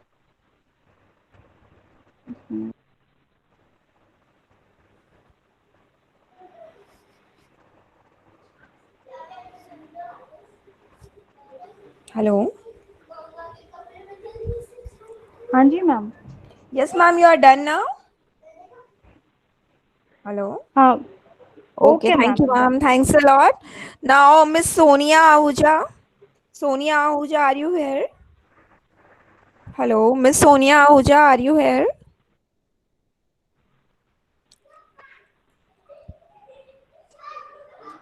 Okay, Vipin Mareja, sir, Mr. Vipin Mareja is here. Hello. Miss Payal Jain is here, Assistant Professor, Graduate School of Business, Indore. Payal Jain, ma'am, are you here? Okay, Dr. Vivek Kaushik is here. Hello, am I audible? Yes, madam, I am here. Okay, so Vivek sir, are you going to present paper? Vivek sir is from Central Yes, College. yes, yes. Okay. Fine, Yes, sir. I will Okay, present. okay, Okay.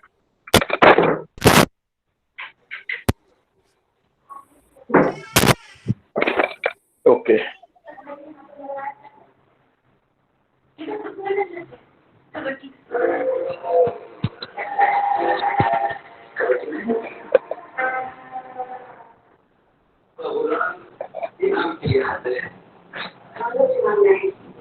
Hello.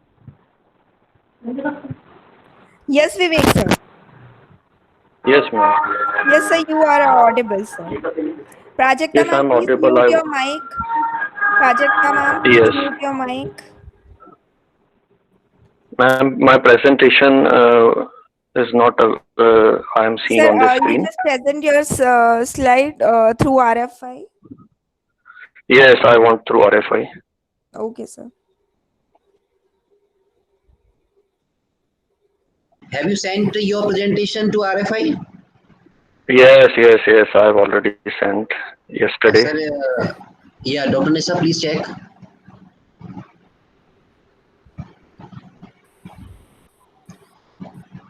Sir, please present your screen by your side, please. Okay, I will try. Just a minute.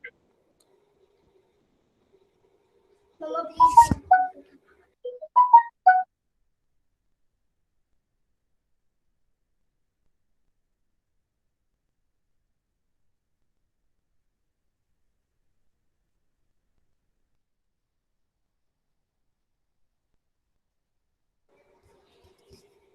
Yes, sir, we can see now.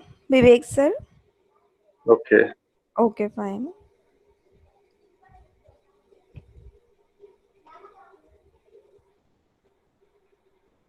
Okay. So very good afternoon to everyone, and thanks for such a nice session. My topic is research paper title is an empirical analysis of factors influencing brokers in the selection of mutual fund organization. Because in this era of innovation, company also need that they should have proper input from the brokers who are selling their mutual funds. Because if they are suggesting proper schemes to the investor, then only investors will be stick to the company's product. So we know that investment helps grow one's capital, and it is helpful in fulfilling the financial goal also. But at the same time, intermediaries plays a vital role in promotion of mutual funds by advising schemes of fund houses to the investors.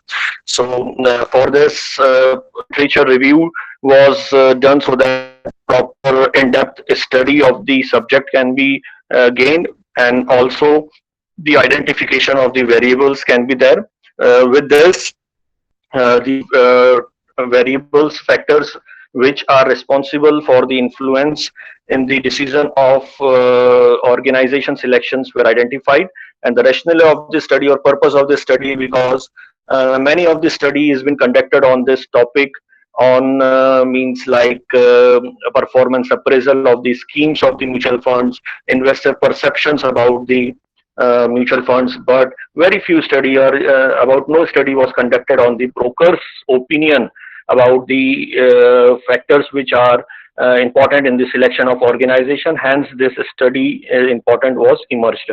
The objective of my study is to know the important factors that influences brokers in the selection of mutual fund organization, and at the same time to analyze impact of these factors in the selection of mutual fund organization. The research methodology for this purpose, the descriptive research was conducted, and which includes the survey of intermediaries who are brokers and the asset management companies employees.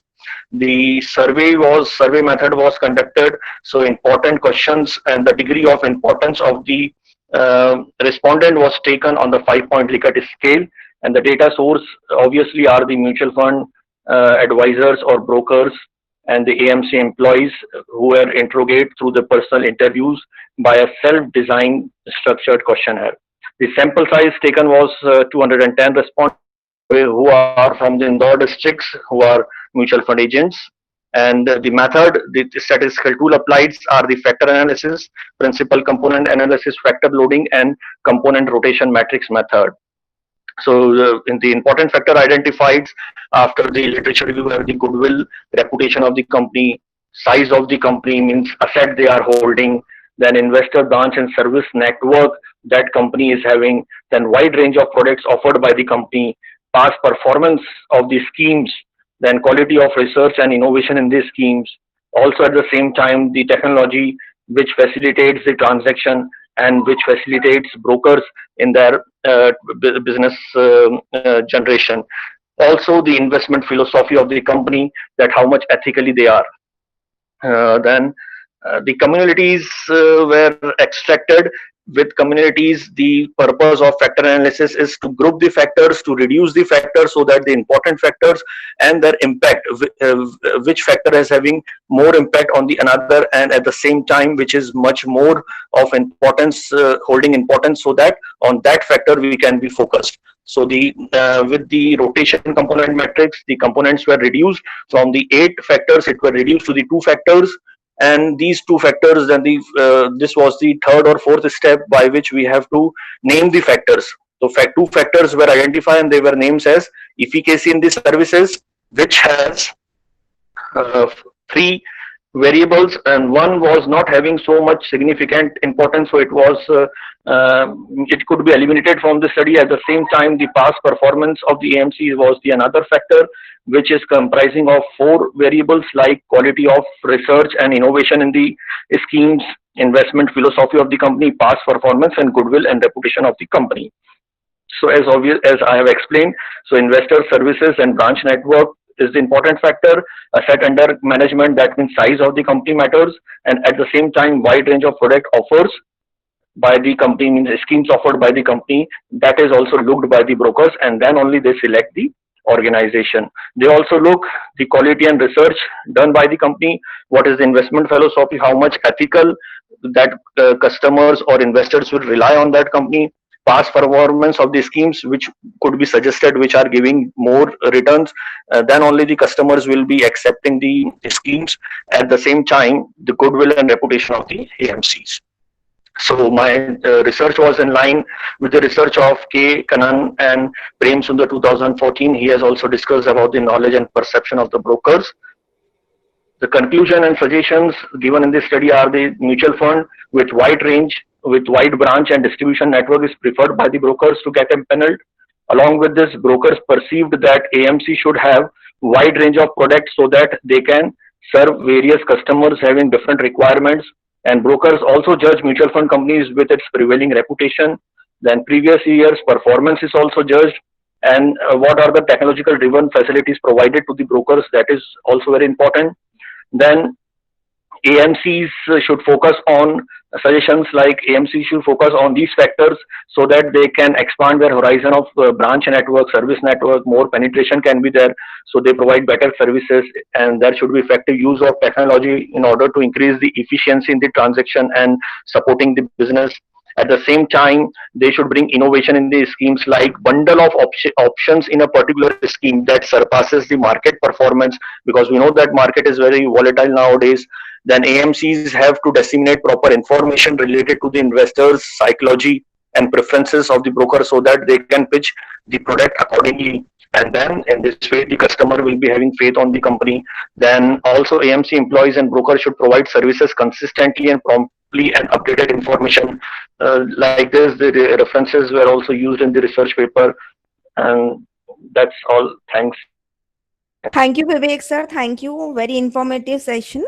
Thanks a lot. Thank you, Now, madam. may I call upon Miss Preeti Mishra, ma'am? Preeti Mishra, ma'am is here. Hello. Preeti Mishra, I'm here. ma'am. Okay, Yes, ma'am. yes, You ma'am, just I'm here. present. Okay, ma'am. You just present. After this, Vipin sir, please be ready. Vipin Sure, sir, ma'am. please be ready. After Preeti, ma'am.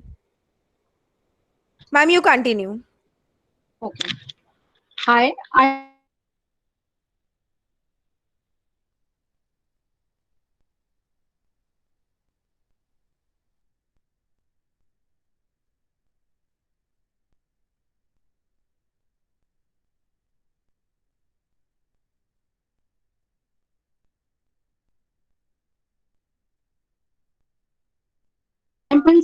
hello. Yes, Preeti, ma'am, you are not audible. And now I am audible. Yeah, now you are audible, Preeti, ma'am. And Okay, yeah, we can see let your me slides start again. also.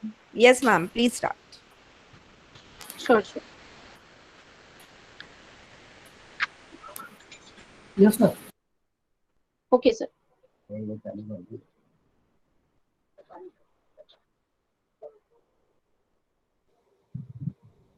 Start, Preeti, ma'am.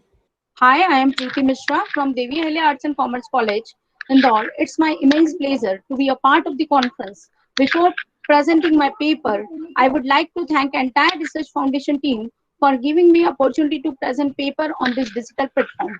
My research paper title is Contribution of ESI towards Social Security in my research. Before starting my paper, my subject is Employee State Insurance Corporation and its contribution towards Social Security. In my paper, I will include it keywords use, Social Security meaning and its origin, objectives, Social Security in India, different schemes in India, introduction of ESIC, coverage and contribution rate of ESIC, different schemes, its benefit, its challenges, and suggestion over there. And last, I am concluded with the conclusion. Keywords used I am mentioning here: Social Security, Employee State Insurance, ESI Act 1948, contribution, medical and cash benefits. Basically, the Social Security is essentially a term of transatlantic origin, which was first used by the U.S. Security Act, and it is first used by Abraham Epstein. And when we are, and now we just want to know about the Social Security. Social Security means security or the protection provided by the society to its member against provincial mishaps over which a man has not a control. This risk brings sickness, maternity, disability, unemployment, old age, and death. That is at that time when they have the earning capacity has been lost. And when we are talking about objectives of Social Security, it's giving preventive medical care, guaranteed income, and the law is whatever the law, whatever the act, it's made by the instituted by legislation, a public party or the autonomous organization administrated the system. Now I'm just taking different schemes, Social Security in context to India. In India, in Employees Insurance Act 1948, and so many different schemes are over there, just like different social security schemes, just like Pradhan Mantri Jan Dhan Yojana, Atal Pension Yojana, Aam Aadmi Bimar Yojana, Atal Bimit Vyakti Kalyan Yojana, Employees Pension Scheme. So many schemes are over there, but my main concentration is on the Employees State Insurance Scheme, because in ESI, it's this act which was promulgation of the ESI Act in 1948. ESI scheme started in India on 24th of February 1952, just for provide dependents, insured persons, and to get benefit over their sickness, maternity, death, and disablement. Because at that time, earning capacity has been lost. Now we are just talking about ESI benefits. ESI giving so many benefits. Just like the capacity, the contribution and rate of contribution, coverage of ESI, non-seasonal factories using power and employing 10 or more person, non-seasonal and non-power using factories more than 20 persons, hotel, restaurant, establishments, cinema halls, all over the maximum, all over the sector, ESI has been covered. The rate of contribution is now from July 2019, it has been reduced. Before than that, it's 6.5%. Now it's 2%. Present rate of contribution is 0.75% for employee and 3.25% for the employers. Total 4%. And the person who are getting 21,000 per month, and for the disabled person getting 25,000 per month are be a part of the ESI. If I'm choosing this subject because when so many persons are contributing ESI, but they are not getting benefited out of it. So I just thought that I have to choose this subject as my research topic. Before taking this, so many benefits and so many challenges over there. The benefits of ESIC are medical facilities including regular treatment, hospitalization, and help IPs to fight against treatment of critical diseases, just like cancer, diabetes, and many more diseases, cardiac arrest. And at the time of contingency, cash benefit, maternity benefit, unemployment allowance at the time of unemployment, treatment of temporary disabled person, so many benefits are provided by the ESIC. And the major challenges they are facing by the IPs are sometimes they are illiterate, they are not aware about the scheme, as well as they are not they are not having crystal clarity on schemes, as well as the perception of their minds, unavailability of staff, sometimes long OPD queue, insufficient specialists and doctors, and sometimes the IPs are not friendly with the ESI portal because this is an era of digitalization, and someone we are he when he or she are not using digitalization techniques, so they have to friend. So my suggestion to take benefit of these is just that IPs have to visit their dispensaries and complete familiar with the stipulated timelines to get benefits, correct complete information about the timelines to submit a specified form, friendly with the ESI portal. ESI also have to increase awareness campaign as well as increase the more and more doctors and paramedical staff has been have to be recruitment. Now at last, before concluding my presentation, although ESIC provides better facilities to the IPs and their family members with a wide network of 46 idle hospital, 151 hospital and 1245 dispensaries, but enormous crowd of insured person not getting benefit because of unawareness and negligence by themselves as well as the staff member and professional. If these suggestions are followed at some extent, so it's quite better for IPs. As ESI slogan is, our IP is our VIP, and it's really been a ray of light to every insured person and their families at that tough time when he was not in a position to spend a big share of his or income towards medical treatment, because medical treatment is so costly to manage by every insured person after satisfying our daily fundamental needs. Thanks a lot. Thank you so much. Thank you, ma'am. Thank you for nice informative session. Thanks a lot. Now, may I request Vipin sir, please present your paper here. After that, please, Payal ma'am, be ready. Payal ma'am, after Vipin sir, you can present your paper.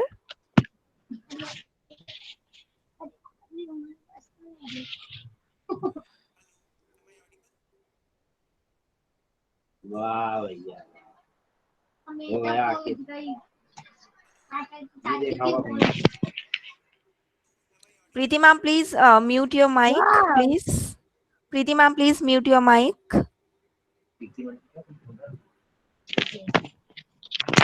Hello.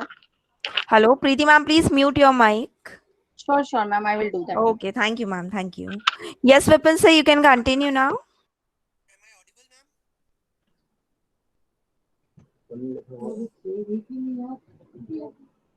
Preeti ma'am, please don't share screen and mute your mic.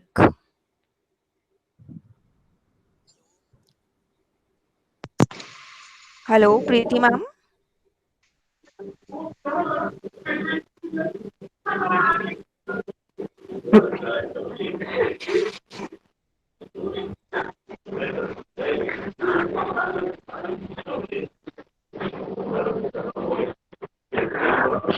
Thank you, ma'am.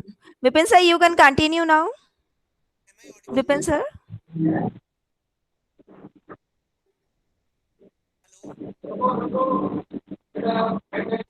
After Vipin sir, Payal ma'am, please be ready for your presentation. No, Vipin sir, you are not audible. We are not getting your voice. Vipin sir, you are not audible.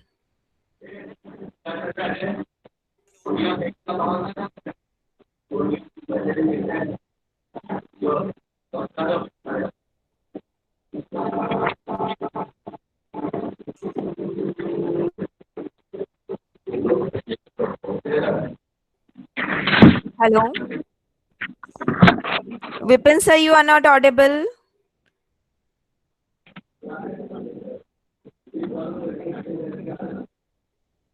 All other participants, please mute your mics.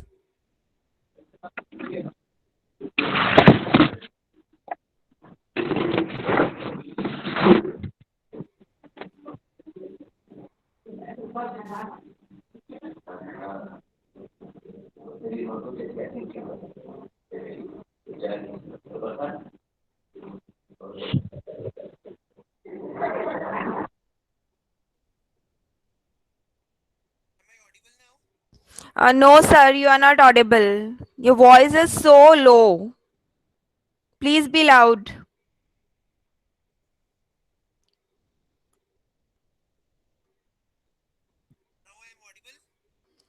No, sir, very low voice.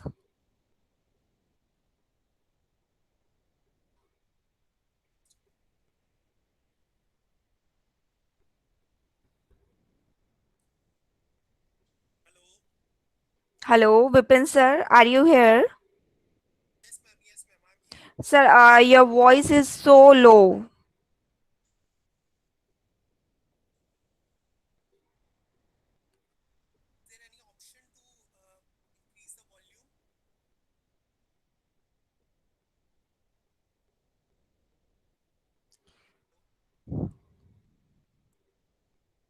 Sir, so you just so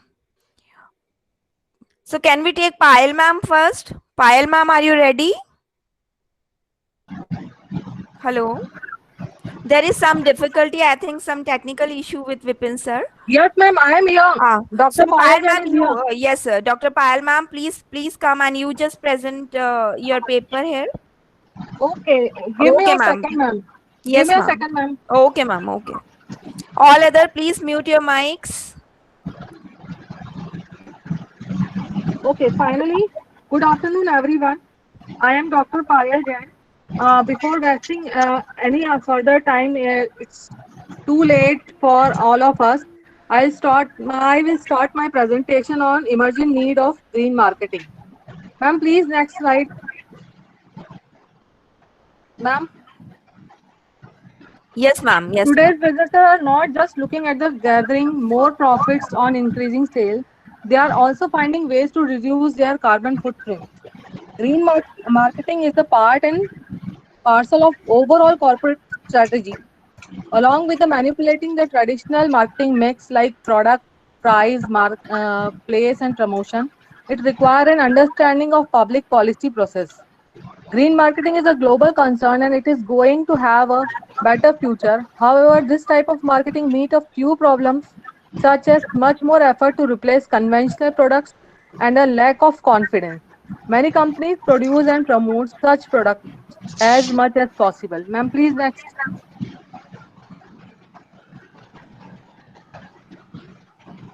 Now, what is green marketing? It refers to the process of promoting products and services based on their environmental benefits, such as product or service may be environmentally friendly in itself or produced in an environmentally friendly way. Please next, please. The objective of my paper is to examine the need, importance, and problem of green marketing. Please next.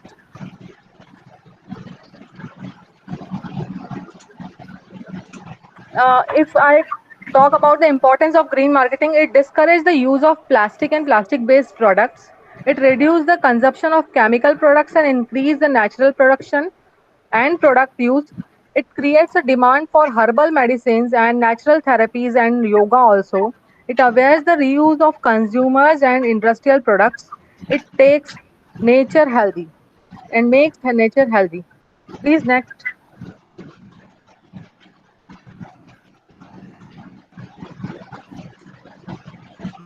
There are some few examples I added in my PPT just because we must know who are in the marketing field, those who are going in with green actually. The Tata Consulting Service is well-established eco-friendly company. It has more than 80% green score. It is creating technology for agriculture and community benefit also. IndusInd Bank is the first bank which has started paperless ATM in India, which helps to reduce the cutting of the tree.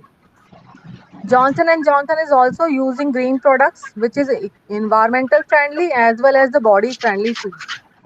McDonald's restaurant napkins bags are made of the recycled paper, and we have a great example of Adidas shoes and jackets which are made of ocean plastic. Please next. There are some challenges ahead in green marketing just because it's not easy to change the market pattern and just change the product line. Some few challenges ahead are green products require renewable and recyclable material, which is actually costly, require a technology which requires huge investment in research and development, Water treatment technology, it is too costly and it's not easy available. Majority of peoples are not aware of green products and their uses. We all are confused with the science of green products and recycling side. Majority of consumers are not willing to pay a premium for green products just because they are comparatively costly. So we are already find some cheaper products in market.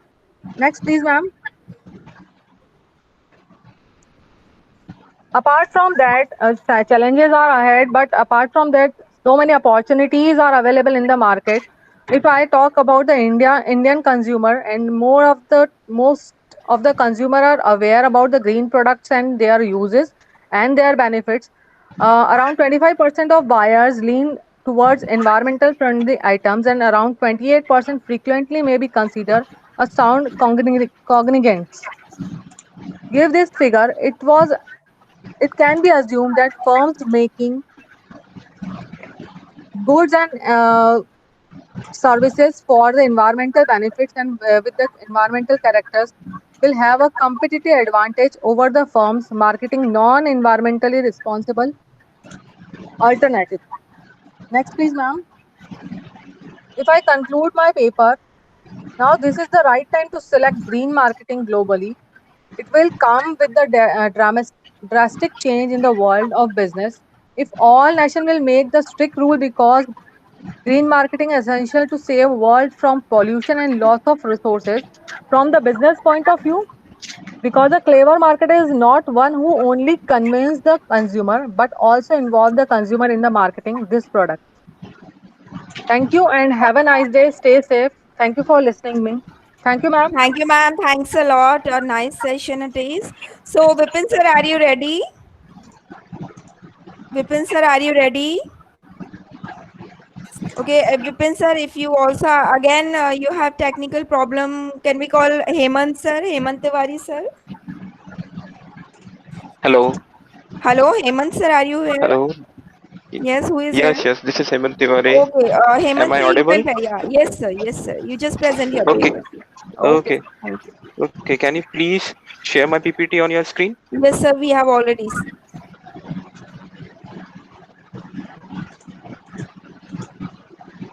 Hemant sir, you can Well, see I your will Okay. PPT. start with the Thank. PPT already Thank you. clear. Thank you. Yeah, okay, thank you sir. Thank you so much. Thank you so much. Hello. Good afternoon, everyone. This is Dr. Hemant Tiwari. I'm doctorate in sports psychology, and my co-author, Dr. Shakti Srivastava, he is doctorate in sports physiology. Here I'm going to present a paper. The topic is importance of sports training in the field of physical education. Next slide, sir, please. Okay, here the introduction about the sports training from the best knowledge of mine. The term training is widely used to sports coaches, sports strength and strength conditioning experts. Second is even they disagree regarding exact meaning of this word.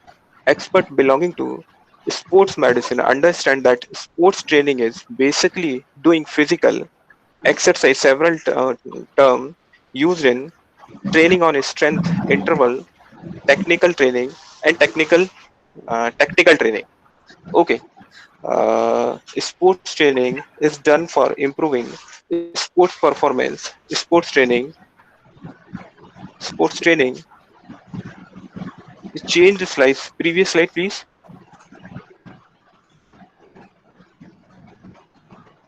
Thank you. Sports training is done improving sports performance. Sports training develops or improves total personality of a sports person. Next slide, please. Next slide, please. Okay, now there are some definitions of sports training. From Martin, sports training is a planned and controlled process in which, for achieving a goal, changes in complex sports motor performance, ability to act, behavior are made through measure of control method of organization. Now some aims of sports training: improvement of physical fitness conditioning, Second one is technical skill and acquisition of motor learning, importance of tactic, education and improvement of mental capacity. Because there are less time, I'm not going to describe all the points. Next slide, please.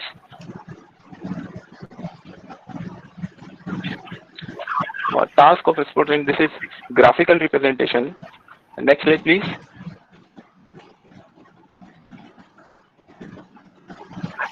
The task of sports training. Number 1 is sports personality. Number 2, performance efficiency. Number 3, physical training. Number 4, tactical training. Number 5, tactical training. Number 6, mental training. Next slide, please.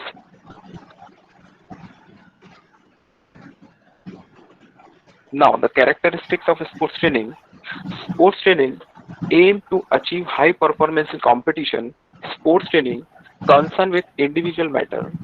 Sports training are planned and systematic process. Next, sports training are a specific process. In sports training, coach has dominating role. Optimum development of physical and psychological level of a sportsman. Sports training control daily schedule of a sportsman. And last one is sports training are a educational process. Next one.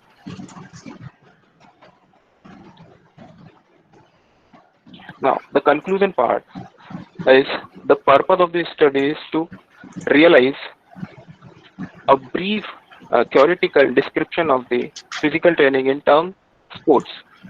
Physical training represents an interrogated and permanent process present at all times in every period of the sports training. Sports training is a systematic process extending over a long period for best result. The system of training has to base and conduct scientific facts of lines. In the conclusion, to have a better game, both in defense and attack, it is absolutely necessary the permanent improvement of general and specific physical training. Next.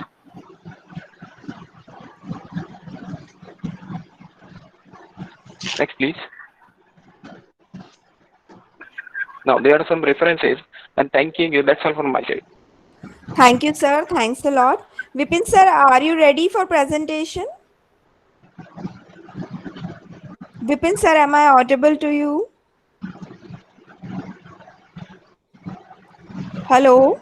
Vipin, sir, are you ready for presentation? Hello? Vipin, sir, your presentation is last presentation for our side. Saurabh, sir, are you here? Yes, madam, please process further process for the completion of that program. Okay, so Vipin, sir, if you are not going to present, so we are going to end the program. Yeah, I think there is no response. Okay. Thank you very much to all the participants and team Research Foundation of India, core committee, conference committee, convener Dr. Sarita Rana madam, Dr. Indra Dikshit madam, and all core committee Research Foundation of India, World Virtual Conference Research Foundation of India team, and special thanks to Dr. Sarita Rana madam to be host that program successful, and Professor Ajay Jain, Dr. Ashok Kumar Gupta, Dr. Indra Dikshit, Prakashini Tiwari madam जो आज हुआ madam के यहाँ पर, तो उसके लिए बहुत हमें दुख है और उसके लिए भगवान से यही कामना करते हैं कि उनके यहाँ पर जो दुख हुआ है उसको सहने की बहुत शक्ति प्रदान करें उनके परिवार वालों को. So thank you so much to be part of this particular successful international conference. Thank you. Thank you, everyone. Thanks a lot. Now we are going to end the program. Thank you, participants. Thank you, RFI. Thank you, everyone. Thank you so much, Sarita. Very good. Thank you. I would like to call Dr. Professor Ajay Jain sir, please. To be and Dr. Ashok Kumar Gupta sir if over there. So please both of them please provide some of few words about this conference. Thank you so much all participants, team RFI और आगे इस तरह के events और होने planned हैं, continuation में इस तरह के इवेंट्स और अभी होने वाले हैं. और आज की जो इंटरनेशनल कॉन्फ्रेंस थी basically dedicated to corona warriors, जो कोरोना वॉरियर्स हमारे लिए दिन रात लड़ाई करके मैदान में डटे हुए हैं, तो उनको ये डेडिकेटेड की गई थी आज की इंटरनेशनल वर्चुअल कॉन्फ्रेंस। और एक मैसेज और हम देने की कोशिश कर रहे हैं कि जो पैनिक सिचुएशन पूरे वर्ल्ड में चल रही है, हर व्यक्ति दुखी है और वो उसके मन में डर है, तो हम ये इस कॉन्फ्रेंस के माध्यम से मैसेज देना चाह रहे थे कि आपको अब निकलना पड़ेगा, जूझना पड़ेगा, लड़ना पड़ेगा और आगे बढ़ना पड़ेगा, क्योंकि समस्या इतनी जल्दी खत्म होने वाली नहीं है। तो फाइट विथ कोरोना, पॉजिटिवनेस हमारी लाइफ में हमको लाना पड़ेगा। तो ये एक मैसेज हम देना चाह रहे थे, इसीलिए हमने ये पूरा कार्यक्रम ऑर्गेनाइज किया है। तो सबको बहुत बहुत धन्यवाद। Doctor Ashok Kumar Gupta sir, doctor Saurabh Jain sir, Rana ma'am, हमारी इंदिरा दीक्षित मैम, और पूरी इंदौर की कोर कमेटी, गुजरात की कोर कमेटी, सारे इंडिया के चैप्टर्स, सभी लोगों को बहुत बहुत धन्यवाद। Thank you so much. Thank you so much. Thank you, sir. Thanks a lot. Ashok sir, are you here? Yes, sir. Also, I would like to welcome all the participants who want to be share their views for this particular conference. You are welcome. Anyone from the participants, if you want to give your feedback about the conference, you are welcome. Hi, I'm Priyanshi. I would like to thank RFI for giving me the opportunity to present my paper in this conference, and all the very best for the future workshops and webinars. And be safe and be happy all the time. Thank you so much. Thank you, madam. Same to you. Anyone? Okay, anyone else? Hello. Hello. Yes, sir. Hello. Yes, Hello. sir. I am Nagendra here. I am waiting Yes, for my sir. presentation. Could you please allow me to present my paper? Sir, did you give your presentation to RFI yesterday? Yes. Day before yesterday, I have sent. But there is no name of yours. Nagendra Hoji. Nagendra Rao Hoji. Hello. Yes. Could you hear me? Yes, sir. Sir, my paper is there with you. I already sent it day before Surely, yesterday to sir. Dr. Saro, sir. Proceed from your side. Yes, yes. Please proceed from your side, Dr. Nagendra. Okay, thank you. So nice of you. So slide is there, but if it is not there, I will be reading out. Hello. Hello. Yes. May I read out now? Is there Yes, any please. slide with you? Because the day before yesterday, I forwarded my PPT. Hello. Hello, sir. Please present your Paper. PPT Okay, from right. your. So the title of the paper is I am Nagendra Hoji, working as Assistant Professor of English at Vignan's Foundation for Science, Technology and Research, Guntur, Andhra Pradesh. So my paper topic is Unity in Diversity, Evaluation of English Language Curriculum of Private Universities in India. So curriculum is a broad area where it needs to be focused on all the processes. It needs to have contents based on needs analysis, objectives, testing materials, and teaching. All these processes go together to evaluate any kind of curriculum as a subject. So Brown in 1995, he designed a design process for English language curriculum to be taught in engineering institutions. So the issue here, research issue here is most of the language curriculum is not based on needs analysis from students. There is no uniformity of English language syllabus across various private universities. This leads to designing of syllabus by teachers sometimes who are not professionally trained to do so. This also reflects on overall training and placements of students. AICTE and the suggested curriculum. All India Council of Technical Education has proposed model curriculum to impart English language teaching to the institutions in order to its purview. There is always argument to deviate from the AICTE model curriculum. Many institutions haven't revised their language curriculum for many years. The present study intends to find out commonalities and differences in English language curriculum of 5 private universities of Andhra Pradesh, India. Further to its aims to present how far each university follow the model curriculum proposed by AICTE. and in-depth descriptive analysis has been carried out to find out similarities and differences in English language syllabus of the 5 private universities in comparison with the AICTE model of curriculum. It was found that results and findings and discussions.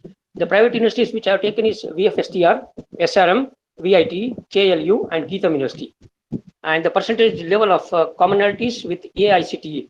VFSTR has 90%, SRM has 80%, VIT has 80%, KLU has 70%, Geetham has 75%.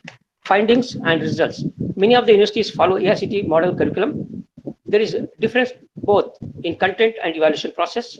Some universities still follow memory-based evaluation patterns. There is less focus to be speaking skills given in a few universities. So, conclusion of the topic, there is a need to revise syllabus every year. The syllabus revision should be based on students' academic and professional needs. Learners' learning style should be taken into considerations to design materials for teaching. Reference Brown TD 1995, The Elements of Language Curriculum, a Systematic Approach, Program Development. Boston, Hindley and Hindley Publications. Thank you, sir. This is my topic and presentation. Thank you, sir. Thank you. Very nice, informative information. Thanks a lot, sir. I have to rush fast. Thank you. Okay. Thank you, sir. Thanks a lot. Thank you so much, Dr. Saurabh. Thank you. Thank you. Yeah, thank you, sir. Thank you, Nagenji. Thank you. Thank you. So nice, sir. Thank you.